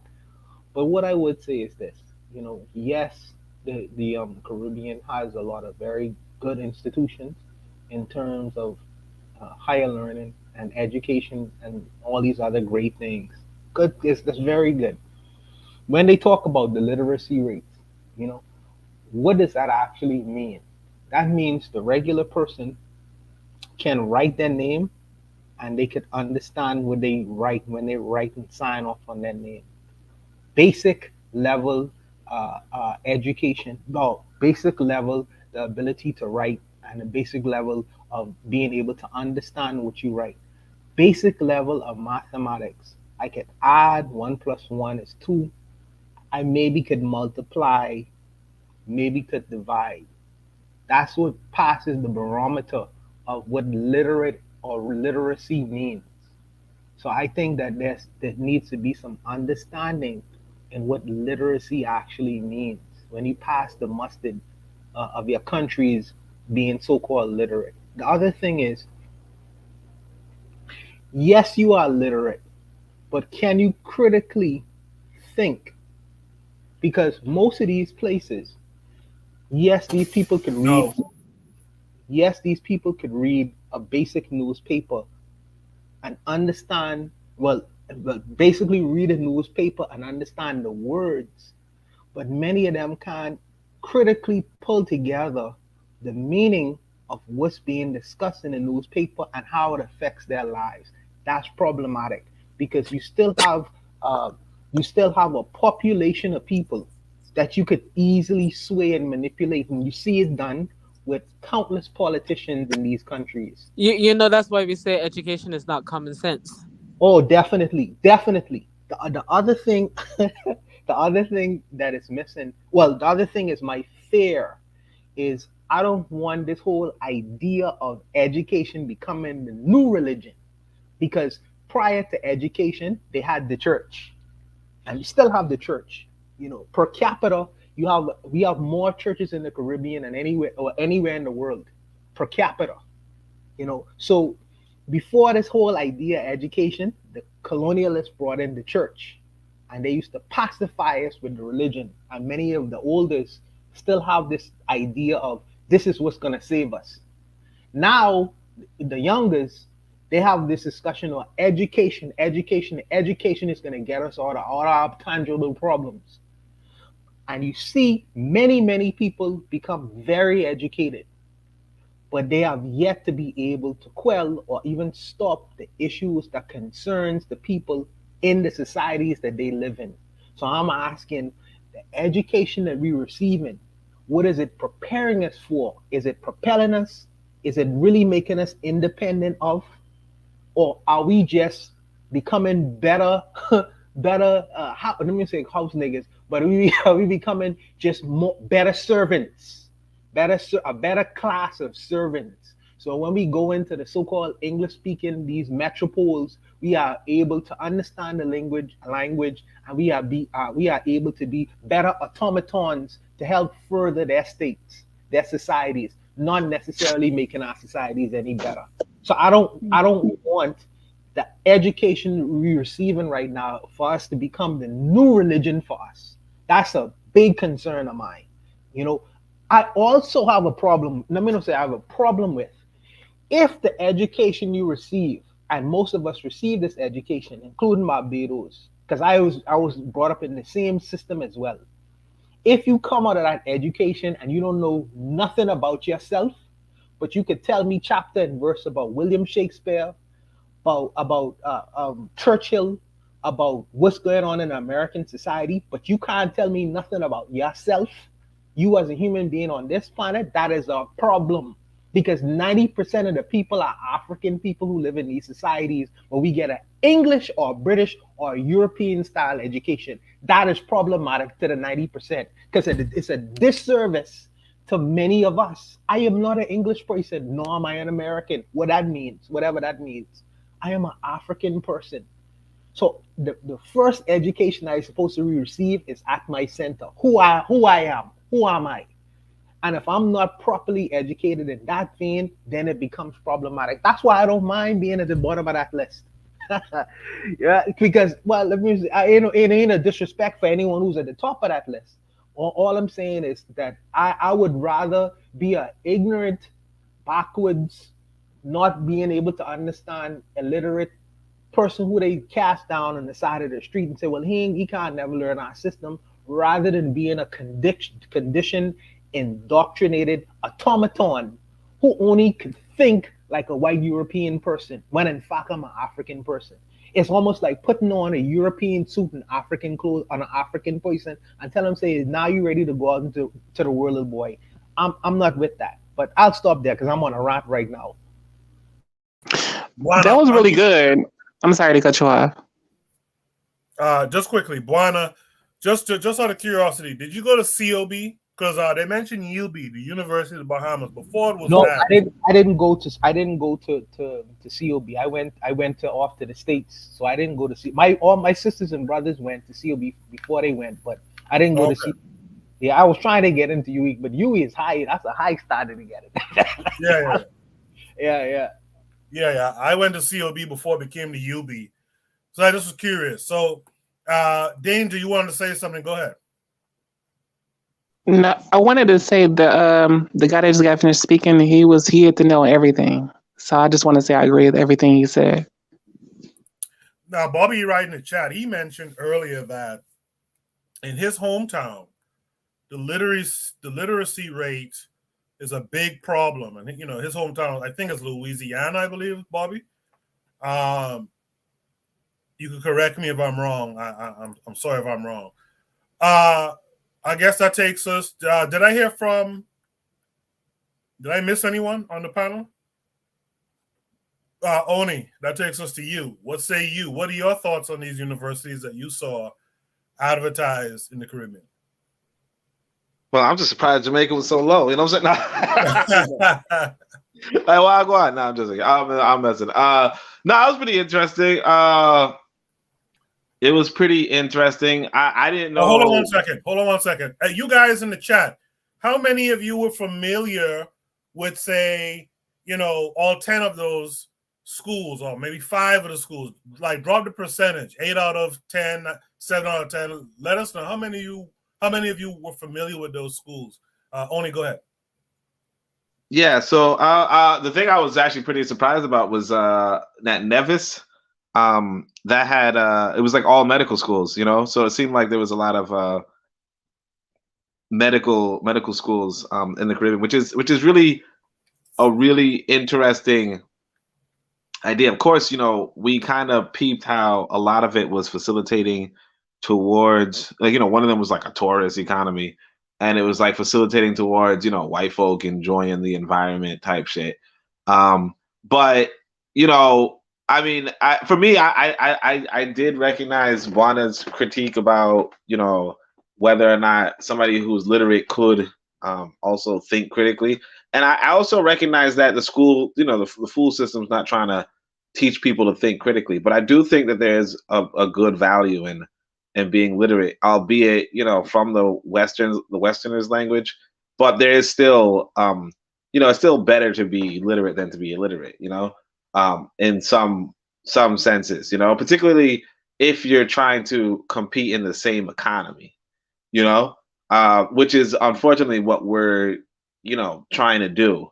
A lot of us are not really trying to be in independent economies because what an independent economy means for a lot of us is not necessarily as articulated as we would like, but yeah, I think it was an interesting. It's interesting to see, good news. I mean, nominally good news coming out of the Caribbean, and I think it would be, it seems like it's an opportunity for us, particularly as Pan-Africanists, to take advantage of the fact that there are Black spaces, albeit with white universities, but it also kind of tells us that we could, as was pointed out in the chat, we could also put up African institutions and have African schools, and then maybe we can have an African-centered, literacy rate, or an African-centered, what's the best university in terms of, the like a pro-Black or an African paradigm. So that's all I would say on that. Yeah, only you took my my final word on the topic, which would have been, there's an infrastructure there. You might not like it. I don't. But there's one there for the Pan-Africanists to kind of try to angle themselves toward and take advantage of. I agree with that 100%. If there's no last words on that prompt, because some of you didn't really speak, if you have any last words, drop it down. Oh, no, I did want to say something, actually. Why didn't you mute the video instead of muting Erzuli? I heard his lovers quarrel, and I was like, yeah, that sounds, that was weird, Oh, you know what it is? I'll tell you the truth. The way my system is set up, when the videos are playing, I hear it on my television. So I didn't hear the conversation, but I was at the kitchen and I started to hear some mumbling. I realized it was Gas on them telling me to mute the video, and in my haste, I just kind of paused. No, I was saying that you should have muted the video and let Erzuli keep speaking, because I'm pretty sure he was having a lovers quarrel. Nah, I don't want to hear no man soliciting no prostitutes at this hour tonight. I'm Well, it was a male prostitute. That's why.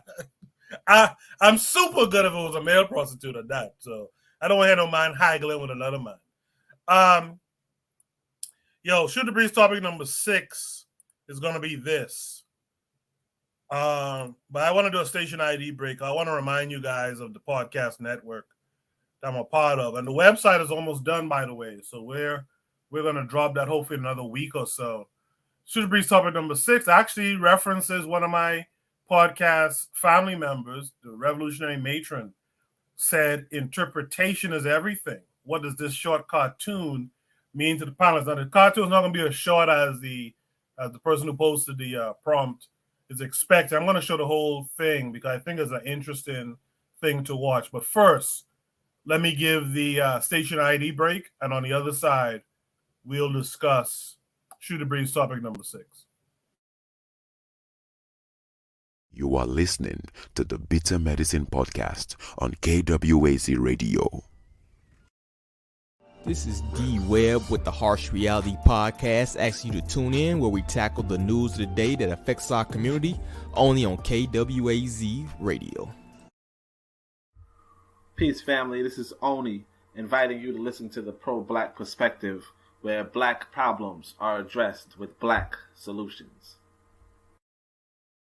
Greetings, fam. Tune in to The Learning Curve with me, the revolutionary matron on KWAZ Radio. You are listening to the Bitter Medicine Podcast on KWAZ Radio.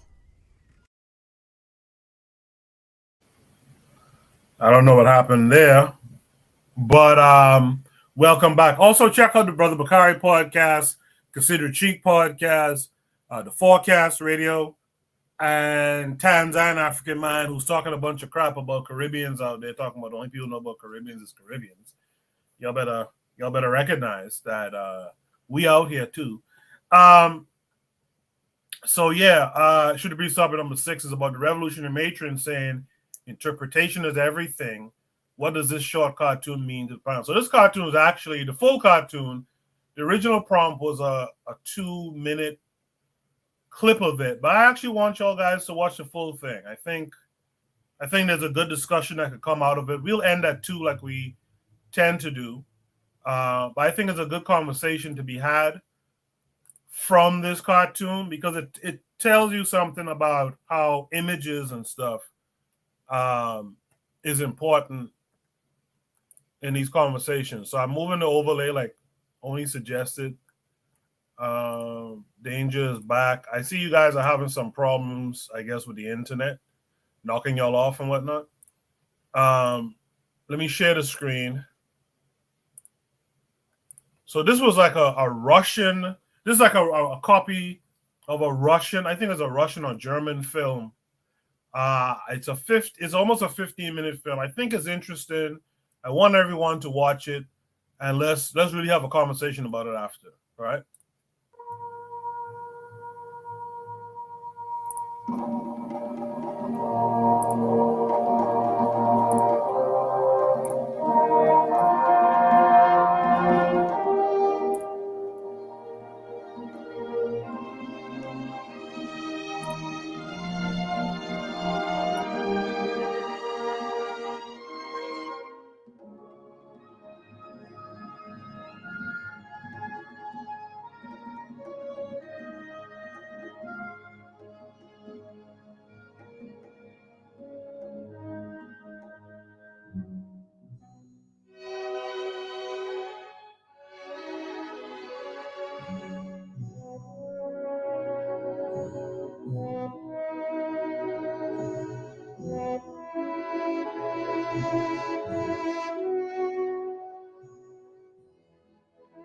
Жил черный человек на своей земле.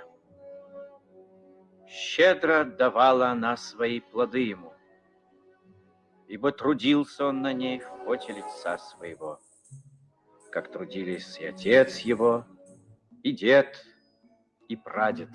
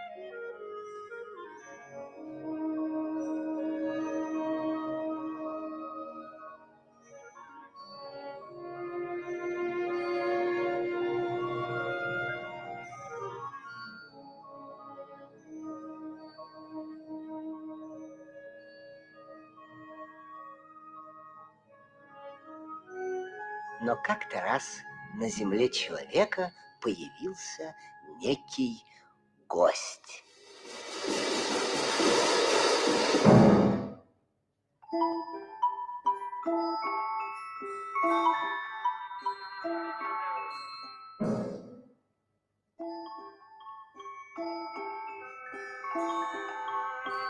Гость растрогался. Какая богатая земля.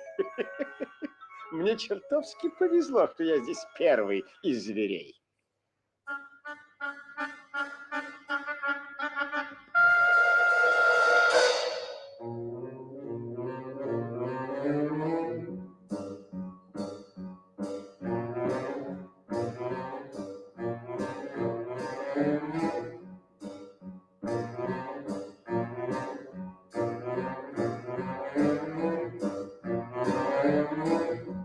Посмотри, человек, не слишком ли бесцеремонен твой гость?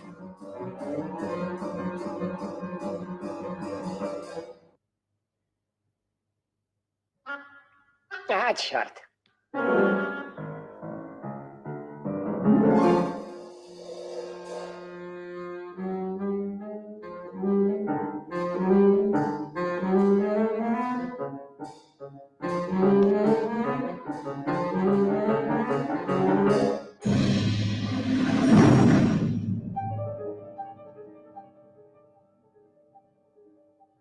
Пока человек увлеченно приобщался к высокой цивилизации, слон сожрал все, что мог.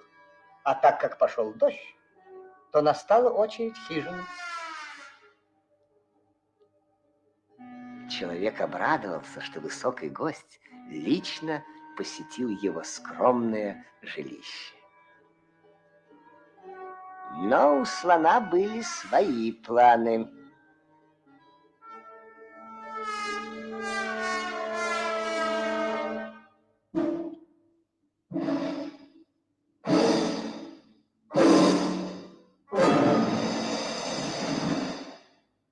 Ты удивлен, что так получилось, человек? Погоди. Господин слон сейчас тебе все объяснит. Видишь ли, парень,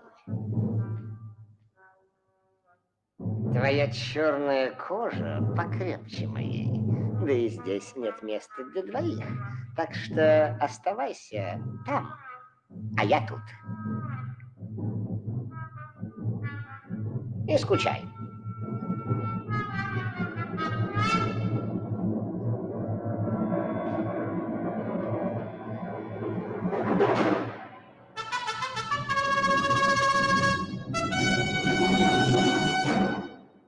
Что тут происходит?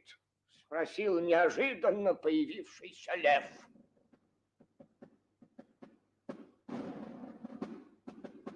Он отнял у меня хижину.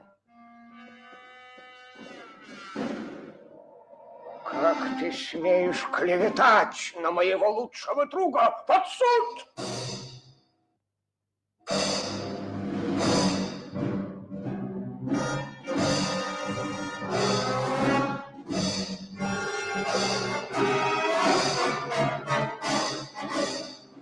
Вот ты уже и под судом, человек. Слово потерпевшему, объявил председатель лев. Господин председатель, уважаемые господа, я глубоко тронут вашим горячим желанием защитить меня от грубых нападок моего отсталого черного друга. Благодарю вас. Благодарю.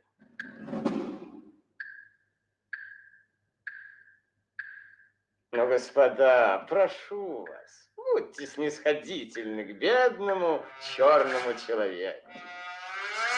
Ему надо терпеливо объяснить, что в обмен на щедрые дары нашей цивилизации он обязан отдать то, что у него есть.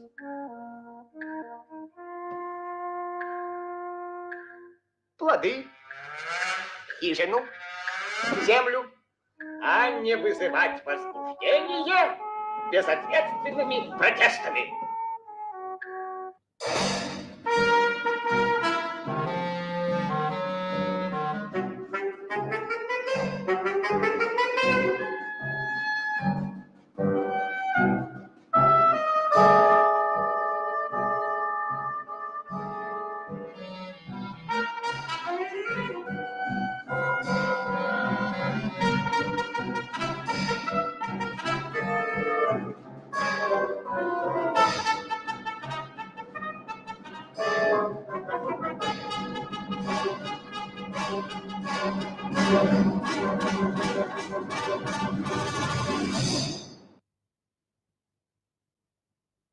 Именем высокого и авторитетного суда.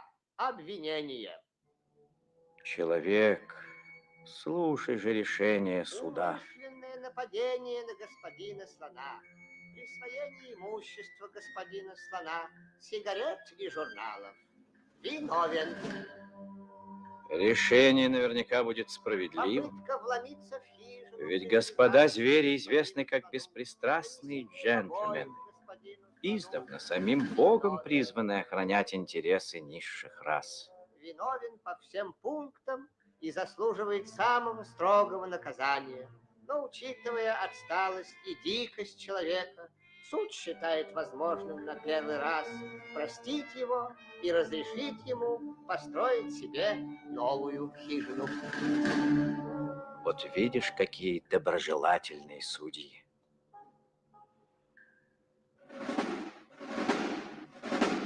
Сама справедливость.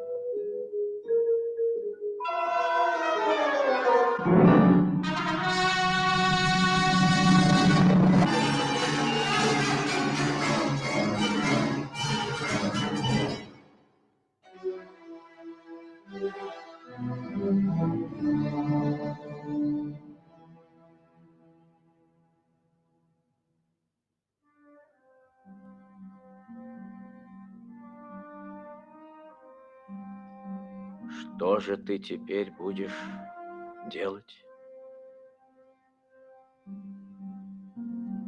Хорошо еще, что они не стали судить тебя за новые преступления. Воистину, они к тебе доброжелательны.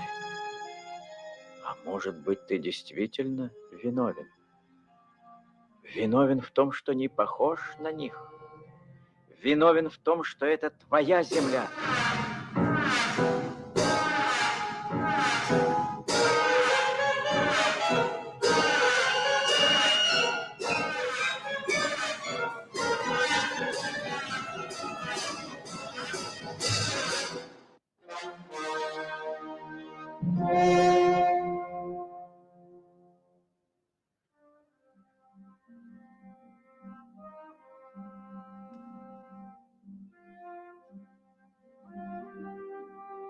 Ведь надо же что-то делать.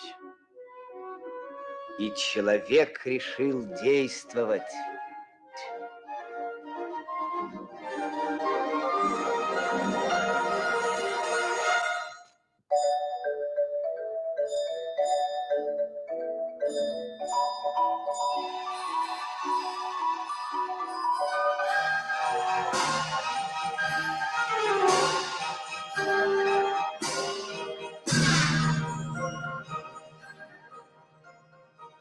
Вот вам новая хижина. Одна на всех.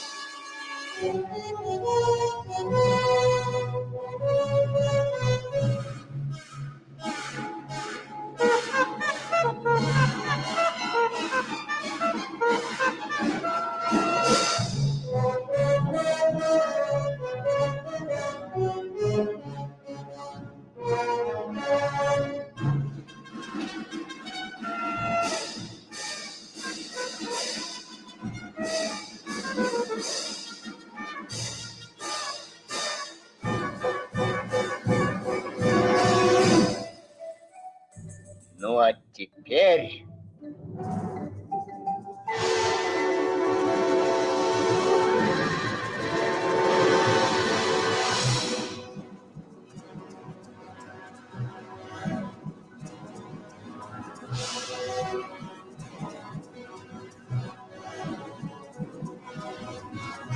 Дорого обошлось человеку знакомство со звериной цивилизацией. Но зато он многое понял и многому научился.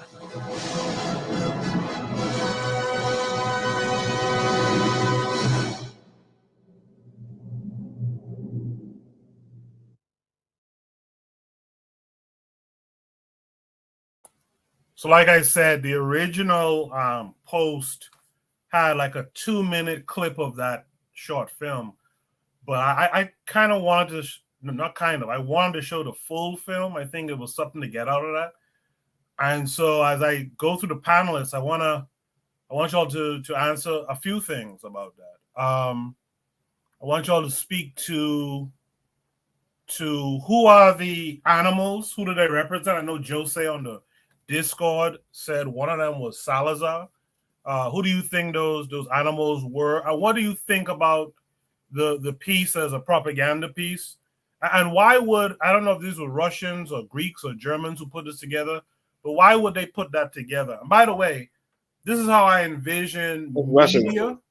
Pardon me? It's Soviet Union. Soviet Union, okay. By the way, this is how I envision media within a curriculum where you're trying to propagandize your people to be something else. I kind of envision short films like that. Just saying.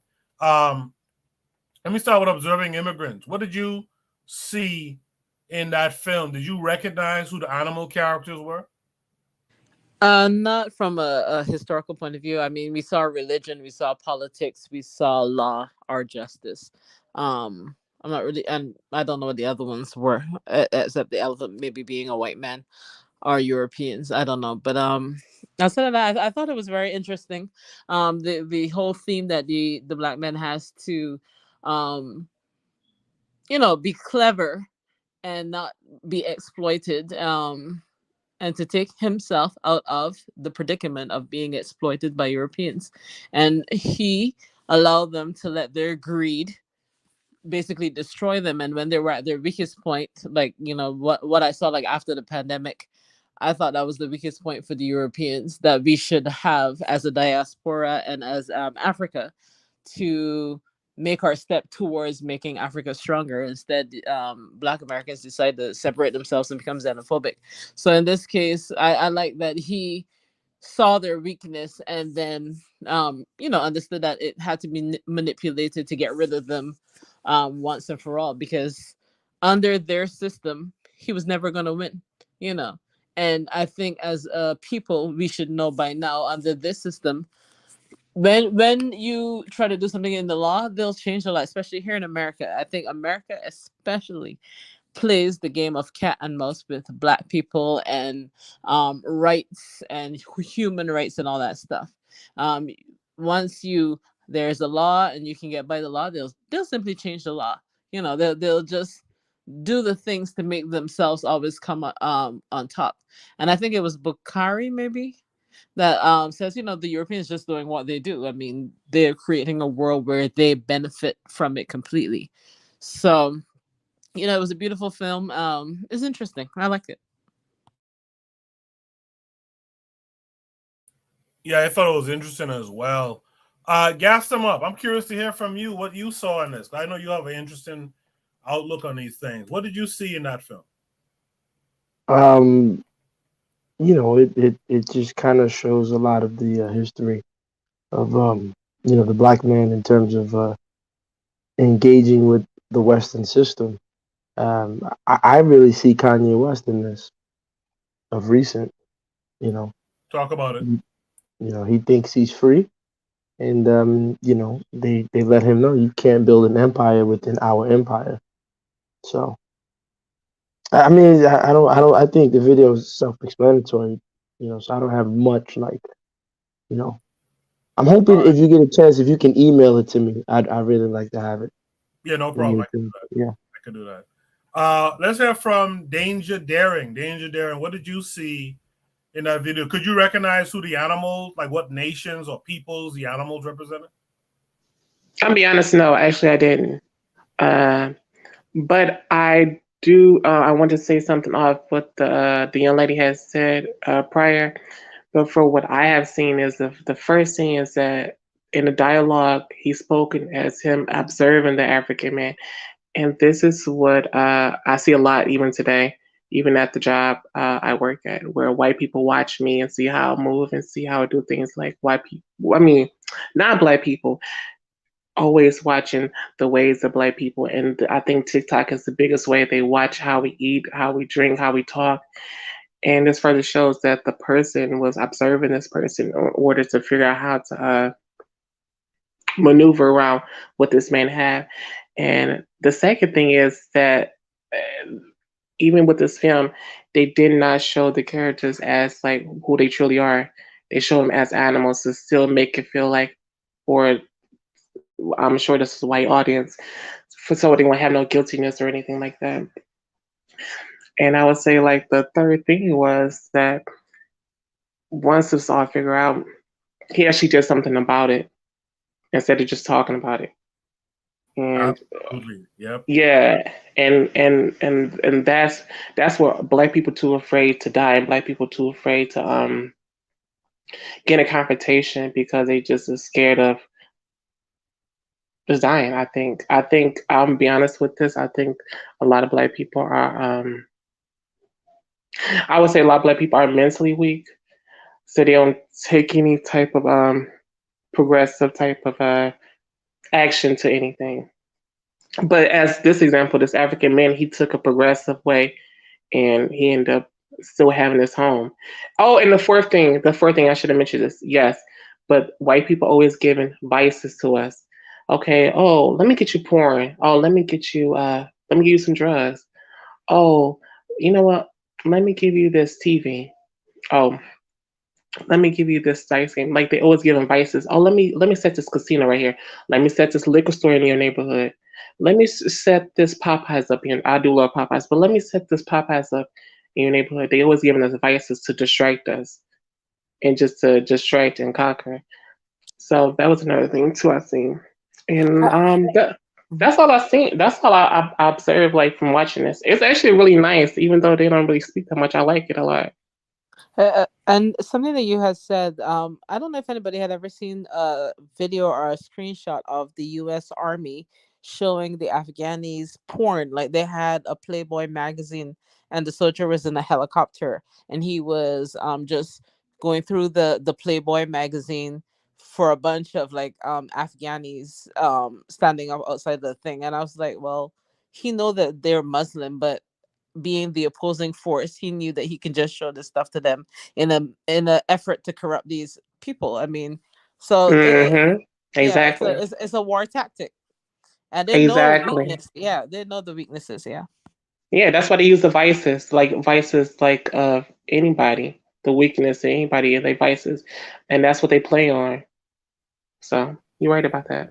Yeah, I think black folks are susceptible to feel good type stuff, and Yes. they always come with the feel good. They come with, I mean, they literally went to Africa with magic, right? Pulling coins out of people's ears True. and wowing the Africans and all that old shit, right? Very true. They like to come with that kind of stuff to people who are not on the same level of development with them. They like to do it, and they still do this kind of stuff. They still give us that feel good stuff. They make us feel like we make Twitter hot, right? Exactly. Sure do. Meanwhile, Twitter is selling for billions of dollars and all kind of stuff, and we ain't get a dime of it, right? They like that feel good type of stuff. With that said, let me go to let me welcome in the lovely revolutionary matron this week. Matron, how are you? I'm good. How's everybody doing this week? I'm good. I'm good as well too. Thank you for asking. How are you?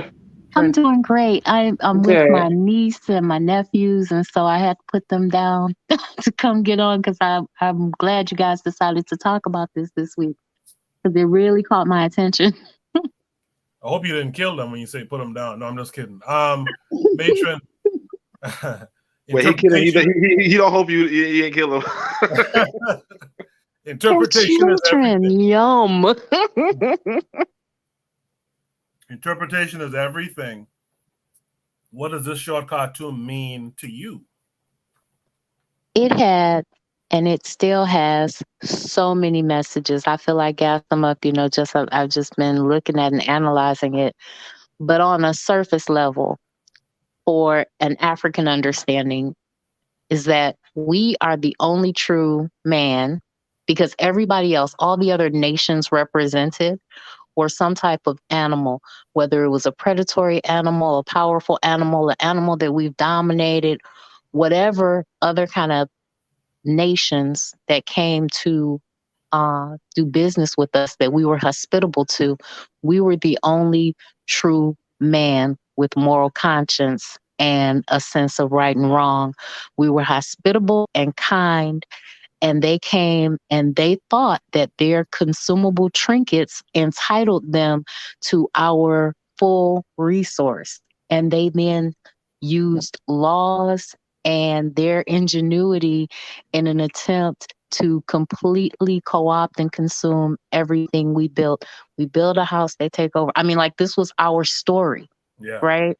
And what it represented for me is that their civilization, or having a civilization organized by them that they run and control, will not serve us. We have to come into the knowledge and full understanding that we are the only man and that only we can do this. And that sometimes you have to burn down something that you have built that might be beautiful, just so that you can catch all your enemies and totally purge them from the land. And I'll land it there. Girl, you better speak. Yeah, you speaking the truth. I appreciate that for sure. I also want to point out something too in that video. When the African had a chance to sit down and study his story, that's when he came up with a plan, right? Not partying and bullshit. That didn't get him the plan. He sat down somewhere, he reflected on his situation, and he came up with a plan. The plan he came up with, to me, was the Haitian plan. So I'm going to throw it to Azuli next. To me, the Haitian plan was get your enemies fighting amongst each other. Azuli, what say you to all that? Unmute your mic, brother. Yeah. Have a good night, bro. Yeah. This guy's still soliciting out here? God damn. Yo,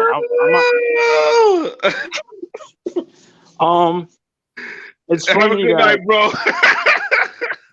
Yo, what is wrong with y'all, man? God, I'm at the gym, son. I'm leaving the gym right now. Anyway. Oh, you by gym. Sorry. Yeah, you live in gym. yo, you see? That's why black people can't get nowhere. You see? What I observe in this video is that the same thing they did in that video at that time, 1963, is the same thing they did this year with the I think the Russian used almost the same stuff. All right, good night, fellas. To use the same stuff to get us on their corner. Like I don't know if it was they used the same strategy. So what I see is that they know the truth. When they're fighting with each other, they'll put each other out to see, yeah, that's what they're doing to get your coins. But at the end of the day, they probably do the same thing to us. But what I like about that video is the way they drew the black brother. They didn't draw him in a caricature. They didn't make him look. They actually made him look decent and very powerful. Exactly. For 1963. He was the human, and these other folks were the animals, right? Yeah. So I looked at it. I was like, yo, the black man, even, you know how sometimes they make you look primitive. You got a bow in your nose and you hunting. They made them really human, really caring, really giving. And they came and ate everything and destroyed everything. So it's like we've been going through this since the 1960s prior to that. And we still, how come the brothers don't get it? At the end, what the matron said with the what happened, sometimes you have to burn you have to start over. throw everything away and start over. But I really did like the way they drew the brother, and then they didn't make it like they drew how he cared for he built the houses. They didn't make it look like it was primitive. It's like, and that was crazy. It's like the same thing. Anybody saw the movie Miracle at St. Anna's by Spike Lee? Like when the brothers were, Yeah, I saw that. Yeah. when the brothers were going in Italy, and to tell them to be like, yo, black man, what you doing in this war? They don't love you. This is what they doing to you. Why you here?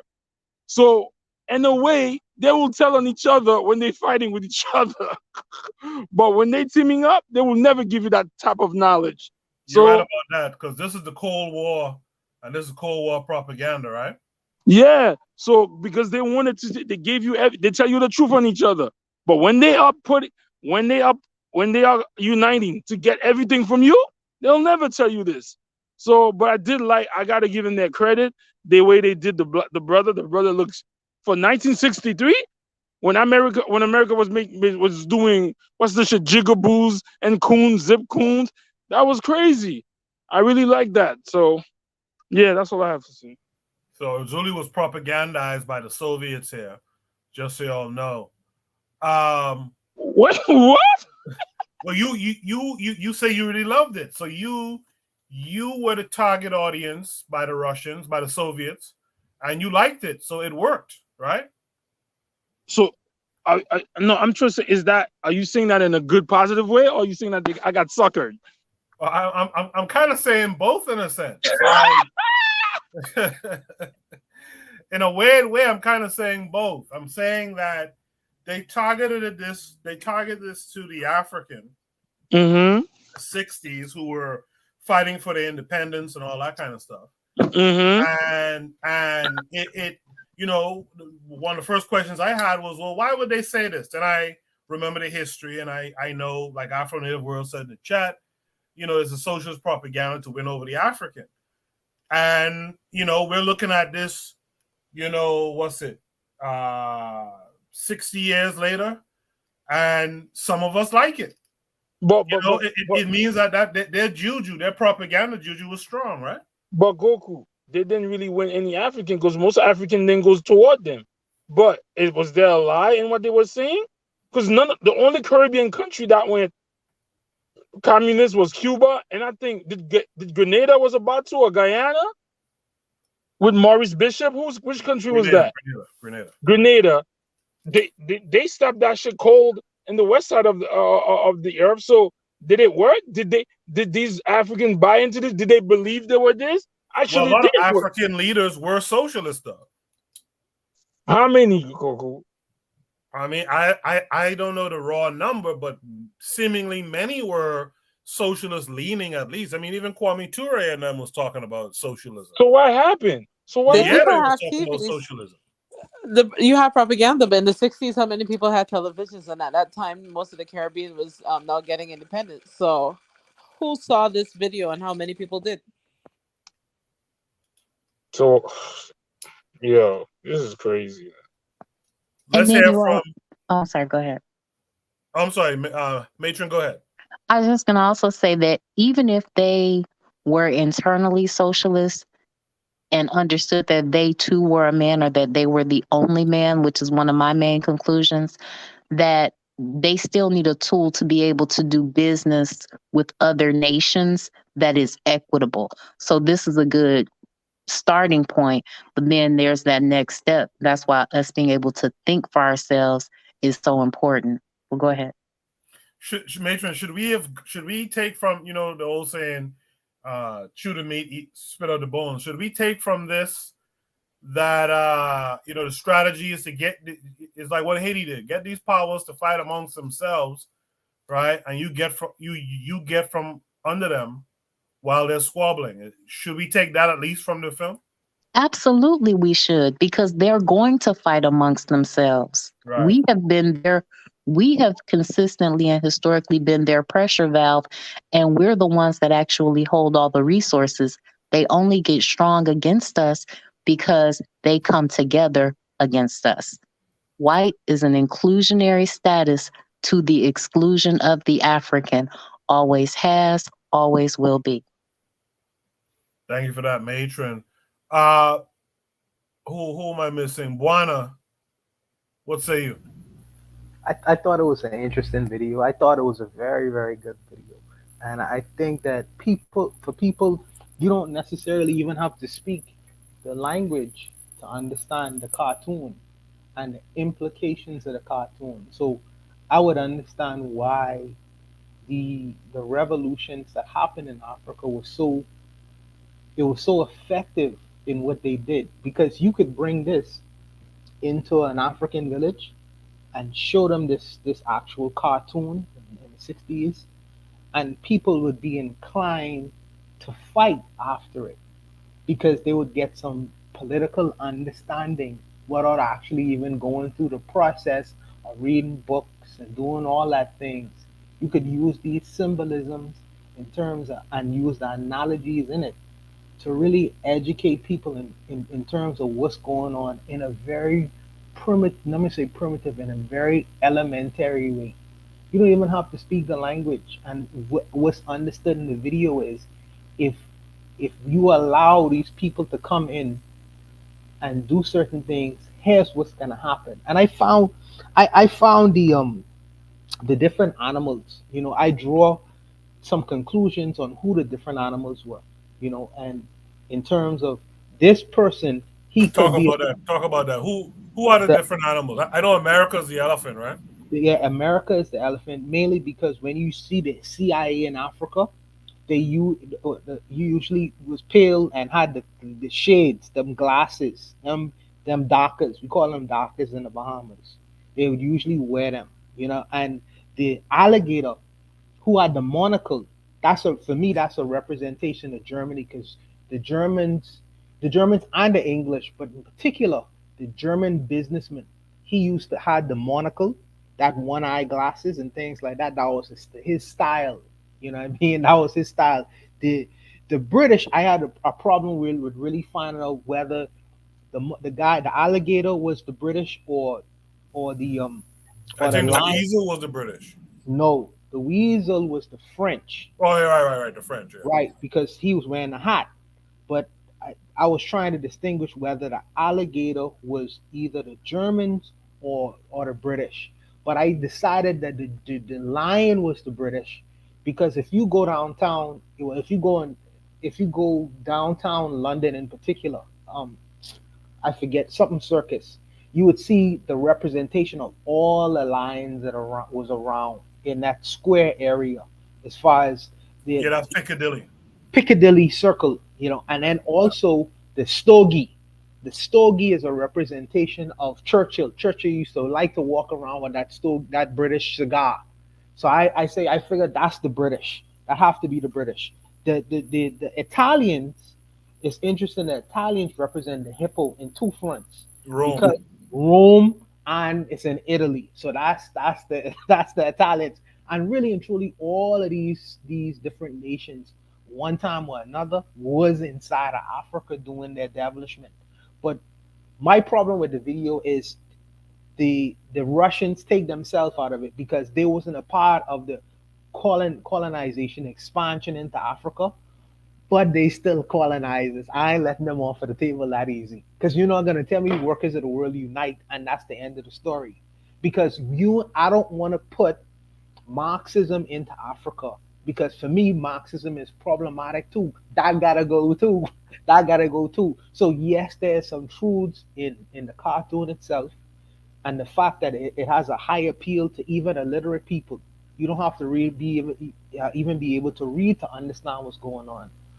But my problem still is putting a Russian or Marxist solution to an African problem. Now, yes, at the end of the day, he did get rid of them and all that stuff like that. But that's still a Marxist solution to the problem. I don't know what an African solution to the problem would be. It may be burning them out. Who knows? You know what I mean? But I figured the bias is still in the cartoonist creating the problem. I like the fact that he did actually sit down and plan. But what was most important to his plan is he just didn't sit with the idea in his head. He executed it. And I think that that's where we stop. We stop short of the execution part of whatever ideas is in our minds and our brain to solve whatever problem we may have. Most people don't even get up to the plate to take a shot, to bat. And I think that he went beyond the plan or the idea and he went straight to the execution part of it. Because I thought he was just going to let the animals fight amongst themselves and let the animals basically destroy one another. But the fact that he did take action with the flames and decided to burn down the friggin' bloody house, that was a good thing for me. You know what I mean? But like I say, I still have an issue because at the end of it, I don't want to put a Marxist solution or a Russian solution to an African that would into what befalls Africa. The Africans need to solve out the African problems with an African solution, not the Russians. But that's my only issue. But I love the video. What would you call an African solution though? I'm just curious. That's interesting. That's interesting. In Tanzania, Julius Nyerere wrote a book called Ujama, okay, Ujima, something like that. He wrote a book called Ujima. Now, this was his interpretation of socialism. For me, I still have a problem with his interpretation of socialism, even though he decided to put a Tanzanian solution based or a solution to what was befalling this country. It still had socialistic implications inside of it. You know what I mean? I think is yourself and others, where we were to go on the ground and see what the difficult problems are, the different problems that befalls, the country itself.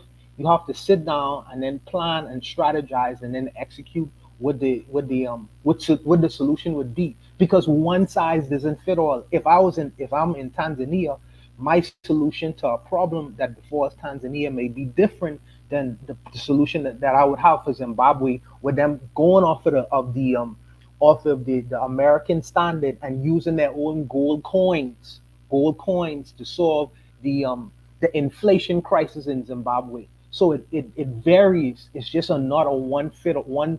So the Marxism can work nonetheless. In since you said it varies, maybe Marxism can work in one or two places. Tell me where's it worked, Barbados. Tell me where it worked. Oh no, I said maybe it can work for Africa. Where? But Africa has tried socialism and Marxism. They've tried it.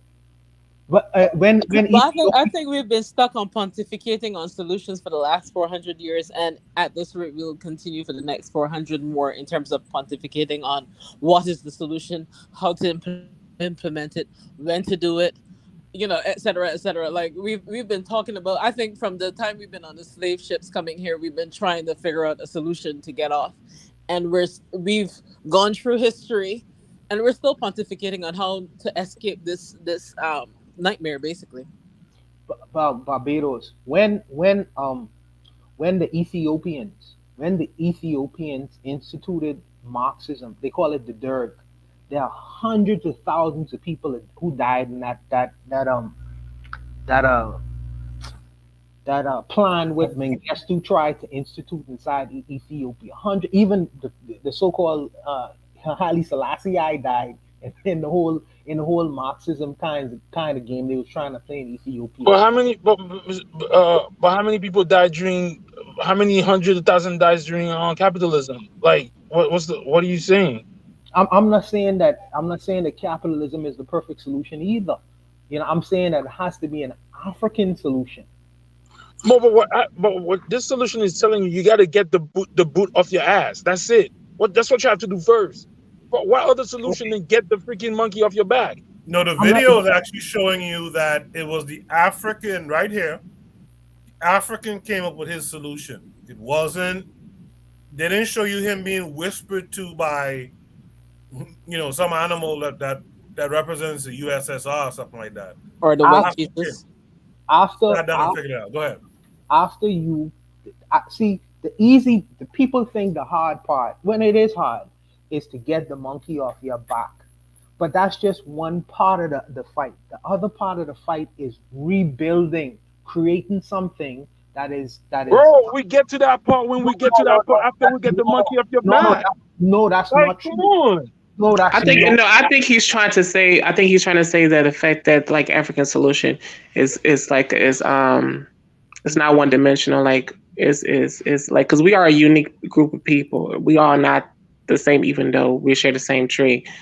And I think that's what he's trying to say. That's the hardest part. Like how to please everyone that is African. I think that's Absolutely. BS. I think that's No, Yeah. BS. We are and that's all the fine. same. And that's fine. But after you get the monkey off your back, you know what's gonna happen when the people don't get their immediate needs that the so-called Exactly. Because we have that that the now. so-called that the so-called colonizers was facilitating for you. You know what they're gonna do? They're gonna blow your head off, and they can say, "Bring back them same colonizers." No, that's part of the build up. That's a No, hypothetical.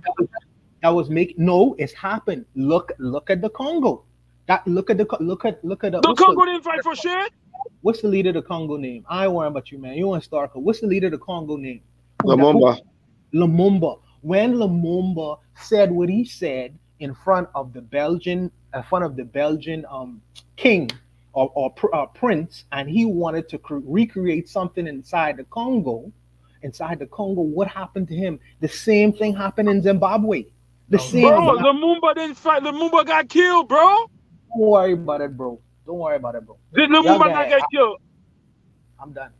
But the I- Europeans Lumumba got are killed. always pulling strings to create corruption and all that stuff anyway. So even if he had a successful plan, they always fight to win.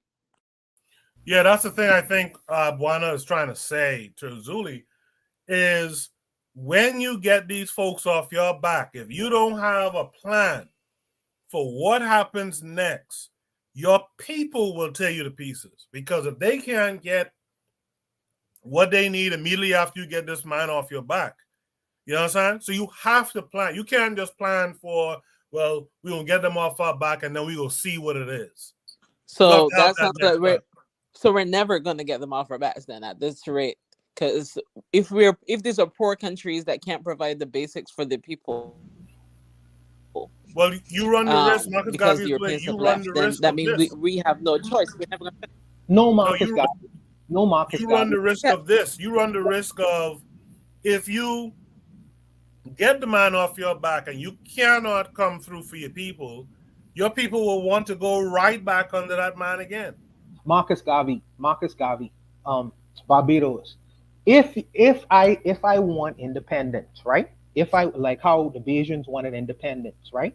I have to prepare my people for independence. That means I must have enough doctors, I must have enough teachers, I must have enough engineers, etc., to ensure that if these so-called cocksuckers who I've been relying on for years and years and years goes, I can have enough people to fill that void and facilitate a country in functioning correctly to meet the needs of my people. But if I don't prepare in advance and I let them go, what is going to happen to my country is going to fall into disrepute.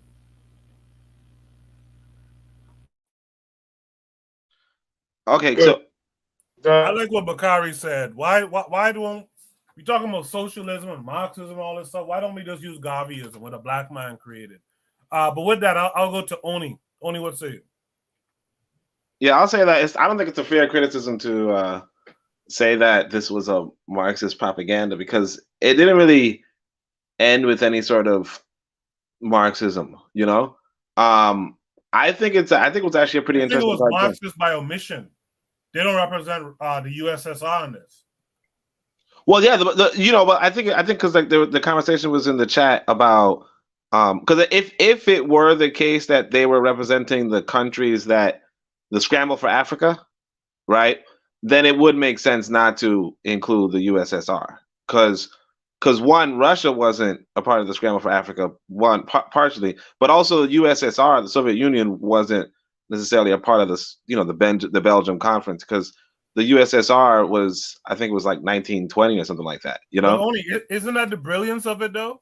We didn't scramble to carve up Africa, and we're trying to get you on our side, so to speak. And by the way, we didn't chop up Africa. We weren't a part of that.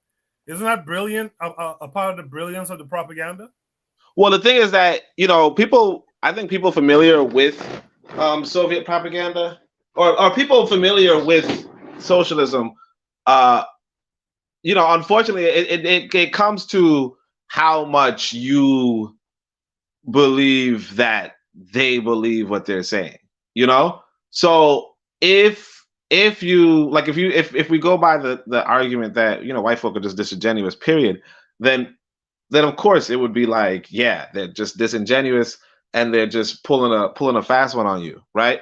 But if we're convinced that realistically there were white people trying to implement a different system type thing, which again it comes into, well, why wouldn't you believe the Christian lie? Why wouldn't you believe the Muslim lie, right? But like again, like like the idea is, are there Christians that don't believe in are there Christians that believe in the brotherhood of man? Are there white people who actually believe in the brotherhood of man? Are there Arabs who actually believe in the brotherhood of man? It's possible, just like this, workers of the world unite. Are there white people who and realistically, I would say this, that just to go off of that same topic, which is the Soviet Union was really about hurting the West. It's really about fighting the West. And so in that sense, it's like, yes, there is that omission, but it makes a lot of sense if you are trying to weaken the white man. Well, sorry, to weaken all right, so we sometimes say the third world, we call ourselves the third world, and then we say America's the first world. What we kind of forget is that in this first world, third world lingo, there was a second world lingo too, right? So people used to say the USSR and the countries under the influence of the Soviet Union, or the powerful countries of the powerful socialist countries, were the second world, right? Yeah. And so in that sense, right, the second world had a very, really wanted to turn the third world against the first world, because the first world and the third world, and the first world wanted to turn the third world against the second world. So the propaganda, it's not like you're not supposed to.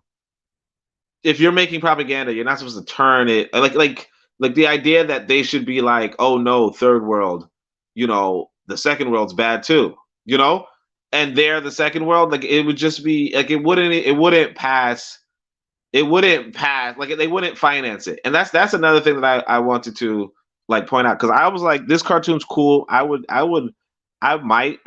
thinking I would show my son it, right? But I'm also thinking, too, I think people should have should do African subtitles or subtext, or not subtitles, dub, African dub, so that like Swahili or Yoruba, whatever. And then I also think that it should be reanimated, remastered, to the point where it's modern day animated, right?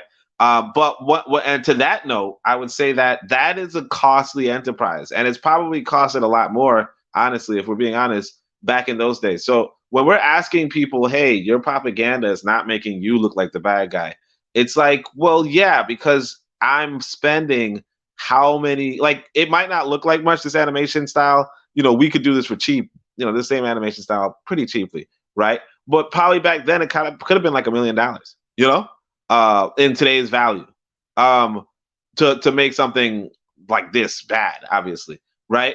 That said, yeah, nobody's gonna spend $1 million, or not, maybe not $1 million, but still, no one's gonna spend that much money to tell you, oh, I'm the bad guy, and it's like, yeah, you omitted it because partially, like I said, they weren't even involved per se in the scramble for Africa. But even if they were, you still, if you're making propaganda to turn people against the first world, that's what it is. Like that's what you're supposed to do. I mean, and again, if it's coming from the quote unquote second world, they should make propaganda to turn you to the second world. This is not really turning you to the second world, right? Again, if we're looking at it from eyes of the modern day, and we're just saying, let's read between the lines, 50 years later, then maybe we could say, or 60, 70 years later, right? Maybe we could say, is turning up to the first to the second world. But a lot of times, this is kind of like sophisticated propaganda that's really just turning you away from the first world. The only real like the real turning you to the second world thing is the fact that the language is in Russian. Because you're not gonna speak Russian normally if you're like a villager, and the only way you'll speak Russian is if you so on and so forth. But outside of that, I feel like this animation is just straightforward. Like, hey, you know what? You as a third worlder, the thing that you don't need is the first world, because the first world is just gonna sell you drugs. It's just gonna give you drugs. It's gonna give you pornography. It's gonna give you white women type shit. And you might, it might be cute for a second, but it's not really the thing you want. What you want are those melons. You also saw the guy was looking at the melons. You like, yo, right? But yeah, so I don't think it's a fair criticism to be like, oh, this is the Marxist solution, because it's not. I didn't see that here as somebody familiar with Marxism. I have a quick question. Wait, let me just say this. The only thing I want to say that I really appreciate about this film was how the man was smiling, when the other countries were fighting with each other. That's all I'm saying. I want to respond when the sister's done. Yeah, Marcus Garvey is away, and then gas him up. Go ahead. No, my quick question is that why do you feel we have to be propagandized to turn against the first world or even the second world? I think as victims of these two things, why should we have to be told they're bad? I mean, we were experiencing the worst of the worst. And why would you in the 60s coming out of slavery and all this other stuff have to be told the obvious? I think the video more showed the solution to escape from the oppression, rather than having you feel that you have to turn against the first and second world. So why do you think that it had to be propagandized? Wait, so can I answer that, or? Yeah, I posed it as a question to you. Okay, good. Okay. Yeah. Well, I was just asking because all right. So, why do I feel? Oh no. I mean, we have to recognize that human beings, they're not as sophisticated as we let them off to be. You know what I mean? So, like for instance, my son, like for instance, corporal punishment. Just striking, hitting somebody, right? Like your kid is not going to say, you know what, this is a bad thing for me to be hit, and therefore I need to protest, blah, blah, blah, blah. That's not a natural reaction. Whatever you do to a child, whatever, right? They're going to think that's the right thing, or that they're just going to live with it, and they're going to love the person, even if the person's abusive, for the longest while until they reach functional adult. And even then, depending on the circumstances they grow up in or the circumstances they develop in, they're going to see it as not children. Yeah, exactly. Yeah, we're not children. No, exactly. So what happens is that when you grow up in a society or a circumstance, you're going to adopt to what the adults are, like the values and the morals of what the adults are doing, and in so doing, you will like, it's not that you are a child, but essentially you grow into an adult that is docile, right? So like for instance, like how you were saying, all of us wanted to like you say, everybody just says, hey, let's just go get an education. Let's just go get an education from this Western system. And we don't really question it because that is what we are taught. Those are the values that we have. And so even though this education is imposed on us by foreigners and by Westerners, we just say this is what it is. So there's no intrinsic, inherent, I'm going to protest. Now there are exceptions, but the exceptions are ridiculed and made to be ridiculous in these sort of societies. So it's really not so complicated that everybody, when they reach adulthood, just says, you know what, everything is stupid, and here's how we all fight together. What happens is that like it's not that it's not really normal. So that's why you would need propaganda. But that's what I would say. Let's go Gas and then Bakari. I just want to quickly say, for me, I think this is why I'm very careful, when we use modern day constructions and we project them backward. Russians are not white. Soviet people are not white. All right, and that was the whole premise of the presentation that on the Black Pentagram was with the Romans and the Greeks not being white. Right, they're not the same people. Not in any chance in any respect. So we have to be very careful because I think we end up, throwing out a lot of babies with bathwaters if we take that approach. That all white is white and blackity black and all this other stuff that we hold on to. If you look at it, even the idea of Soviet, the first Soviet republic was in Bavaria. It's in Germany, right? Even the people there are not following. They had a czarist system, the Caesar, right? They had the Caesar, and it's short for the czar. And they destroyed that bloodline. That bloodline was killed with Anastasia. I mean, I can get deep, right? It goes into that Moorish bloodline. There's you guys can look into the African presence. I can send you. I might even do a show on this on the Black Pentagrams. The African presence, or in the Byzantine side, all the way into what we call Russia today. A lot of Moors were in that region, and a lot of them, have a mixed bloodline, and it's not a coincidence that they were murdered. And the people who murdered them all came from Germany, because this idea of Marxism. Remember, Marx is a German. What the hell is a German ideology being used in Russia? How is that possible? No one ever stops to question this.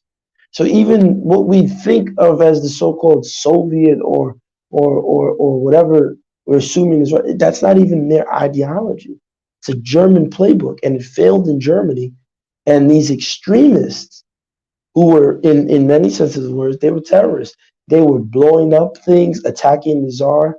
There were numerous attacks on his life before they finally, these psychos, killed and destroyed the bloodline of that Tsar family.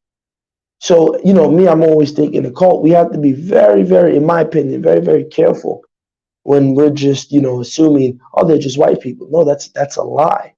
That they're not just white people, and there's a lot of things that are going on. Like I said, for me, I'm always looking at that occult angle. When we talked about industrialism and sacrifice. Look at all the millions of serfs that they starved to death and allowed to die.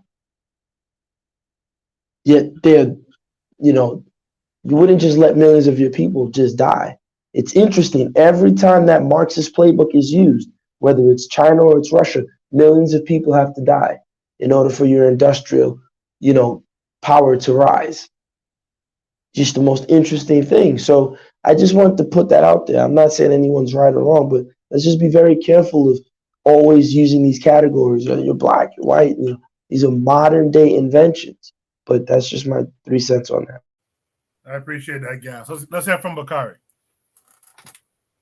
What's up? Look, I'm back. I ain't gonna be on here long. I just heard you. I didn't even see the thing. I just heard people talking about socialism and all of that. You know what? You will never, ever, ever, ever, ever, ever, ever, ever get free. You're trying to use other people's ideas that they created for themselves. You can argue over socialism, capitalism, and the white folks from Russia, Marxism, because yes, gas them up. They white because Vladimir Putin is white. But anyway, I don't know why you like to separate them. But anyway, you can anything those people created, it's for them. We're sitting around arguing, trying to see, well, the people that did all of this stuff to us, did they create a system that's going to free us from them? And whenever I hear that, I always ask the same. What did the Russians do to you? What are you talking about? They're white. What white Russians enslaved you, Brother Bakari? Oh, well, okay. So I'm going to say it again, right? So whenever I hear this argument, I always ask the same question, and everybody, then Koku just repeated it, and everybody always ignored it. Black people don't want to be free because they don't want to use nothing a black man created. I will ask again, you arguing over stuff white people created, why not use Garveyism? They act like they didn't even hear Koku when he said it, because they got to keep trying to figure out, can socialism and Marxism be okay? and gas them up. No Russians enslaved none of my people, as far as I know anyway. To answer your question, I don't want you to think I was ignoring you and being rude to you. No, not at all. Not at all. No, I just want you to, I didn't want you to think I was trying to be rude to you. I like to talk shit to you, but I wasn't trying to be rude to you. But once again, nobody ever even talk about it. And once I said, and once I finish, Black people will go back to arguing about what's best for us, socialism or capitalism. We don't even think about something a Black person created. We don't even think about creating our own. Let's use what the white people did. The white people there, it worked for them. Then you can show them the failures of socialism. And it doesn't matter. It's better than capitalism. See, capitalism created evil because we were the capital. Okay, well, go look in the socialist countries and see how Black people were treated in those socialist countries. So what's the difference? So now let's think of something that Black people can do. Black people were treated way, in terms of advancement, Black people advanced way better in Russia. There's so many documentaries. As a matter of fact, there's a documentary of Black people from the South who went to Russia in the 1900s, and the guy came back. His grandson, the grandson came back and met his cousins in America, and he was like, "Yo, I'm a millionaire in Russia. I'm top level. I'm not coming back here to stay in America. You know, those are my cousins, but they can stay here." And that's good. You'll find a lot of those stories. You can find 5 Black people, go somewhere and live around 5 million white people. It's gonna be a difference. But watch this. But I can't ever remember this professional boxer name. Roy Jones Jr. was his promoter. And he was from Russia, but he was Black. And they thought he was gonna be good, but he couldn't take a punch. But anyway, they talked to him. And when he was interviewing, he always spoke on how bad Black people was treated in Russia. He was born and raised there. He always talked about that. See, we're always looking to say this set of white people is just a little different. But Russians are not white people. Okay, that's what you say. They got this European DNA, Neanderthal DNA. They white. See, you say that. Vladimir Putin is white. That's just a He's fact. not white. That's not a fact. YouTube has Vasily Lomachenko. videos of Black Americans, generations going to Russia and benefiting from Russia. Okay, I never, as Gasmup said, there are. You can go on YouTube and see videos of it. I don't, and guess what? And that is open. I'm going to say it again. You can probably find some Black people that went to the white utopia in the United States, Washington State, and Oregon, and benefited. It's easier to go when it's 10 of you and 10 million of them because you're not a threat. And once again, like I said, we're gonna figure out a way to say their system is better than anything that we can do. Black people don't want to be from under these people. That's the problem. Black people don't want to be. The majority of Black people don't want to be. The majority of Black people is trying to find some white people that can treat them nice. Because white people invented the nation state. Garveyism is not going to run a nation state, Brother Bakari. I'm no disrespect to Marcus Garvey, but Garveyism is a theory that's not going to run a nation state. Gas, I got you. I know you. I got you, right? But see, when you was talking, I let you go on. You talking about who ain't white and all that. I ain't even interrupt. But I'm gonna stick to what I said. You say it won't run a nation state because we ain't trying to create a nation state and use it. We are trying to be under them. That's why we can easily say we can find YouTube videos where Black people say they were treated nice in Russia. How many Black people were in Russia? They were not a threat. I can show you video. Like I said, I can show. Study Oregon, study Washington State, study those states. They were the white utopia. Matter of fact, California part of it. And you will find the few Black people that went out there and they would say they did okay because they were not a threat. But once you become, and enough of you come there, fool around and let 5 million, 10 million Black people go to Russia. All those people with those nice fantasy videos, all of that gonna change because you become a threat. No, that's not true. I'm not telling nobody what to do. The only thing I'm saying is black people don't want to get from under these people. Black people is happy in their position. All you got to do is just listen to them talk. And I hear the mic. But boy, Brother Bakari, why do you think black people will become a threat? Like, I think we're not understanding that Russian black people become absorbed in the system. So within 2 generations, that person might have a little dark hue to them, but you wouldn't really be able to distinguish them from the average Russian.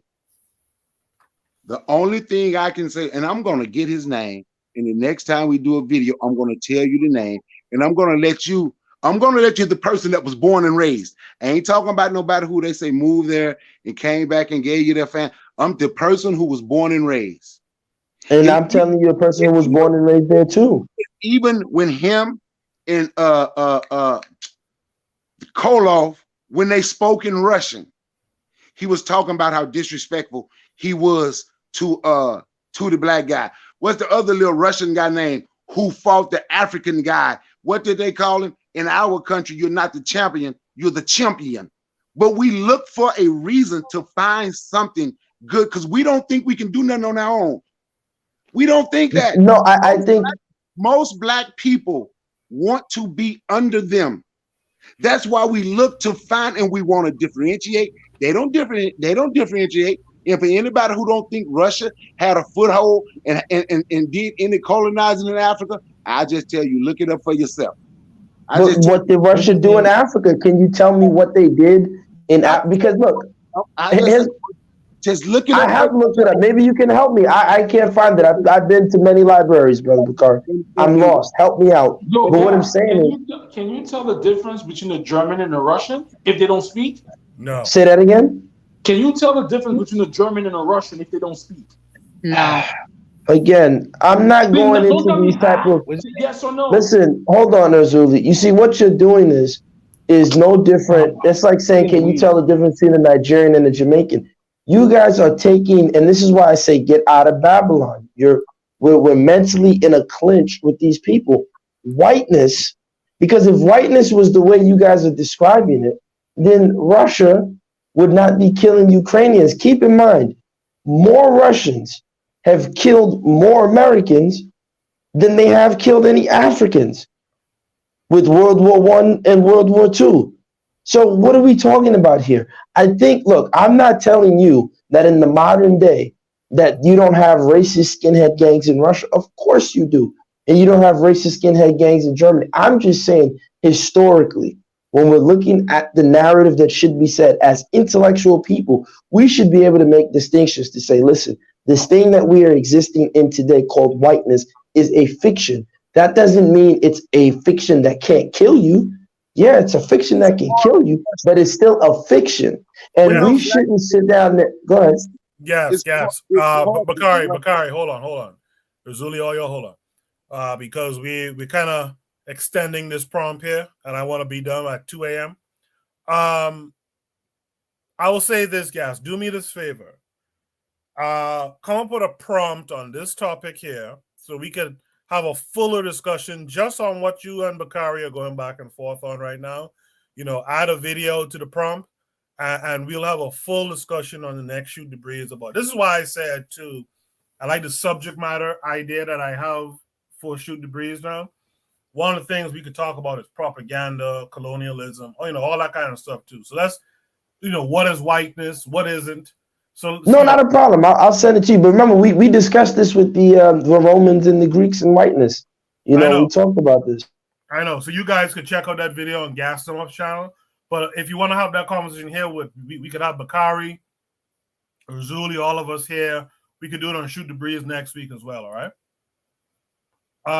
Let me go to Shoot the Breeze topic number 7 for time's sake. Yeah. I'll let you go. But the name of the boxer is Ismail Salak. That's the name of the Russian boxer. Ismail Salak. Yeah. All right. Shoot the Breeze topic number 7 is, what was your first impression of Korea time before listening? If you're still listening to us in the chat, drop a 1 for me so I can know that real folks are out there. I know we lost Danger for the night, but I hope Danger comes back again. Only if you don't mind, invite her back again in the future. Should the Breeze topic number 7 is, what was your first impression of Korea time before listening? This came with a link. Let's check it out. And again, Gas, I'm not trying to cut your wisdom or Bakari's or anything. Just time constraint. Let's do a whole Shoot the Breeze topic on it. Because they have improved sanitation. Being landlocked, yes, Switzerland and Austria, 2 of the richest countries in the world, are landlocked. Resource curves, the US, Canada, Australia, they are very well endowed with natural resources. Actually, most African countries do not have a lot of natural resources. They seem like being richly endowed with natural resources only because their economy is underdeveloped and they rely on natural resource exports. But when you actually look at the data on deposits, these countries are not that well endowed except for DRC and South Africa. Switzerland, Belgium, and Taiwan have wrong degrees of ethnic divisions. Switzerland has basically 3 groups. German, French, Italian, and a small group that speaks Romansh. And indeed, in the 18th and 19th century, Switzerland had like 4 civil wars. It was never that peaceful. The original people of Taiwan are Polynesians.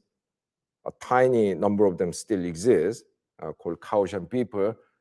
But the so-called Taiwanese are descendants of people who migrated from Southeast China in the 16th, 17th century, especially from Fujian province. But then superimposed on this group was the so-called mainlanders, the northerners who came with the Nationalist Party government when they were kicked out of mainland China by the communists. So once again, it's not as if rich countries do not have these ethnic divisions. They somehow built a political system, made economic arrangements to make these containable. It's not that they don't have them. In the early days of development, today's rich countries had institutions that are far worse than the African ones today. In terms of culture, before their economic successes, the Germans, the Japanese, and the Koreans, they were all described as lazy, overly emotional, uncooperative, and much worse. So this is a comment by an English traveler in Germany in the early part of 19th century. Basically, he's saying the Germans are stupid. Mary Shelley, the author of Frankenstein novel, in her travel journal, once wrote that Germans never hurry. They have no sense of time. And then this is a comment that Beatrice Webb, one of the founders of Fabian socialism in this country, made when she went to Korea and met my ancestors. And I think this is one of the rudest things that anyone has ever said about anyone. 12 millions of dirty, degraded, sullen, lazy, and religionless savages. Basically, one problem is that when you live in a kind of poor agrarian society, you don't need to keep time, for example. If you live in an industrial society, you have to keep time. If you are working in a production line, everyone has to be there at 8:35 so that the line can start. And in relative terms, time is more valuable. So people's behavior changed. So in addition to this the inevitable prejudice that people from rich countries have towards poor people in poor countries, we have this the fundamental differences in the organization of societies that are due to the differences in economic structure. Even in Korea, until say 20 years ago, we had this expression called Korea time, which means that you can be up late for an appointment up to maybe 1.5 hours. You don't have to apologize. That's what people do. Today, the expression doesn't even exist. Everyone's working to the clock. Everyone's busy. Societies are highly organized. People keep time. So all these so-called meta-structural factors when you look at them closely, are very flimsy ones. The argument based on them are usually based on factual mistakes and blindness to history. More importantly, these metastructure arguments fail to recognize that the rich countries appear not to suffer from those metastructural factors, not because they don't have them, but because they have developed sufficient technological and organizational capabilities to deal with their harmful effects.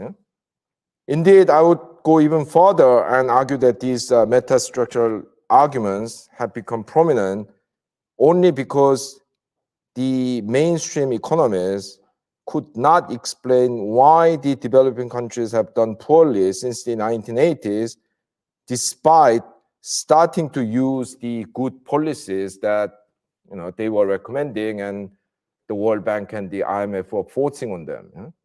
These are policies that are based on the best economic theories. So if the policy didn't work, there must be something wrong with the countries, not the policies. History shows that when they were developing countries themselves, almost all of today's rich countries use wrong policies, like trade protectionism, regulations of foreign direct investment, state-owned enterprises. Also, these policies have very respectable theories behind them, so it's not a fluke. Another important consideration is that these countries apply those theories in very pragmatic rather than dogmatic ways. So you get to see a lot of the totally unexpected combinations like Singapore or Sweden. Recognizing these basic facts is the starting point of our quest for the answer to the question that I started the lecture with: why are some countries rich and others poor? All right. I don't know whose mic that is that's on fidgeting around in the background. Please mute that. But Korea time, like I never heard of the term per se.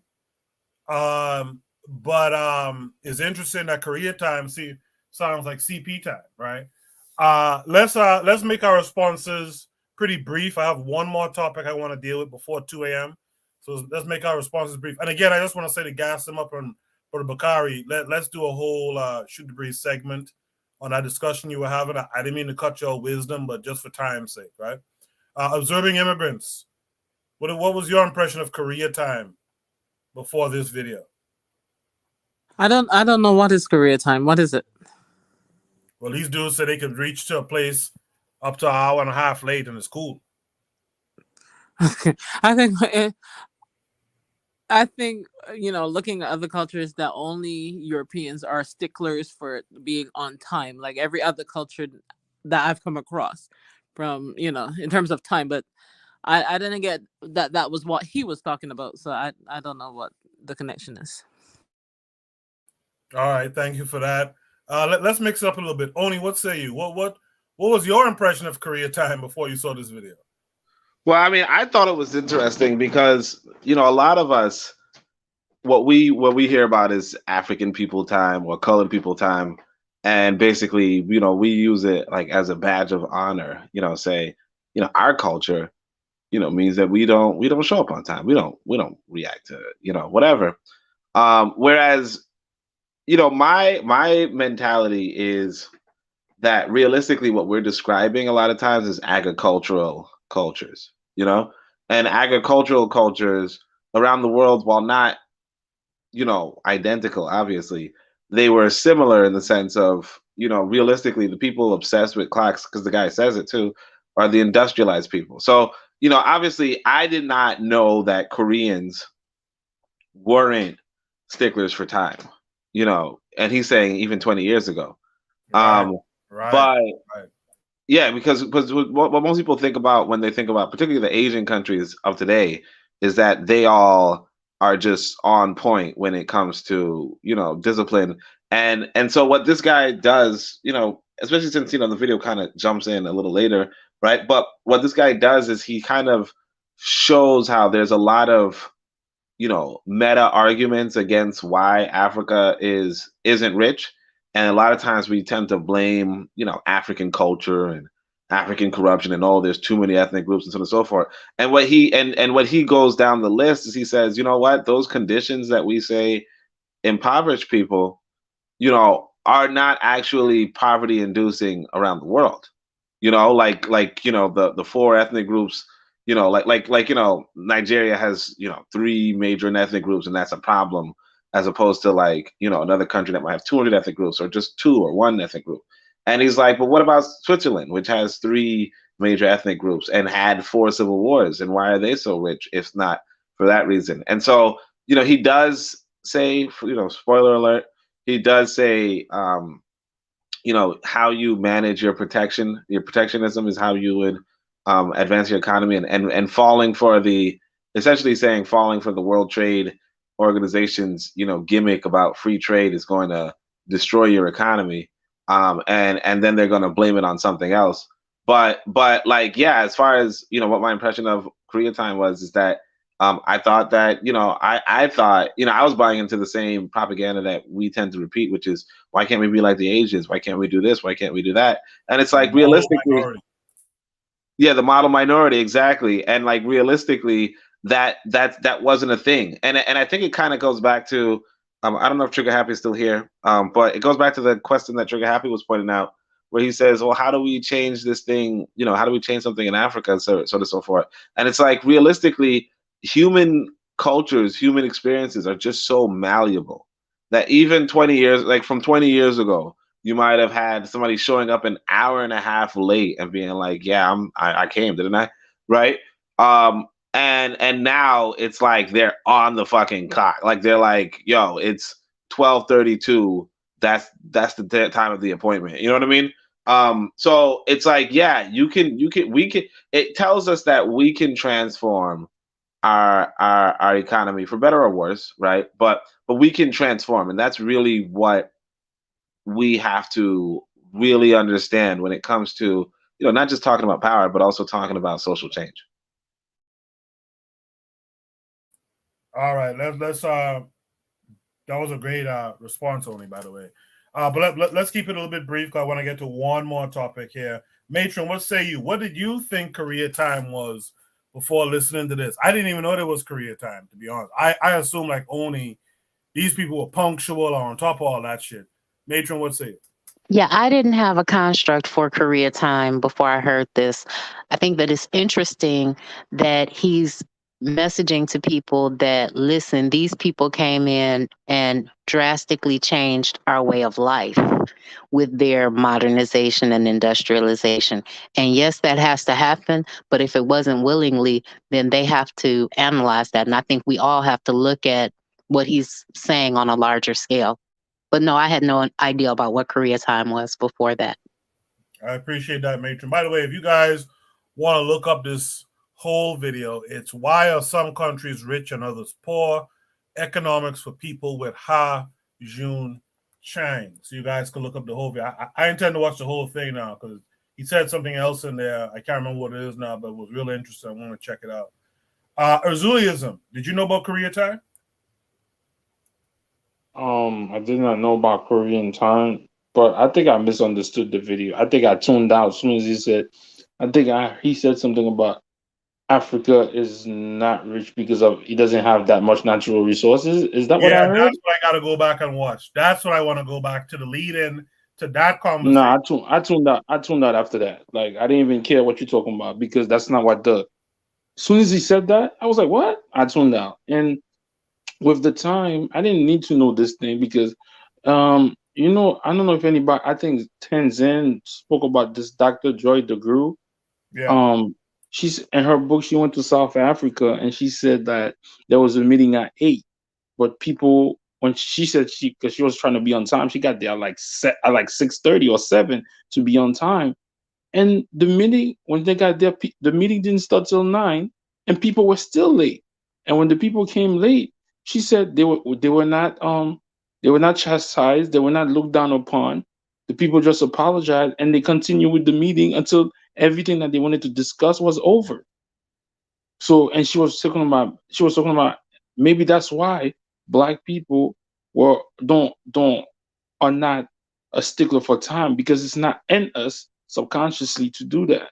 But I didn't know about Korean time. I thought it was just like I thought they were punctual. They were getting 1600s and SATs all over the world. So I didn't know that. But as soon as he said the shit about Africa, I tuned out. I don't really care because I think he was lying right there. So yeah, I don't know what his list of resources are, because that could limit it to, if you're just talking coltan or something like that, that could limit it to the Congo and South Africa, I think he said. But if because you talk about the entire list of the different resources that are taken from Africa, I don't like that think guy's a liar. What is he talking about? And this is the thing.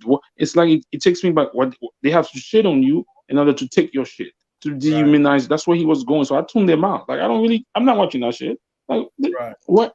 Like no, like oh my god. Gas him up. What were your impressions of Korea time before listening?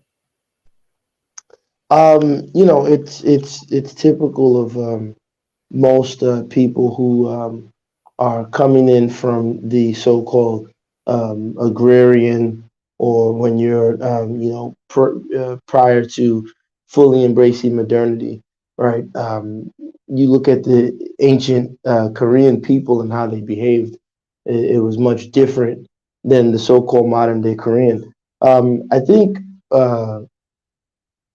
you know look, yeah, sure. If Africa is to develop, they have to get better with time, according to this system. But let's again, these are all fictions, right? There's a great book we can check out, I believe by Lewis Mumford. He wrote it in the 1930s at the time, called Techniques and Civilization, right? You guys should check it out. And in it, he argues that the key to modernity was not the steam engine, but the clock, right? And I always say, and I got this from somebody, that time is an invention. Clocks are man-made. So who's clocking you, right? Nothing naturally comes out and just makes a clock, right? That's something, that cycle is something that someone creates because they're trying to create an order. So when you look at the time system that we're under now, is GMT, Greenwich Meridian Time, right? So whose order are we under, right? You look at our calendars. You have the Gregorian calendar after Pro Gregory.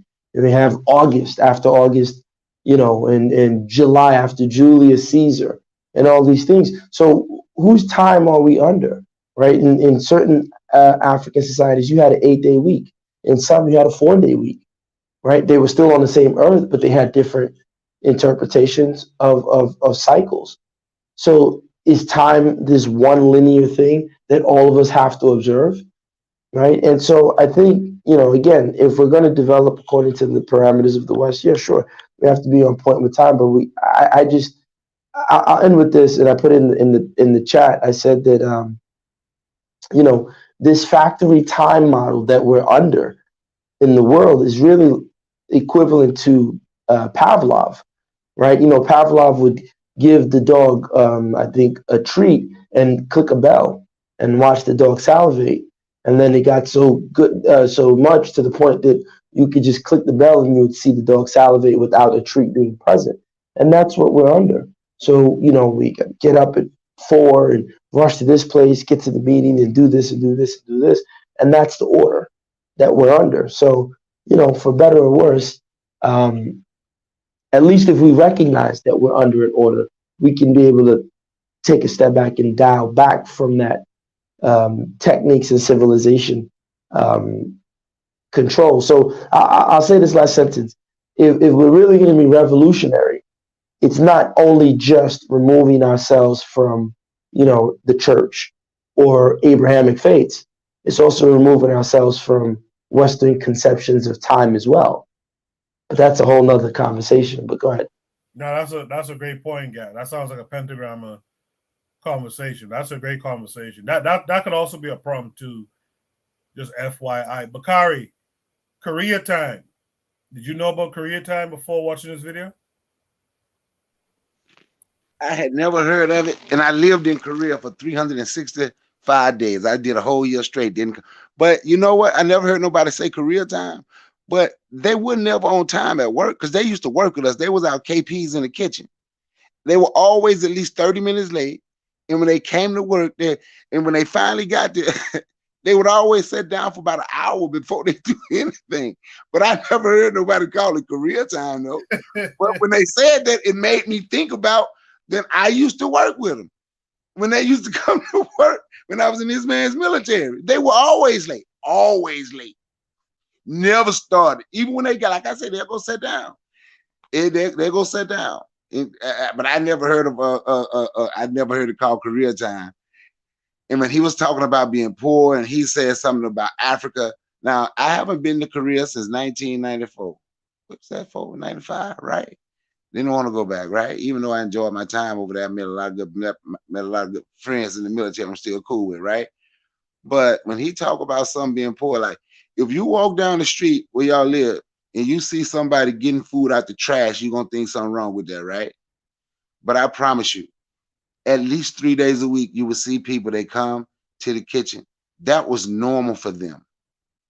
I don't see how they can talk about how somebody else is poor when their people was literally taking food out of the trash can to take home and feed their family. I was a cook, so we would throw. I've seen it so many damn times. So I don't know. So them being the model minority people, and I've heard people say, yeah, we should be more like the Asians. And a lot of times they have not been around. They have not truly been around any Asians, even here. They haven't been around them or held certain conversations with them and deal with them. No, we don't need to be like nobody. We need to be like who we. I'm not saying if you can't learn something from somebody, so let me get that. You can learn from other people if they do something that's good. You can learn it, but trying to act like we should just try to be like them. No, we don't need to do that. But no, I never heard of Korea. I have never heard of career time. I yield the mic. I appreciate that, Bakari. Since we passed the time, this is going to be the last prompt, so we have about 6 minutes left. Let me just remind you guys of all the shows on KWAZ Radio. Make sure to check out the Pro Black Perspective at 11 a.m. Speaking of time, Eastern Standard Time. Check out, I think Cassandra Cheek is on today as well around 1 p.m. Eastern Standard Time. Check out D-Web et al., Lera, and them on the Harsh Rally podcast at 8 p.m. I believe they have a show tomorrow. Check out the Matron on Monday, Tanzan. Tanzan might not be on this week, Tuesday, but if she is, subscribe to her channel. And of course, check out Gas Them Up and all them as well. Bwana Hagaziki. Tanzania's out there still. You forgot about me, man. You forgot about me. Oh, I'm sorry, Bakari. I'm sorry. I'm the forecast too. Wow. I'm sorry about that. Check out the forecast and Bakari. They tend to be on around Thursdays, I believe, Thursdays and Fridays. So check them out as well. I didn't mean to omit you, Bakari. And Bakari does the Support Black Business episodes on Sunday as well at 3 p.m. Eastern Standard Time. So yeah, make sure to check out Bakari, Forecast, Tanzan, Matron, Oni, and the Harsh Rally podcast. I hope I didn't forget anyone that time. Make sure to check out, guys, the 2 episodes that we premiered back to back with the all black men panel, all black woman panel, discussing the 1973 report about black men with white women. So check that out as well. And make sure to subscribe to KWAZ Radio as well. They just got the community tab. We got to figure out what to do on the community tab for everyone on the network. So we'll try to figure out something that we could do over there for everyone on the network. With that said, Mr. Untouchable, Bwana Hagoziki, what say you to this idea of career time? I'll be very brief because I know the time is short. What I have to say about that is being punctual is not it's not synonymous with being productive. You can, just because I reach to work at 10 o'clock, that don't necessarily mean I can stay until 9 or 10. And if I am productive in my work, whatever I need to do for the day, whatever the task is or the goal is, if I fulfill that if I fulfill that, This is Buana's elevator pitch to his bosses, right? if I fulfill what I'm supposed to fulfill for the day, then it's no problems. I shouldn't find no problems. But let me also say, and this is gonna be very brief. Let me also say this. Um, when if a person is in front of me, whether he's from Asia Town or Korea or even a European person, I halfway listen to them. I find that for me, I do the extraction. I extract what information that I need that is necessary for either if I was in school to pass an exam, or what information I need that I could use to advance either my career or my business. And I stop there. All these anecdotal things that it really leading up to I'm inferior because of these reasons, and he puts them on the board. I halfway listen to these guys and I ignore them because some of these guys are degenerates anyway. So I halfway listen to these guys called professors and so on and so forth. So, but I'll stop there just to be brief. I appreciate that one. I appreciate all you guys who tuned in tonight. Oni, is there any interesting enemies within tomorrow or today? Is Oni there? Unmute your mic if you're there. Maybe Oni left. Gas, you say you guys are on this week? That's Friday? Yes, sir. Yes, sir. Is it 5:30 or 7:30? 5:30. 5:30 Yes, p.m. sir. Eastern Standard Time. Yes, sir. So I want to thank you for having me, and I know you guys got to end the show. Shout out to all of you, and it's always a pleasure.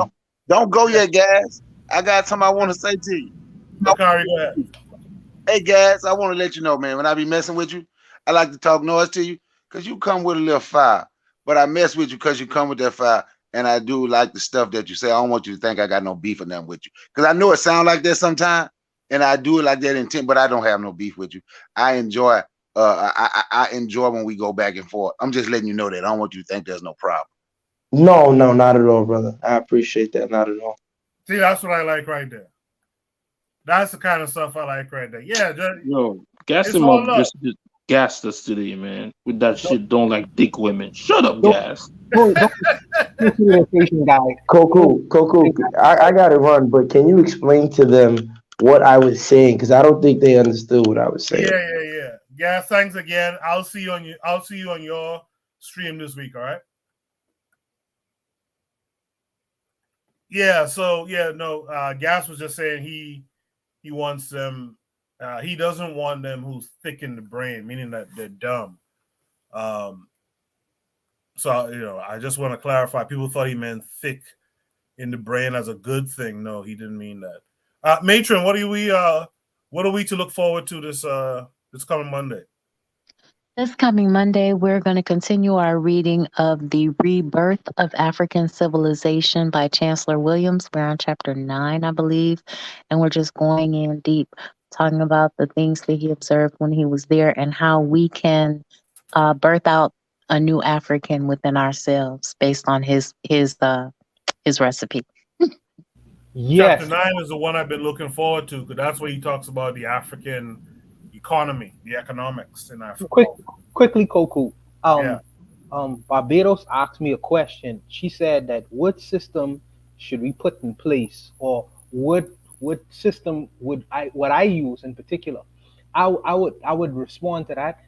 Just the rebirth of African civilizations. What Matron is reading, it gives you almost like a chapter and verse over the solutions to solve the ills and the problems that Africa faces. So I think that's a very good start or grounding point for point in what you could do as in correcting the problems that exist not only in Africa but in our countries as well. So I'll stop there though.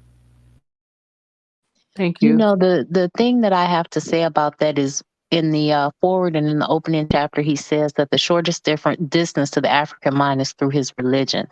And what we have to understand is twofold. In the Western mind, they see religion as economics and commerce, but some of the less developed ones, the white people, they see religion as about something that we can't see. In our African conception, is that we can see, touch, feel, be, and experience that. And the only way they're going to let people move about more freely, because they don't want their ability to do business trampled upon, is to engage as a religious entity or institution when you're talking about worldwide African connections. And we really have to get to a point where we embrace that. And I'm trying to walk in it, y'all. I'm working through it. But that, just looking at where we are, what we're doing, and some of the things we're dealing with, that's my analysis. Thank you for that, Matron. Bobby Wright says that Rebirth of African Civilization reading is very informative. I've learned a lot from it. So Matron is doing the work. Quickly, observing immigrants. You want to shout anything out this week? Yeah, I'm going to shout out the great weather that we are going to get because it's been cold and fall came in real early and we're back in the 70s. So get out there and enjoy some fresh air, people. That's it. Where are you? In Missouri. Oh, you're in Missouri. Okay.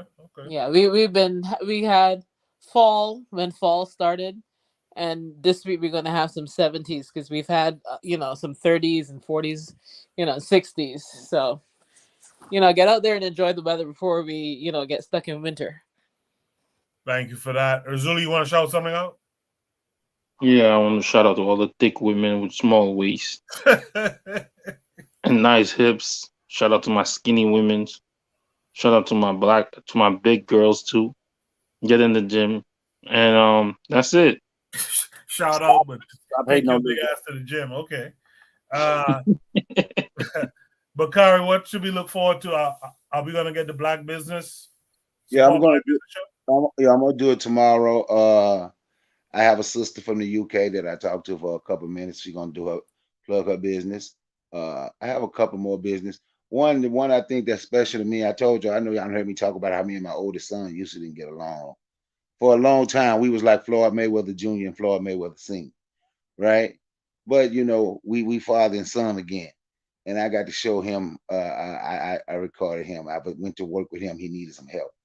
He demo home, so I'm glad I got my son. Then I'm gonna carry it on into something else on mine now, Black business. But I have to give a shout out to the Black businesses that I come out here and that I talk to, and hopefully that we support them more, so people come through and check me out at 3-ish. See, I'm gonna get back on CP time. I'm gonna be on the 3-ish. That's better than Korean time. Yeah, Korean 3-ish. And Tanzan. And when I get gas them up, Tan, you better come on there because I'm doing this for you. All right, so you better come and join. Oh, Bakari professing. No, I'm just kidding. With that said, Oni, what should we look forward to tomorrow? Simping. Well, definitely ain't Jim. You know what I'm saying? You know what I'm saying? Only I'm a fight you, man. No, this dude's jumping. He jumping. What are you doing? Hey, good night, honey. What the fuck? Anyway, just your regular enemies within, obviously. The dudes making connections at 1 a.m., that type of shit. Right. Yeah. I actually didn't I forgot to organize the list, so I'll just do it, tomorrow. All right, that's it. It's hot, dude. Summer in New York. Well, shut up. All right, guys. I had a good time. Hope I got to everyone just now. Real Black Gentleman was on the panel. He hopped off early. I hope everything is cool there. We just making jokes, Real Black Gentleman, but finish up that pork pie eating there. Shout out to everyone who was in the chat tonight, Yana B and all them who was here earlier. Shout out to Bobby Wright and Tanzan and Marcus McGee and them who are still in the chat. Thank you guys for being here. Shout out to the Matron and all at KWAZ Radio. I'll see you guys again next week, Saturday, but don't be surprised if I pop up during the week, this coming week too, all right? So I'll see you guys soon. You guys take care. Peace.